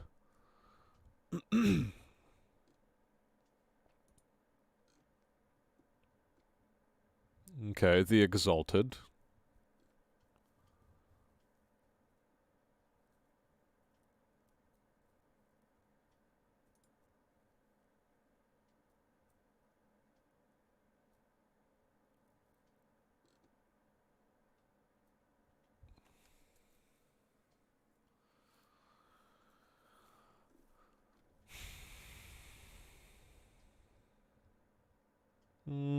I'll take a no on this one.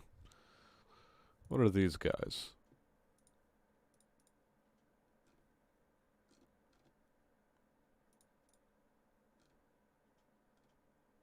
Okay.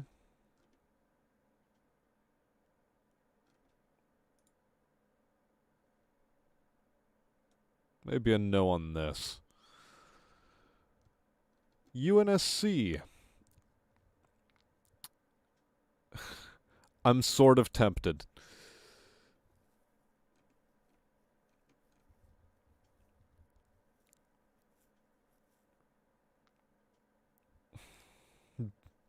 Nah, I can't do it. I can't do it.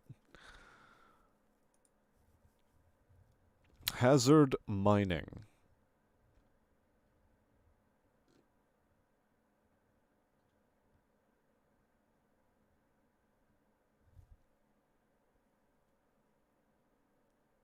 Okay, okay, I can go for a mining faction. The Kadur Remnant. Show me the ships.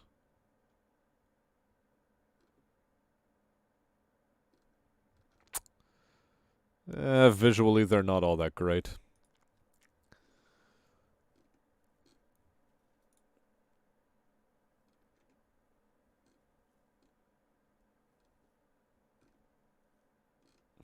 Again, visually, I'm not too keen on these guys. It's more or less a reskin of another faction. What about the Magellan Protectorate? What do they look like?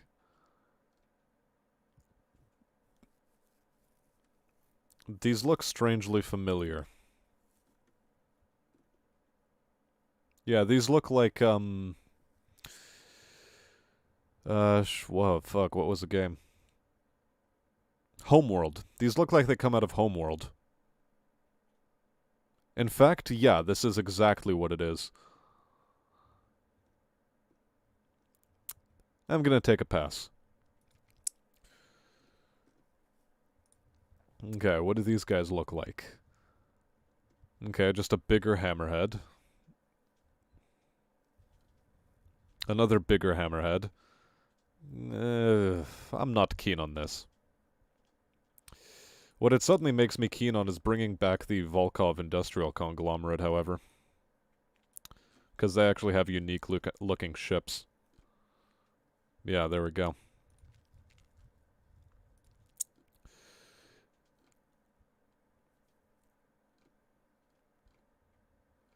Okay.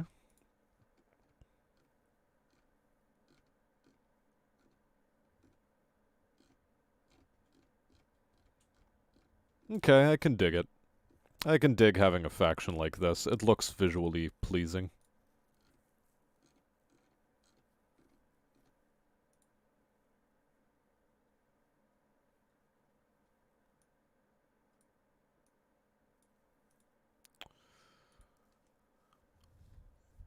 No such organization. What do your ships look like? It's a bunch of reskin stuff. No thank you. Osiris Alliance. Antimatter energy group ships. Okay. Okay, this looks sort of cool.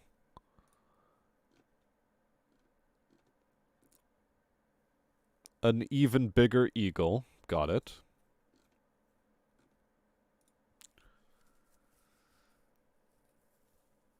And a smaller eagle.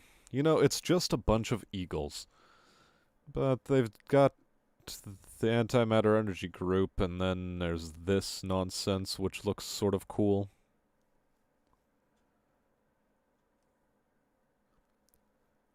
Yeah, the abundant reskins and smashed together ships, they are sort of getting tiring. Which, going back through it, so we have Battletech portraits, Nexarellan over here. That's fine. Speed up is okay. Asteroid ship pack, I'm definitely keeping. These look cool. This reskin. Or this kit bash. Do I keep this kit bash? I think this one is acceptable. How about this kit bash? I think this one will be okay as well. So we'll keep this one.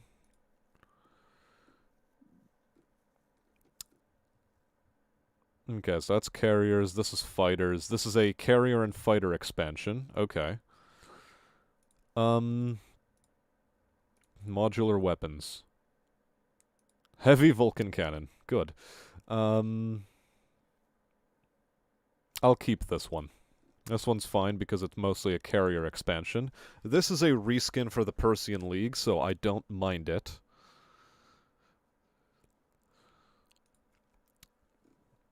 How about you?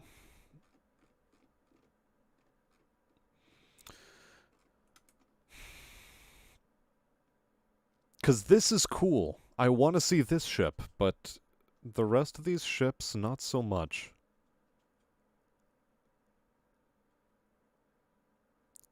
Yeah, I'll ditch Lost Tech Armada, just to cut down on bloat.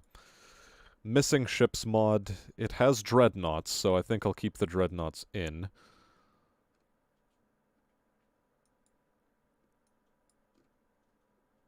Yeah, we'll keep the dreadnoughts. Okay, some pirate ships. This is okay. Right, I wanted to see this.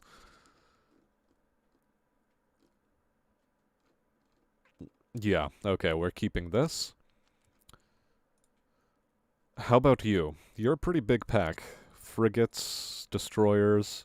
Oh yes, no, this one I definitely want to keep because it actually does look pretty interesting. Apart from this thing. This thing is just dumb and I hate it. Because, yeah, what they've done with this, with the Falcon, I like this. This changes the ship up. This I'm less a fan of. It's just a Sunder turned ass backwards. Here's another Hammerhead look-alike. Probably a cruiser with a bunch of medium mounts, or a couple of large and 2 medium. Fuck if I know.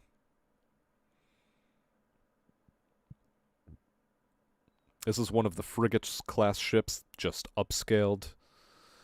I don't know.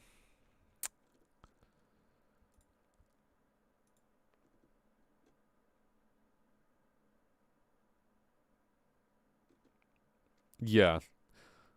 It's the same ship, but inverted. I don't like that. Although they do take away the large weapon mount, it seems, and just give you 2 of your small mounts, which are probably hybrid, and then 2 ballistic mounts? Maybe a missile mount or 2? I don't know.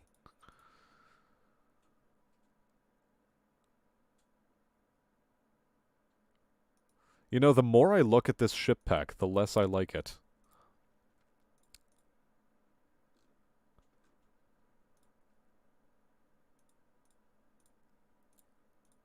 Why was I so keen on it before? What about it made me like it? Literally just this.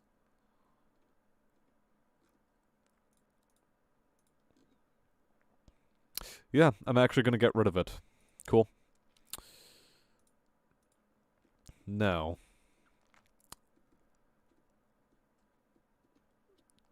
Okay, this one actually adds some unique looking ships, so we'll keep it. Super weapons. Super weapons I think I keep.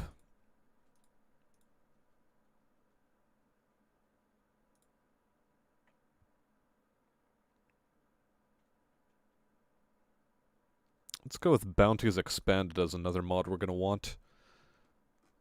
And Custom Bounties requires Vera's Sector. That mod is not currently up to date. Here's a reskin pack, however. This one actually looks cool, though.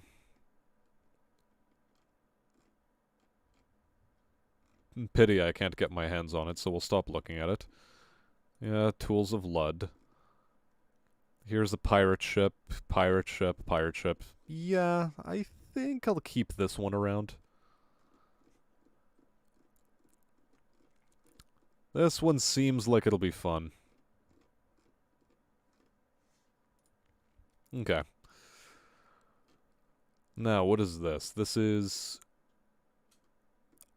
a bunch of potato wedges.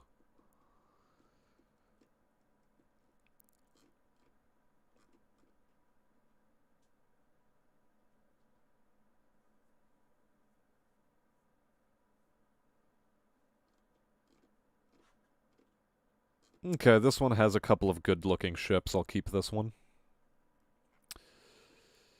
What was this? This is a capital ship. This is cruisers. Destroyers. Just a upscaled Wolf-class destroyer. Gotcha.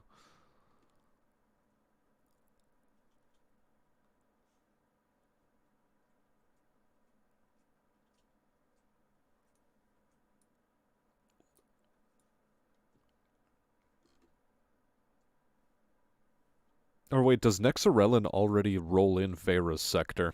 That's an interesting question. Do I like these ships, though? I don't think the answer is yes. Oh yeah, the long boys. The extremely long boys. My god, how could you make them so long, boy? They look stupid. I'm keeping them in. Ah, yes. Okay, this faction stays. This one stays.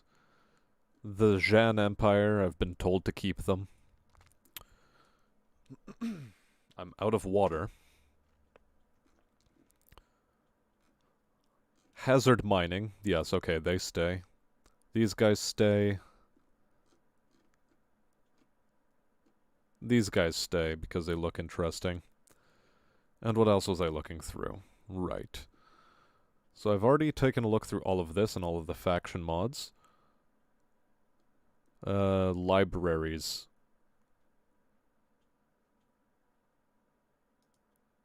I guess I'll look at that later. But anyway, for now. Osiris Alliance. This one does mix things up visually somewhat. Although this is just... this is a surveying venture? I don't know. Sure, we'll keep it. Why not? Outer Rim Alliance. Well, these look opulent.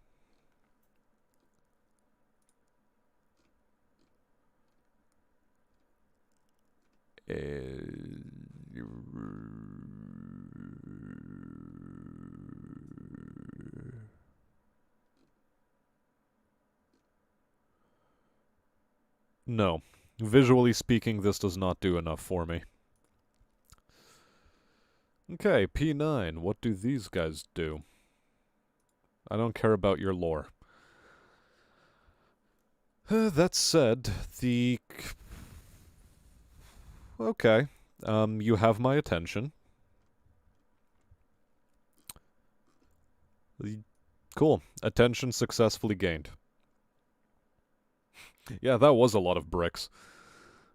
Damn, was it a lot of bricks. Okay, what is this? PRV Starworks. Old media.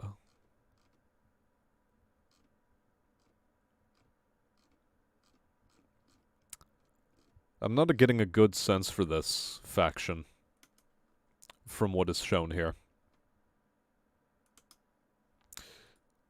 Ditch it. Reuter Union.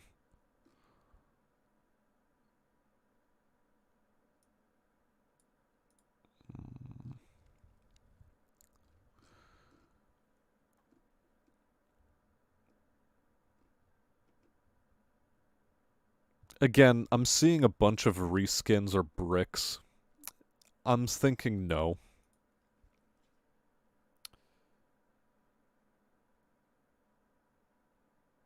Reparation Society. Who are they?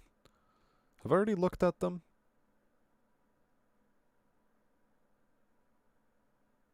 It's not part of this list, so...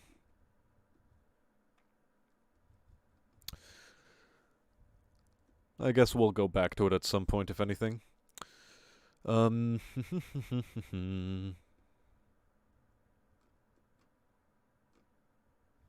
I don't like their color scheme. I don't like it at all.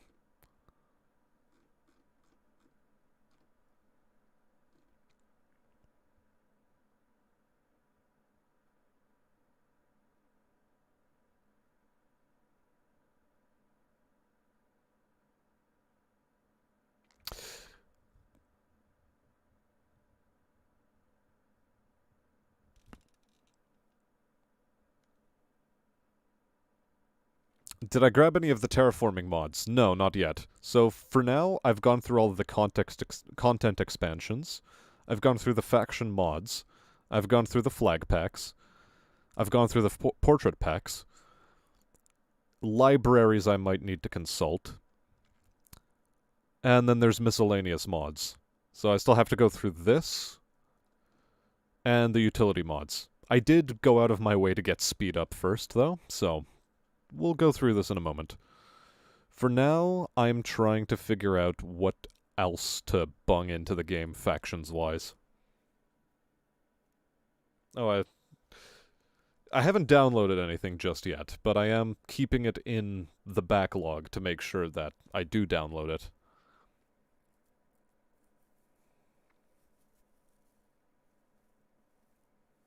If you do, I recommend grabbing colonies. Libraries are necessary for all other mods. Yeah. Yeah, Lazy Lib and Magic Lib, so... Yeah, we're gonna definitely need this. In fact, I'm just gonna get all of them. I mean, what's the worst that can happen if I get all of the libraries? They're just reference libraries. It's not like they're gonna break the game if I don't use them.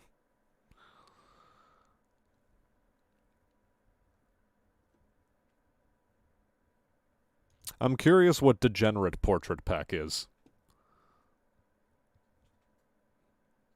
Am I even allowed to show this on YouTube? Let's be careful about this.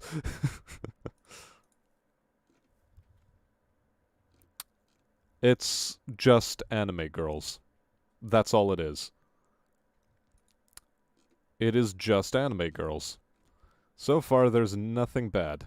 There's a lot of anime girls, though. Holy fuck, is there a lot of anime girls. When does it stop? How many portraits are you using? Holy Christ. Wow. Okay. Well, in any case, let's put this back on.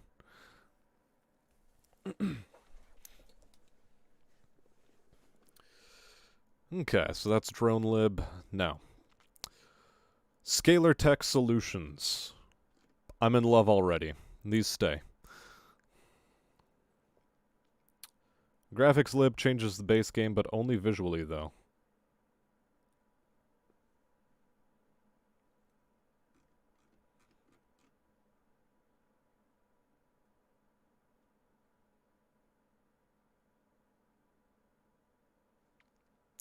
Yeah, a lot of people recommend the graphics lib, but what about drone lib? Do any of them need drone lib?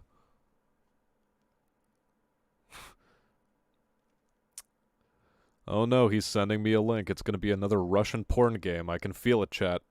That's what he's sending me. Everybody run.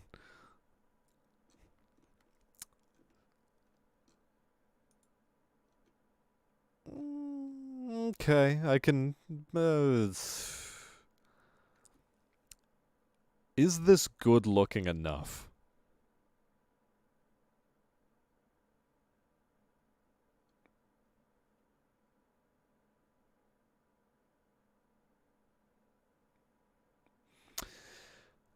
I don't know. I don't think it is.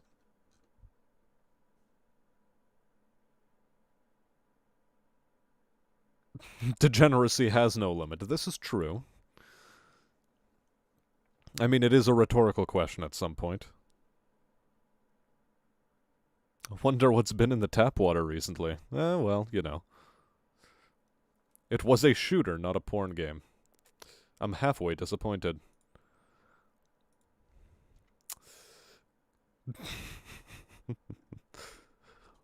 Oh no. That one. That stupid Russian FPS thing. God, that was so cursed. Holy hell was that cursed. I hope you got your money back for that, although it was only like $1, but still.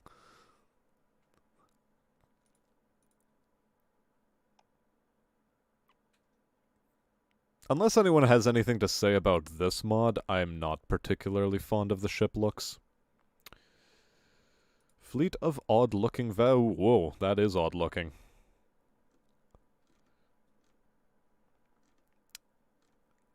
Yeah, that's odd-looking, alright.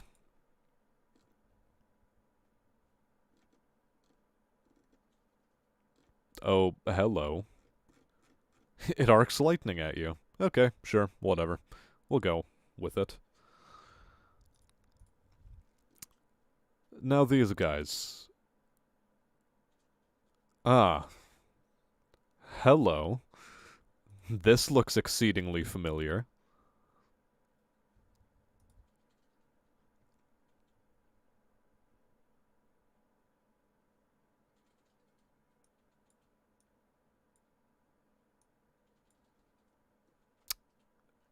It's an FTL mod. It is an FTL mod.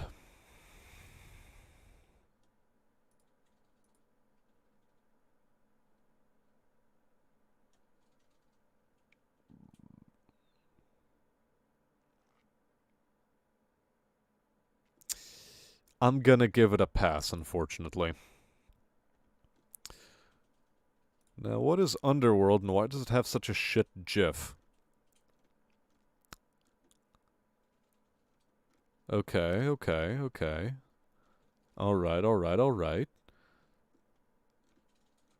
Nice, nice. These look like fucking garbage, though.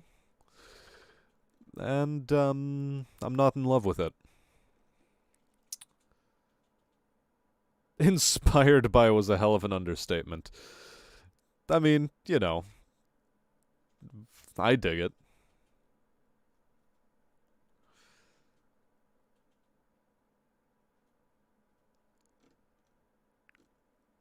Okay, what are our ships? Okay.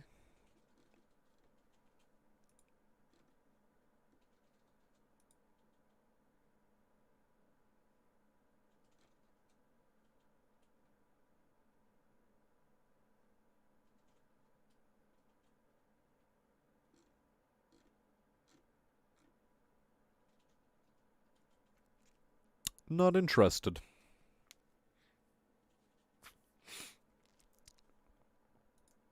I'm still waiting on that link, boyo. Okay. Now, for the miscellaneous mods. Better colonies, captain's log. Let's just go through these one by one. Gladiator Society, Grand Colonies, Internal Affairs, Industrial Evolution, Low Maintenance, Old Hyperion, Persian Chronicles, blah blah blah blah blah. Blah. Blah. Blah. Okay, what are you?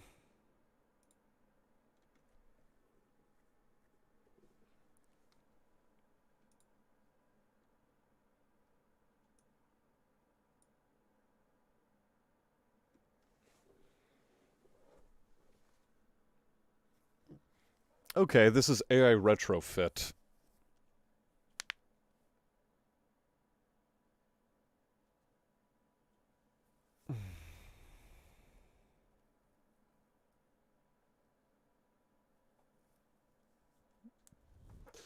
Okay, AI retrofit seems like a reasonable thing to do. For gameplay purposes.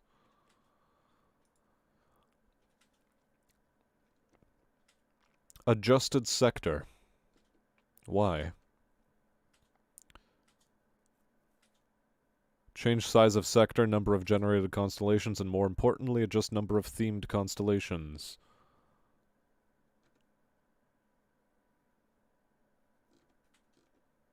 I think I'll pass on that. Automated commands for autonomous ships as well as automatic orders.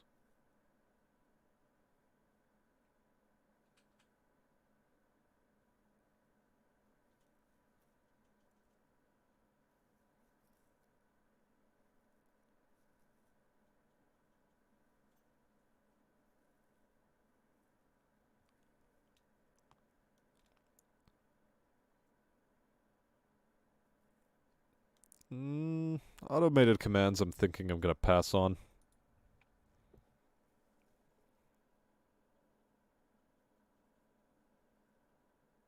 Link is up, he says. What is it? Well, just for safety's sake. Ah. How to properly install mods. Understood. Useful, this. Gotcha, gotcha. You never know with Discord links. They might send you somewhere astray. Not that I don't trust you, Anon, but, you know. Just in case some weird emoji was posted in the wrong place at the wrong time. That sort of stuff.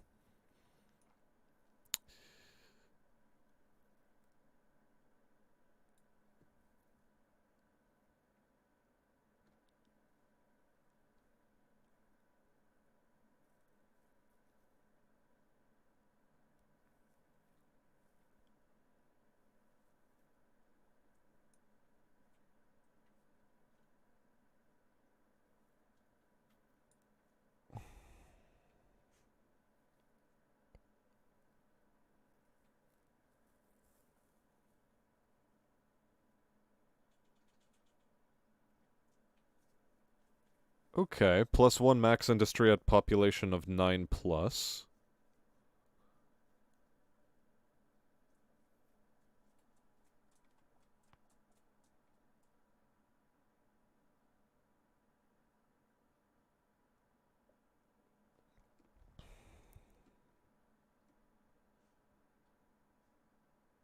Okay.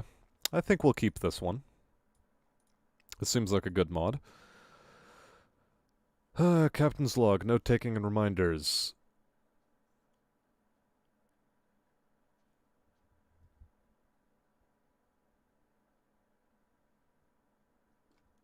Adds custom log messages, requires the console commands mod. Oh boy. Adds intel entries for discovered cryo sleepers and salvageables. Adds intel entries for all surveyed planets with unsearched ruins.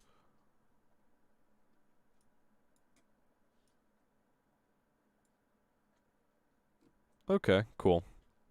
We'll keep this one around.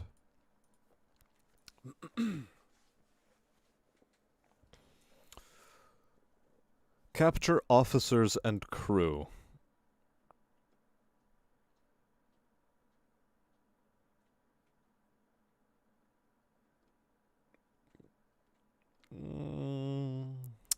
I think this is a mechanic that's not necessary. Commissioned crews. How does it work? Dock at a market, unless there's a special circumstance.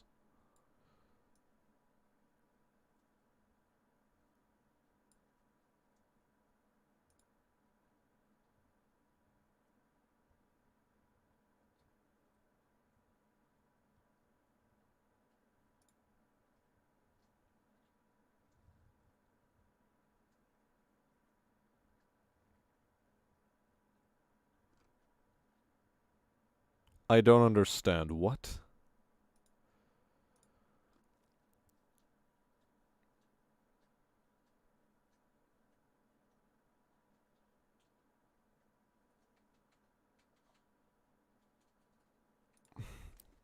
Okay.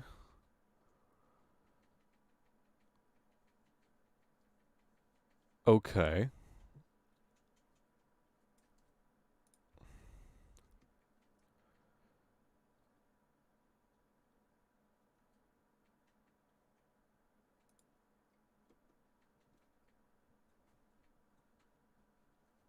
Okay, so if you commission...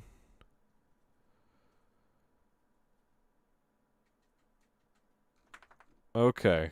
Designed to make commissions more worthwhile to hold on to even in the mid-game and late game by granting ship bonuses that are only unique to the faction you are commissioned to. However, if you get decommissioned by whatever means, you'll lose that bonus. This mod should be compatible with everything, including your saves. Okay. This one can stay, why not?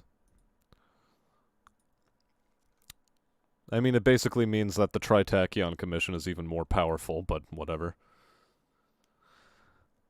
DIY planets, terraforming, and more. Once you put the colony on a hazardous planet, a variety of new structures become available depending on its conditions. Most of these can reduce a condition's hazard rating by half, but cannot permanently remove it. For a complete fix, you'll need a specific domain era artifact and install it to the structure. These have been added to vanilla loot tables, can also be found in a special, repeatable bar quest where a scarred spacer points you to a derelict Eridani Utopia terraforming rig. Each artifact is single use.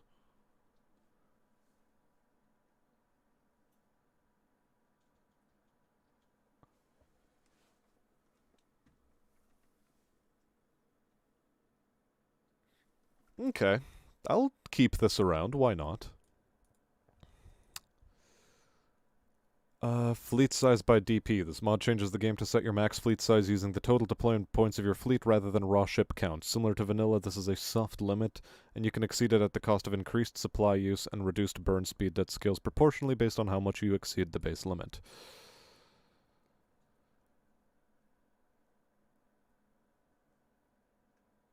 Why? The Venn diagram of people reading this post and the people who have watched high-tech best tech is a single circle. Oh my god. That sounds like a really good burn.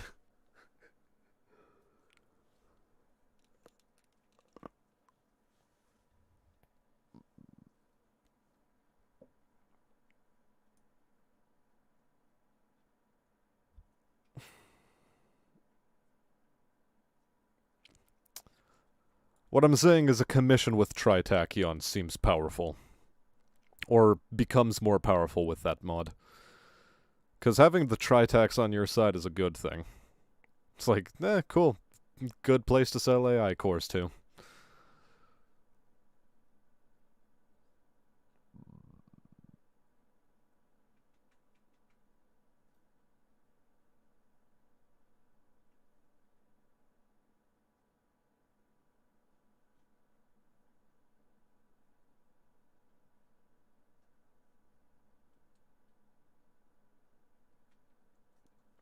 Frigate Destroyer Swarms. I'm just reading through this, by the way, right now. With a fewer larger ships thrown into support, while the fleet tournaments are at a 1-1 representation of are not a 1-1 representation of campaign fleets. Notably, there's no individual player to tip the scales, and wider fleets reduce the effect of one ship's AI going derp. It shows that smaller ships can still be relevant on a tactical map. So why not? Why do we not tend to give them a second look? Is this a worthwhile mod?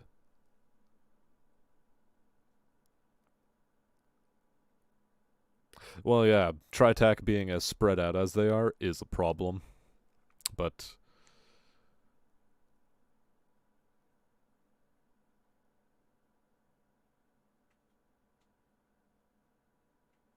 endgame vanilla bounty fleets seem to hover around this range. Some over, some under.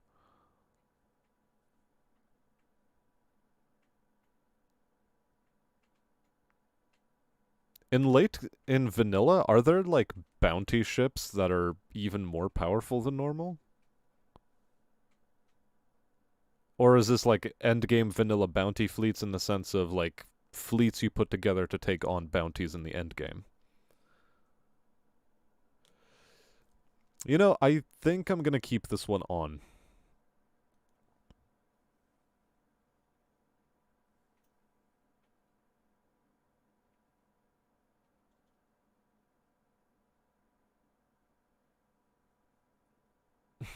If you like to run fleets composed entirely of paragons, you'll be happier with vanilla fleet limits. Yeah, okay. Fleet size by DP seems like a good mod for me to have then. Hull mod Barratry. Obtaining the hull mods.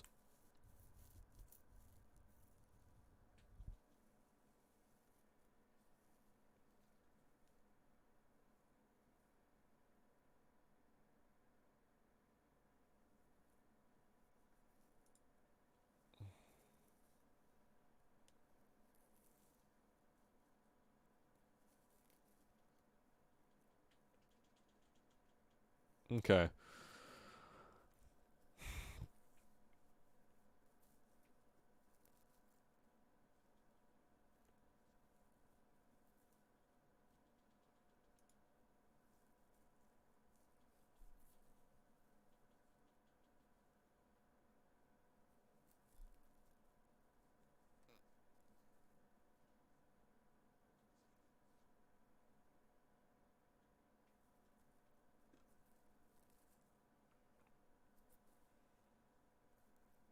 Wow, do people actually legitimately try to get D-mods onto their ships for lower maintenance? Wow. That's a playstyle, I guess.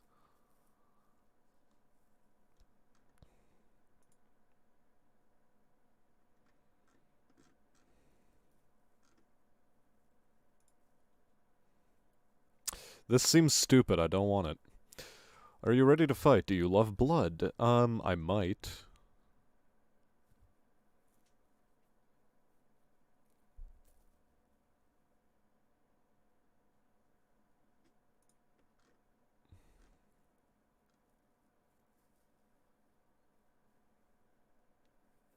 Okay, so it's basically bounties on command. Got it.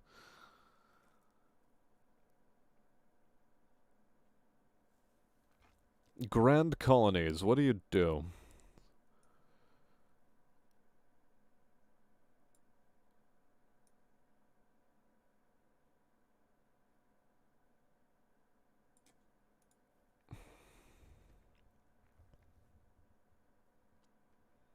Okay, it just gives you more things to build on a colony?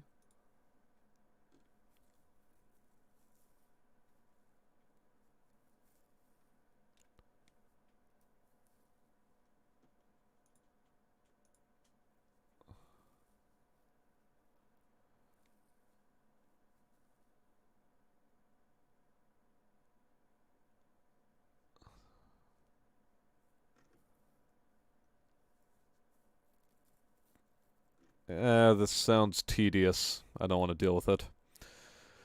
Internal affairs. One mission mini mod. Okay.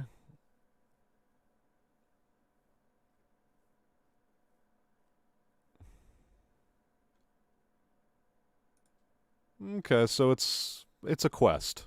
Sure. I'll leave it enabled. Industrial evolution.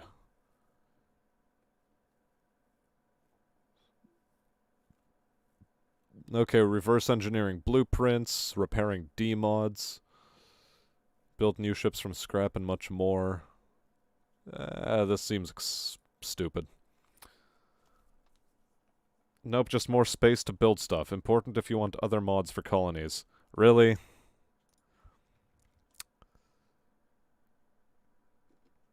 Hmm.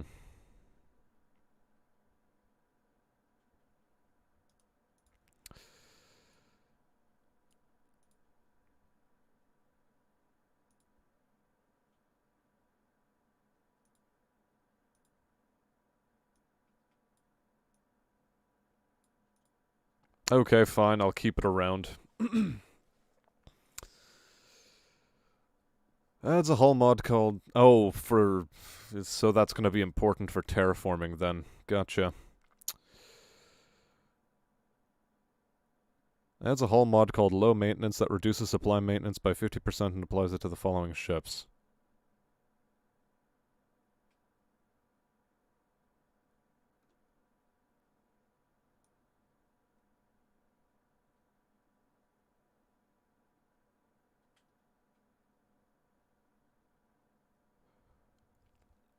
Okay.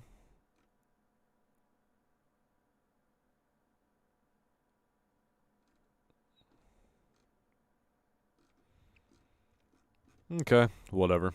No. I'll take that one off. Old Hyperion back into the game as the Thea class. This does not replace the current Hyperion.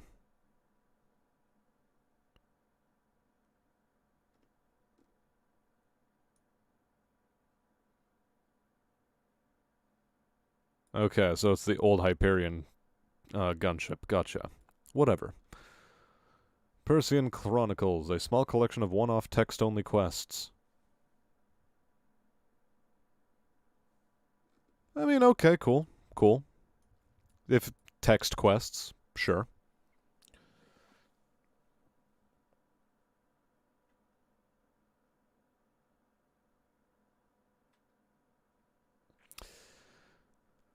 Hmm. So the question, Anon, is it necessary to have grand colonies enabled in order to have other stuff? Like, where is it? Um, not better colonies. But DIY terraforming. Is it necessary to use in tandem with this mod?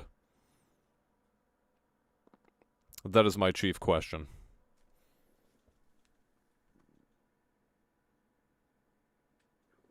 Okay, but how do the additional 12 building slots unlock? And is it buildings unique to those 12 slots? Or is it something more? Or is it like the old buildings and you can just suddenly go past your cap?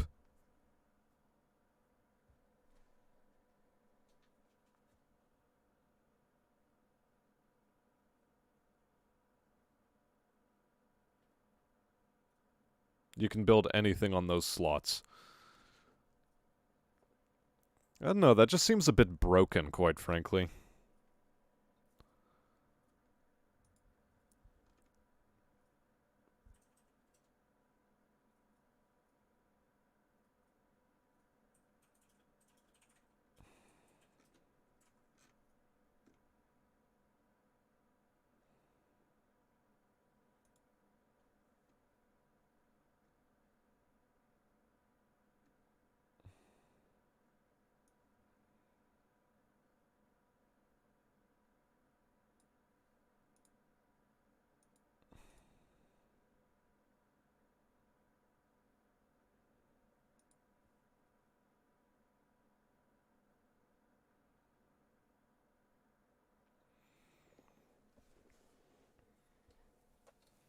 Still, even if you're underneath the 12 buildings, it seems like this mod is busted as hell.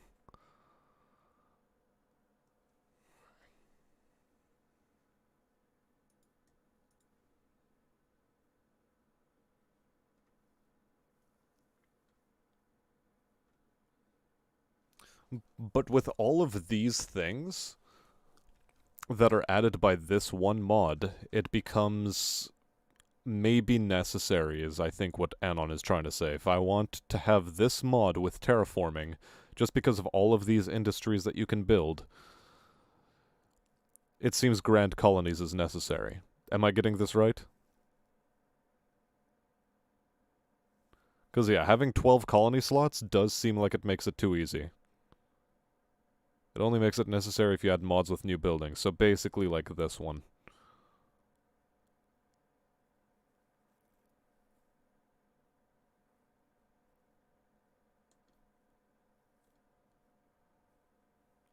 Or do these even take up industry slots?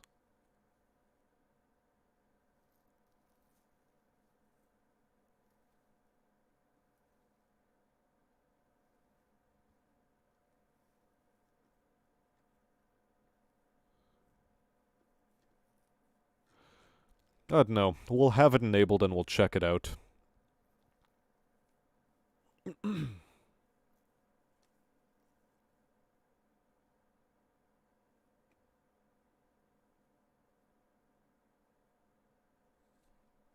Okay, industry slots are still capped to like 4.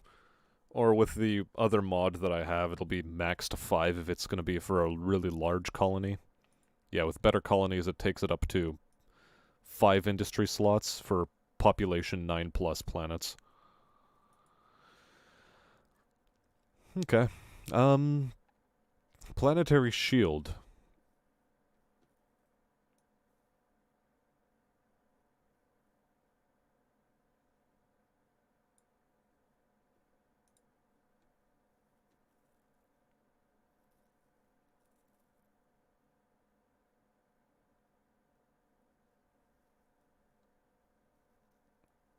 Okay.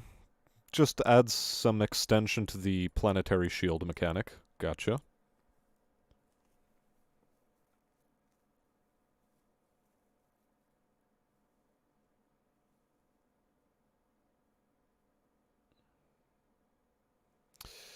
Industrial evolution is a fun colony mod, he says. Okay. What does this do?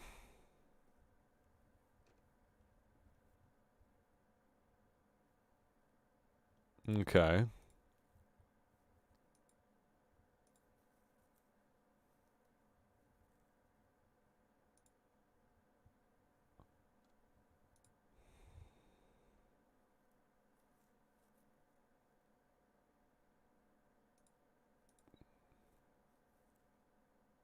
You know what? Fuck it.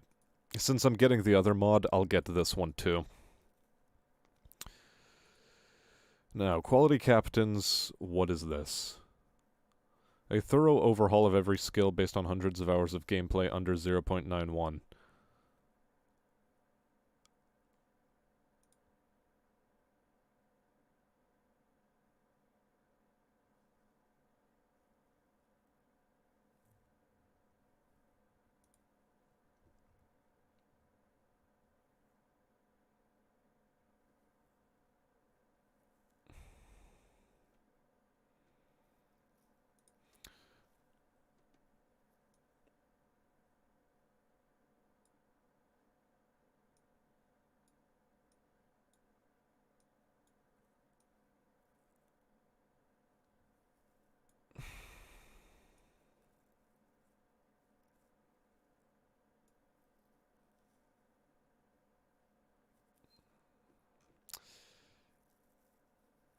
Do I want to fuck around with skills?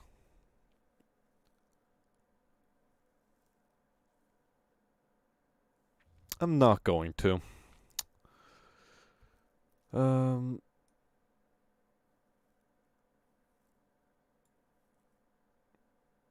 Okay.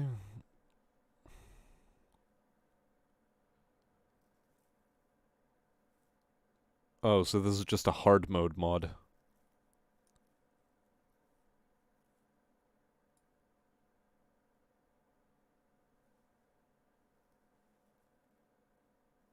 Yeah, we'll take a nope on that. Terraforming and station construction.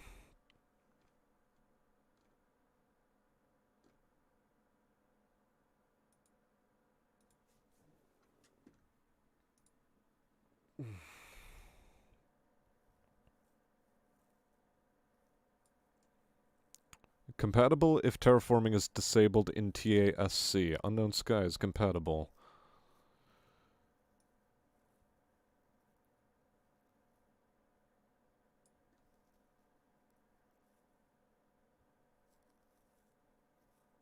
Well, we'll check it out. You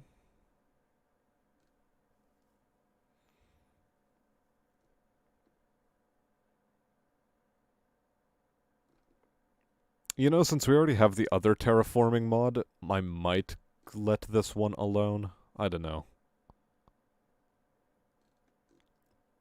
Although it says it's supposed to be compatible with DIY planets if terraforming is disabled in TASC.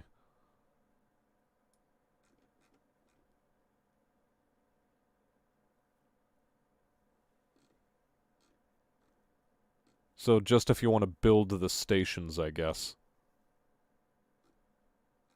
Okay, I guess we'll try keeping it around. Unknown skies. Okay, so it's just like a sky mod? What is this?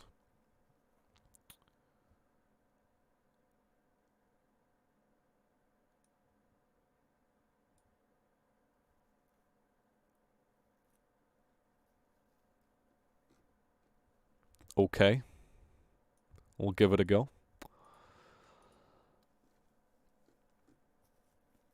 Okay, we're almost done. We're almost through the list.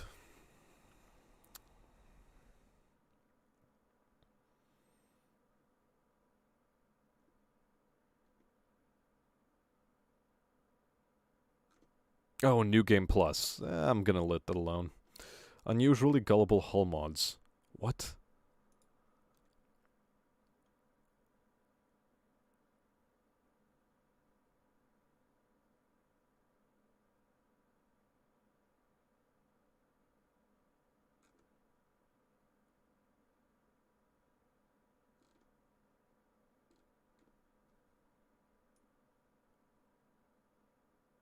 More terrible experience. I'll take a pass on that.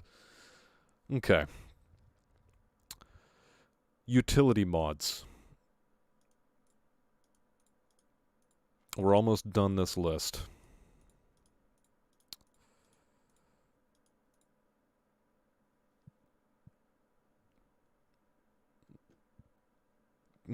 Actually, do I want to go through this even more?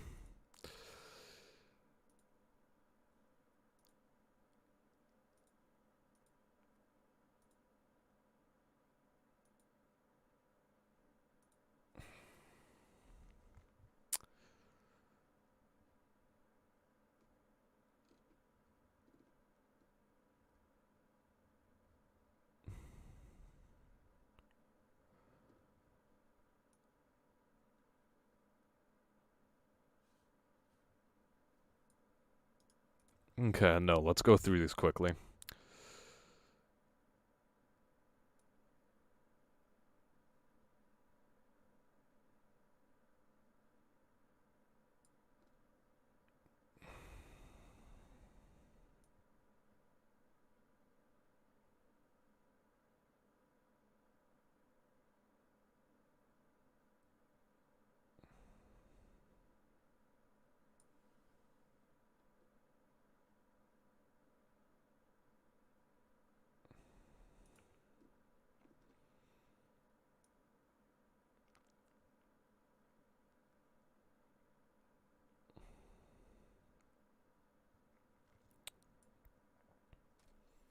Console commands and autosaves are two great quality of life mods. Um, a new level? Is this worthwhile?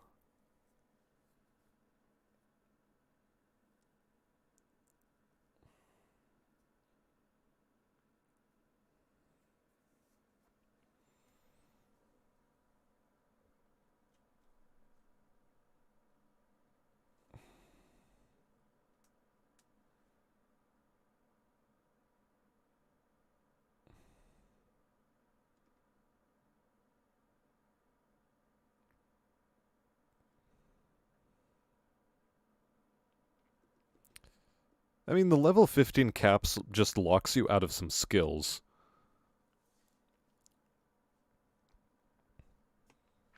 I'll guess I'll do it.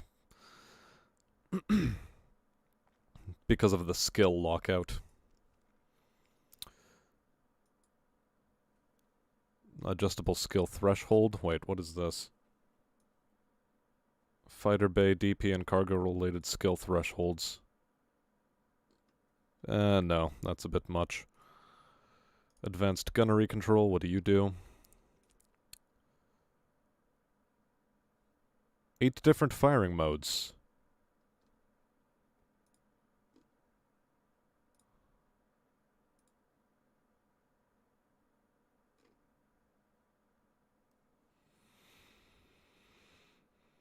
Hmm.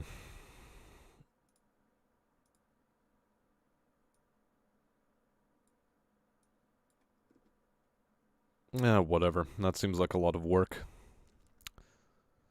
My brain is also starting to fail. Okay.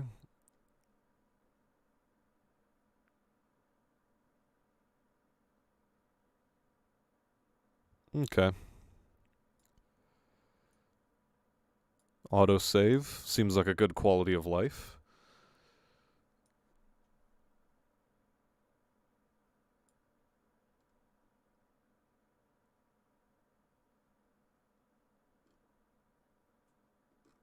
Extra audio.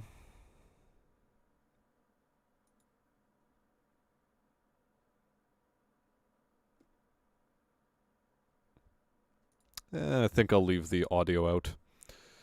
Better deserved S mods. Clear commands, combat alarm sounds, combat chatter.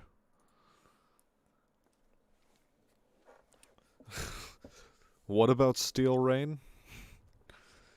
You'll forgive me, my brain is starting to give out over here. I've been looking at a white screen and reading text. Ugh.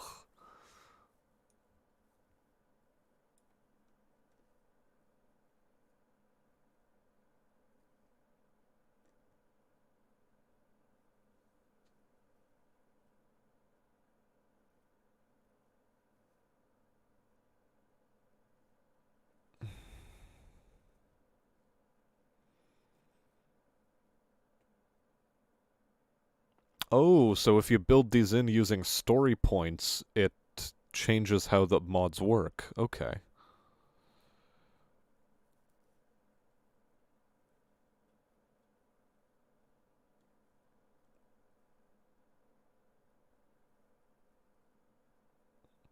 Okay, this one's interesting. S mods with penalties and trade-offs. I can dig that. What is this? Clear commands.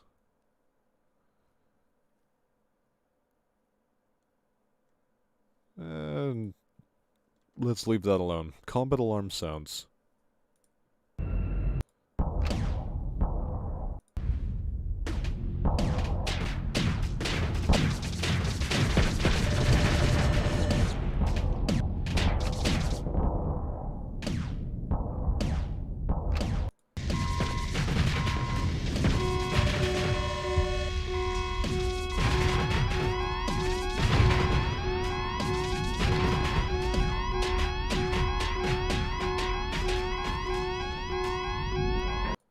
I don't like it. That's much.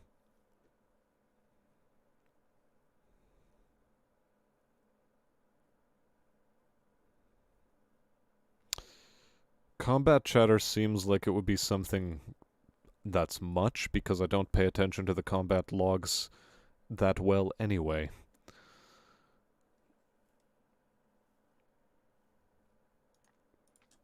Console commands, I think, was a useful one for something else. So we'll take console commands. Co-op multiplayer combat, no thanks.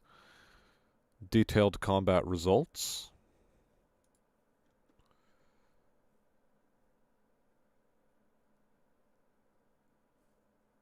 Sure, why not?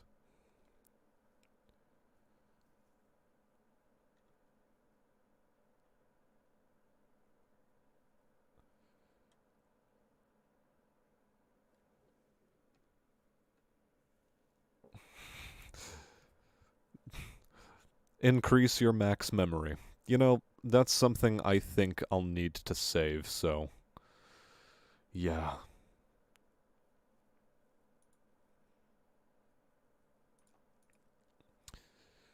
Okay.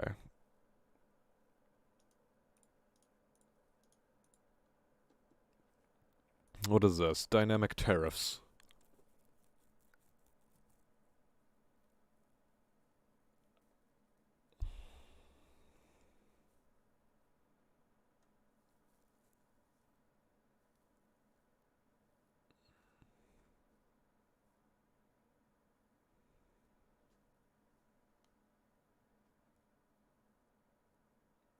Okay, yeah. Changing up tariffs might be a nice one to have. Fast engine rendering.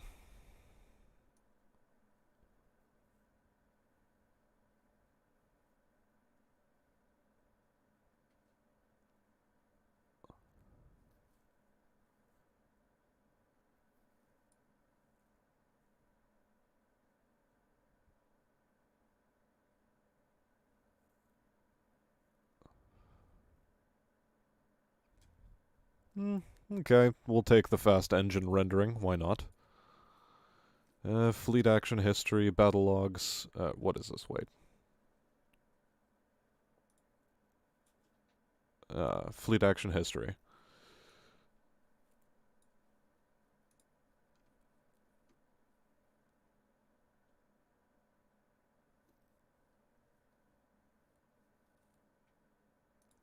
Yeah, okay. Sure, why not?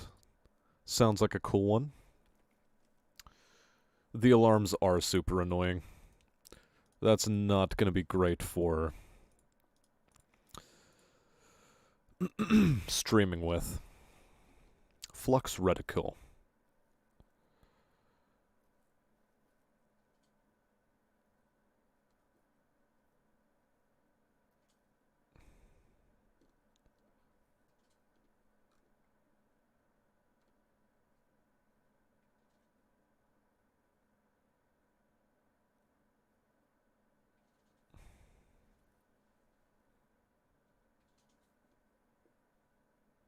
This seems like it's gonna be interesting, so I'll keep it. And I'm not gonna be installing all of these today. That's just gonna take way too long, so... Instead, I'm going to be saving all of these to their own folder, into a new favorites folder, and we'll move forward from there. But anyway, fuel siphoning.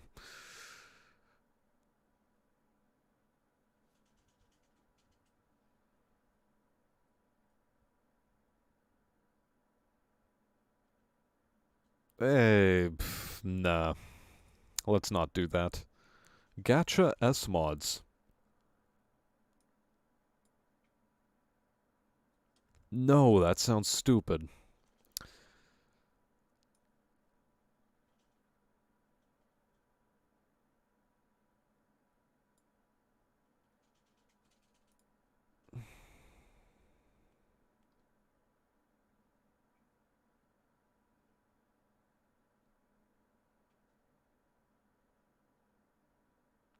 This seems like it's going to be visually noisy. I'll take a pass. Leading pip. I think that'll make the game a bit too easy. Light show.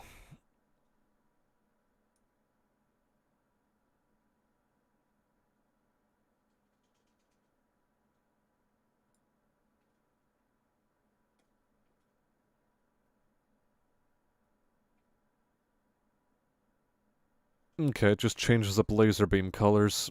Mm. Mm.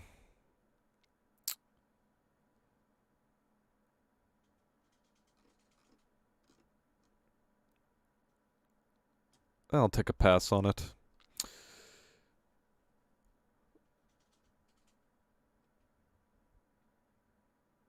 Yes, I'll accept this mod. This mod seems great.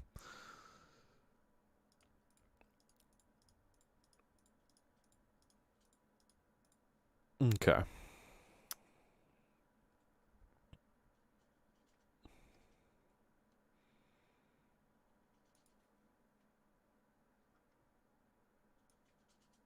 Okay, fusion lamp is much more bearable. Ooh, put you on a charger.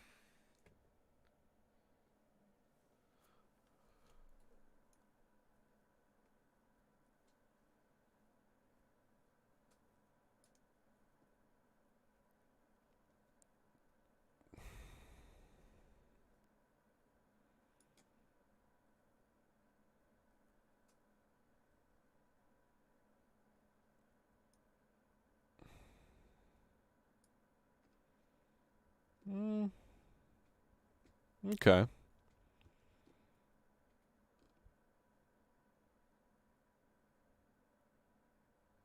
The fusion lamp's volatiles demand 10 down to 5. And that seems valuable enough on its own.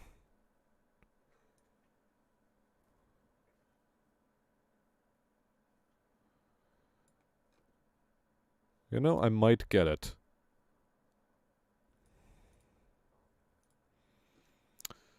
New beginnings.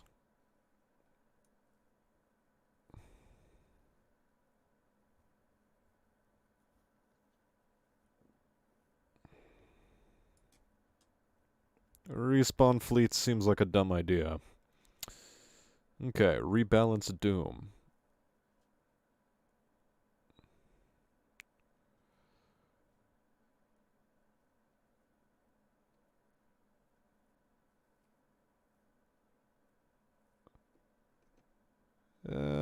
Yeah, I don't like playing against the Doom, so I'll take this mod.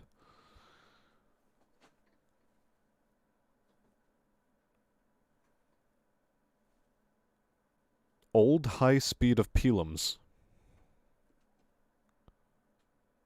If anything, I can always turn it off.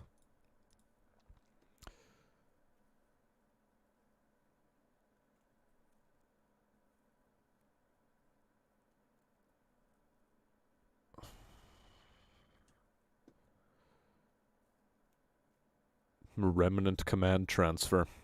Uh, hmm. Yeah, sure. Seems like a quality of life mod that might come in handy.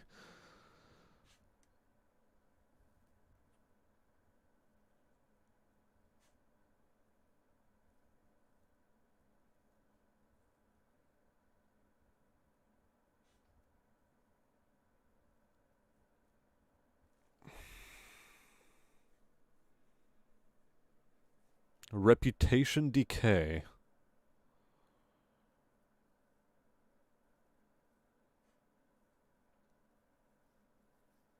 Hmm. Maybe, but also no.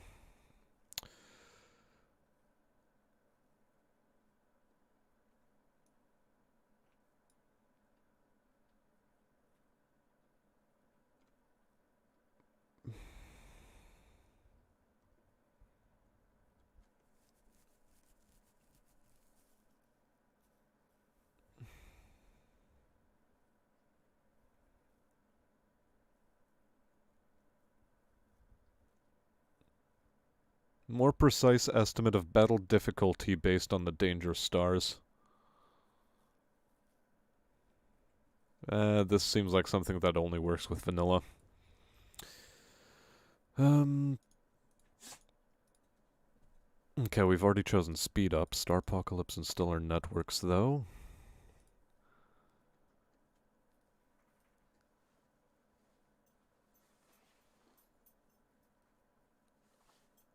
Okay. I don't think I'm interested.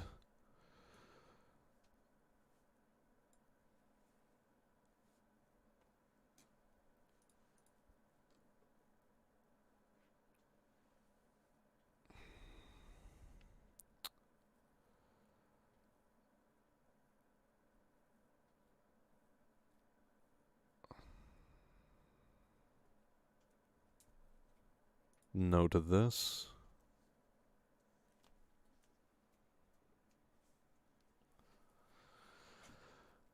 Okay, almost done.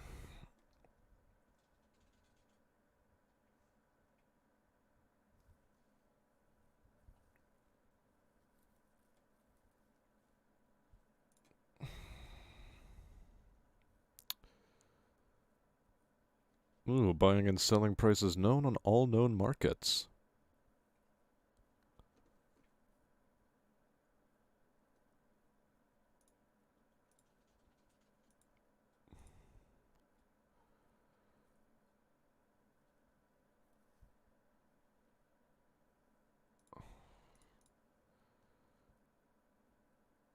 Okay, this sounds like a good quality of life mod.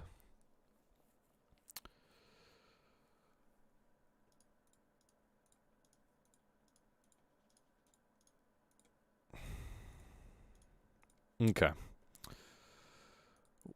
Nearly there. Supply foraging.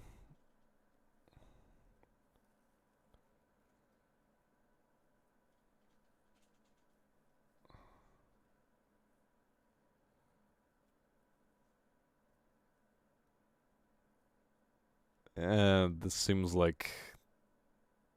This seems broken. Target practice. Okay. It's just target practice for simulation.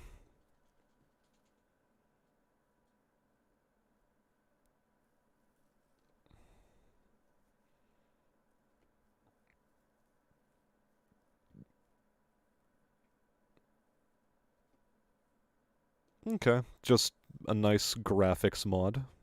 I'll take it. Transfer all items.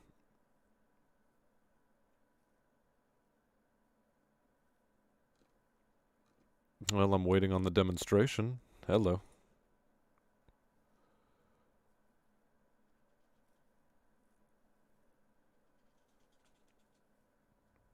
Whatever. Screw it. It's not loading. Upgraded rotary weapons.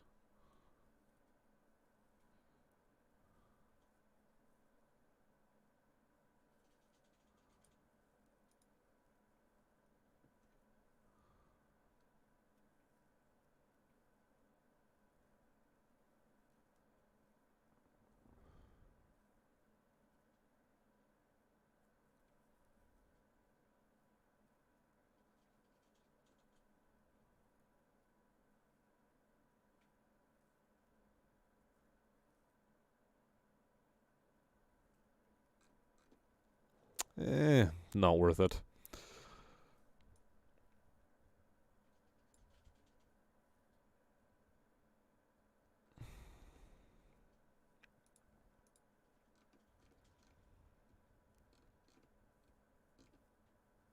That's visually noisy. I don't want it. Which mod?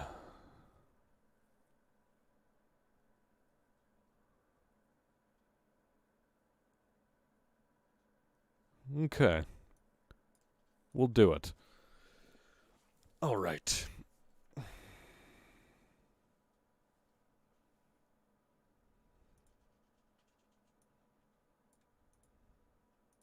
And unpack blueprints.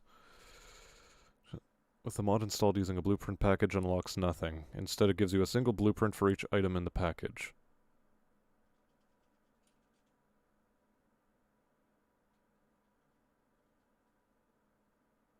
This seems weird. And without further ado, I think I have my mod list. It's massive, and I'll deal with it another time. So,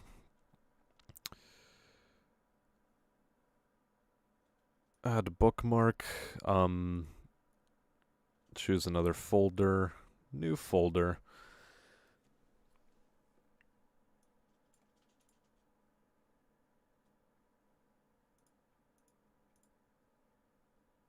Cancel.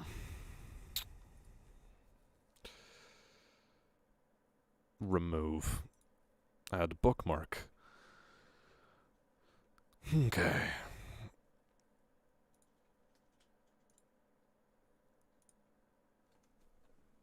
Starsector mods. Good. Now then.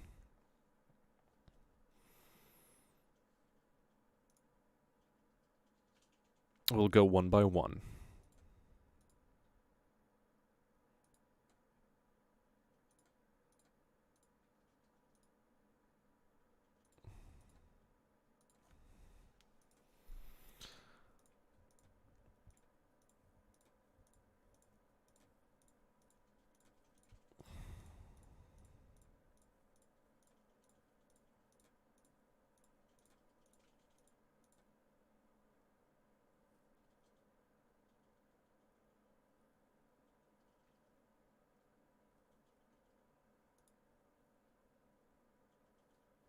Did I actually save that correctly? Oh no.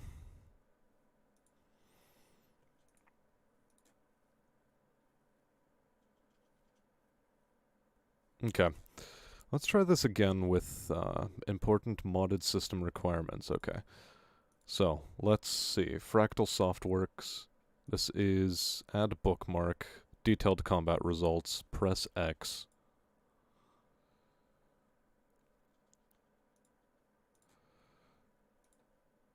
Starsector mods.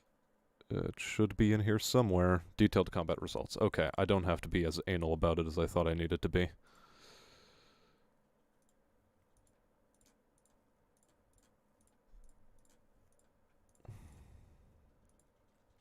And just double checking. Those unknown skies, yep, it made it in correctly.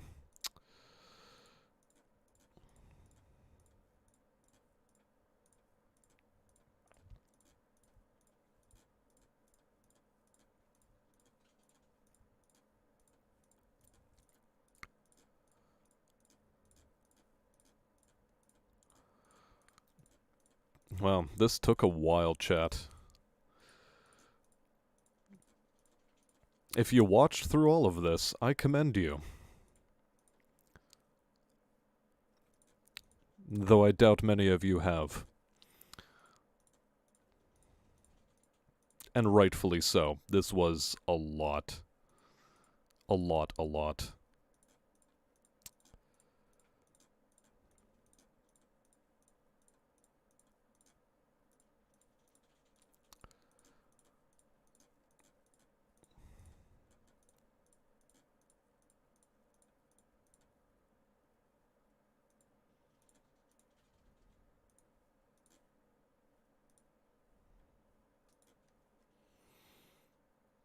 Although there is 6 of you currently still in here, which amazes me.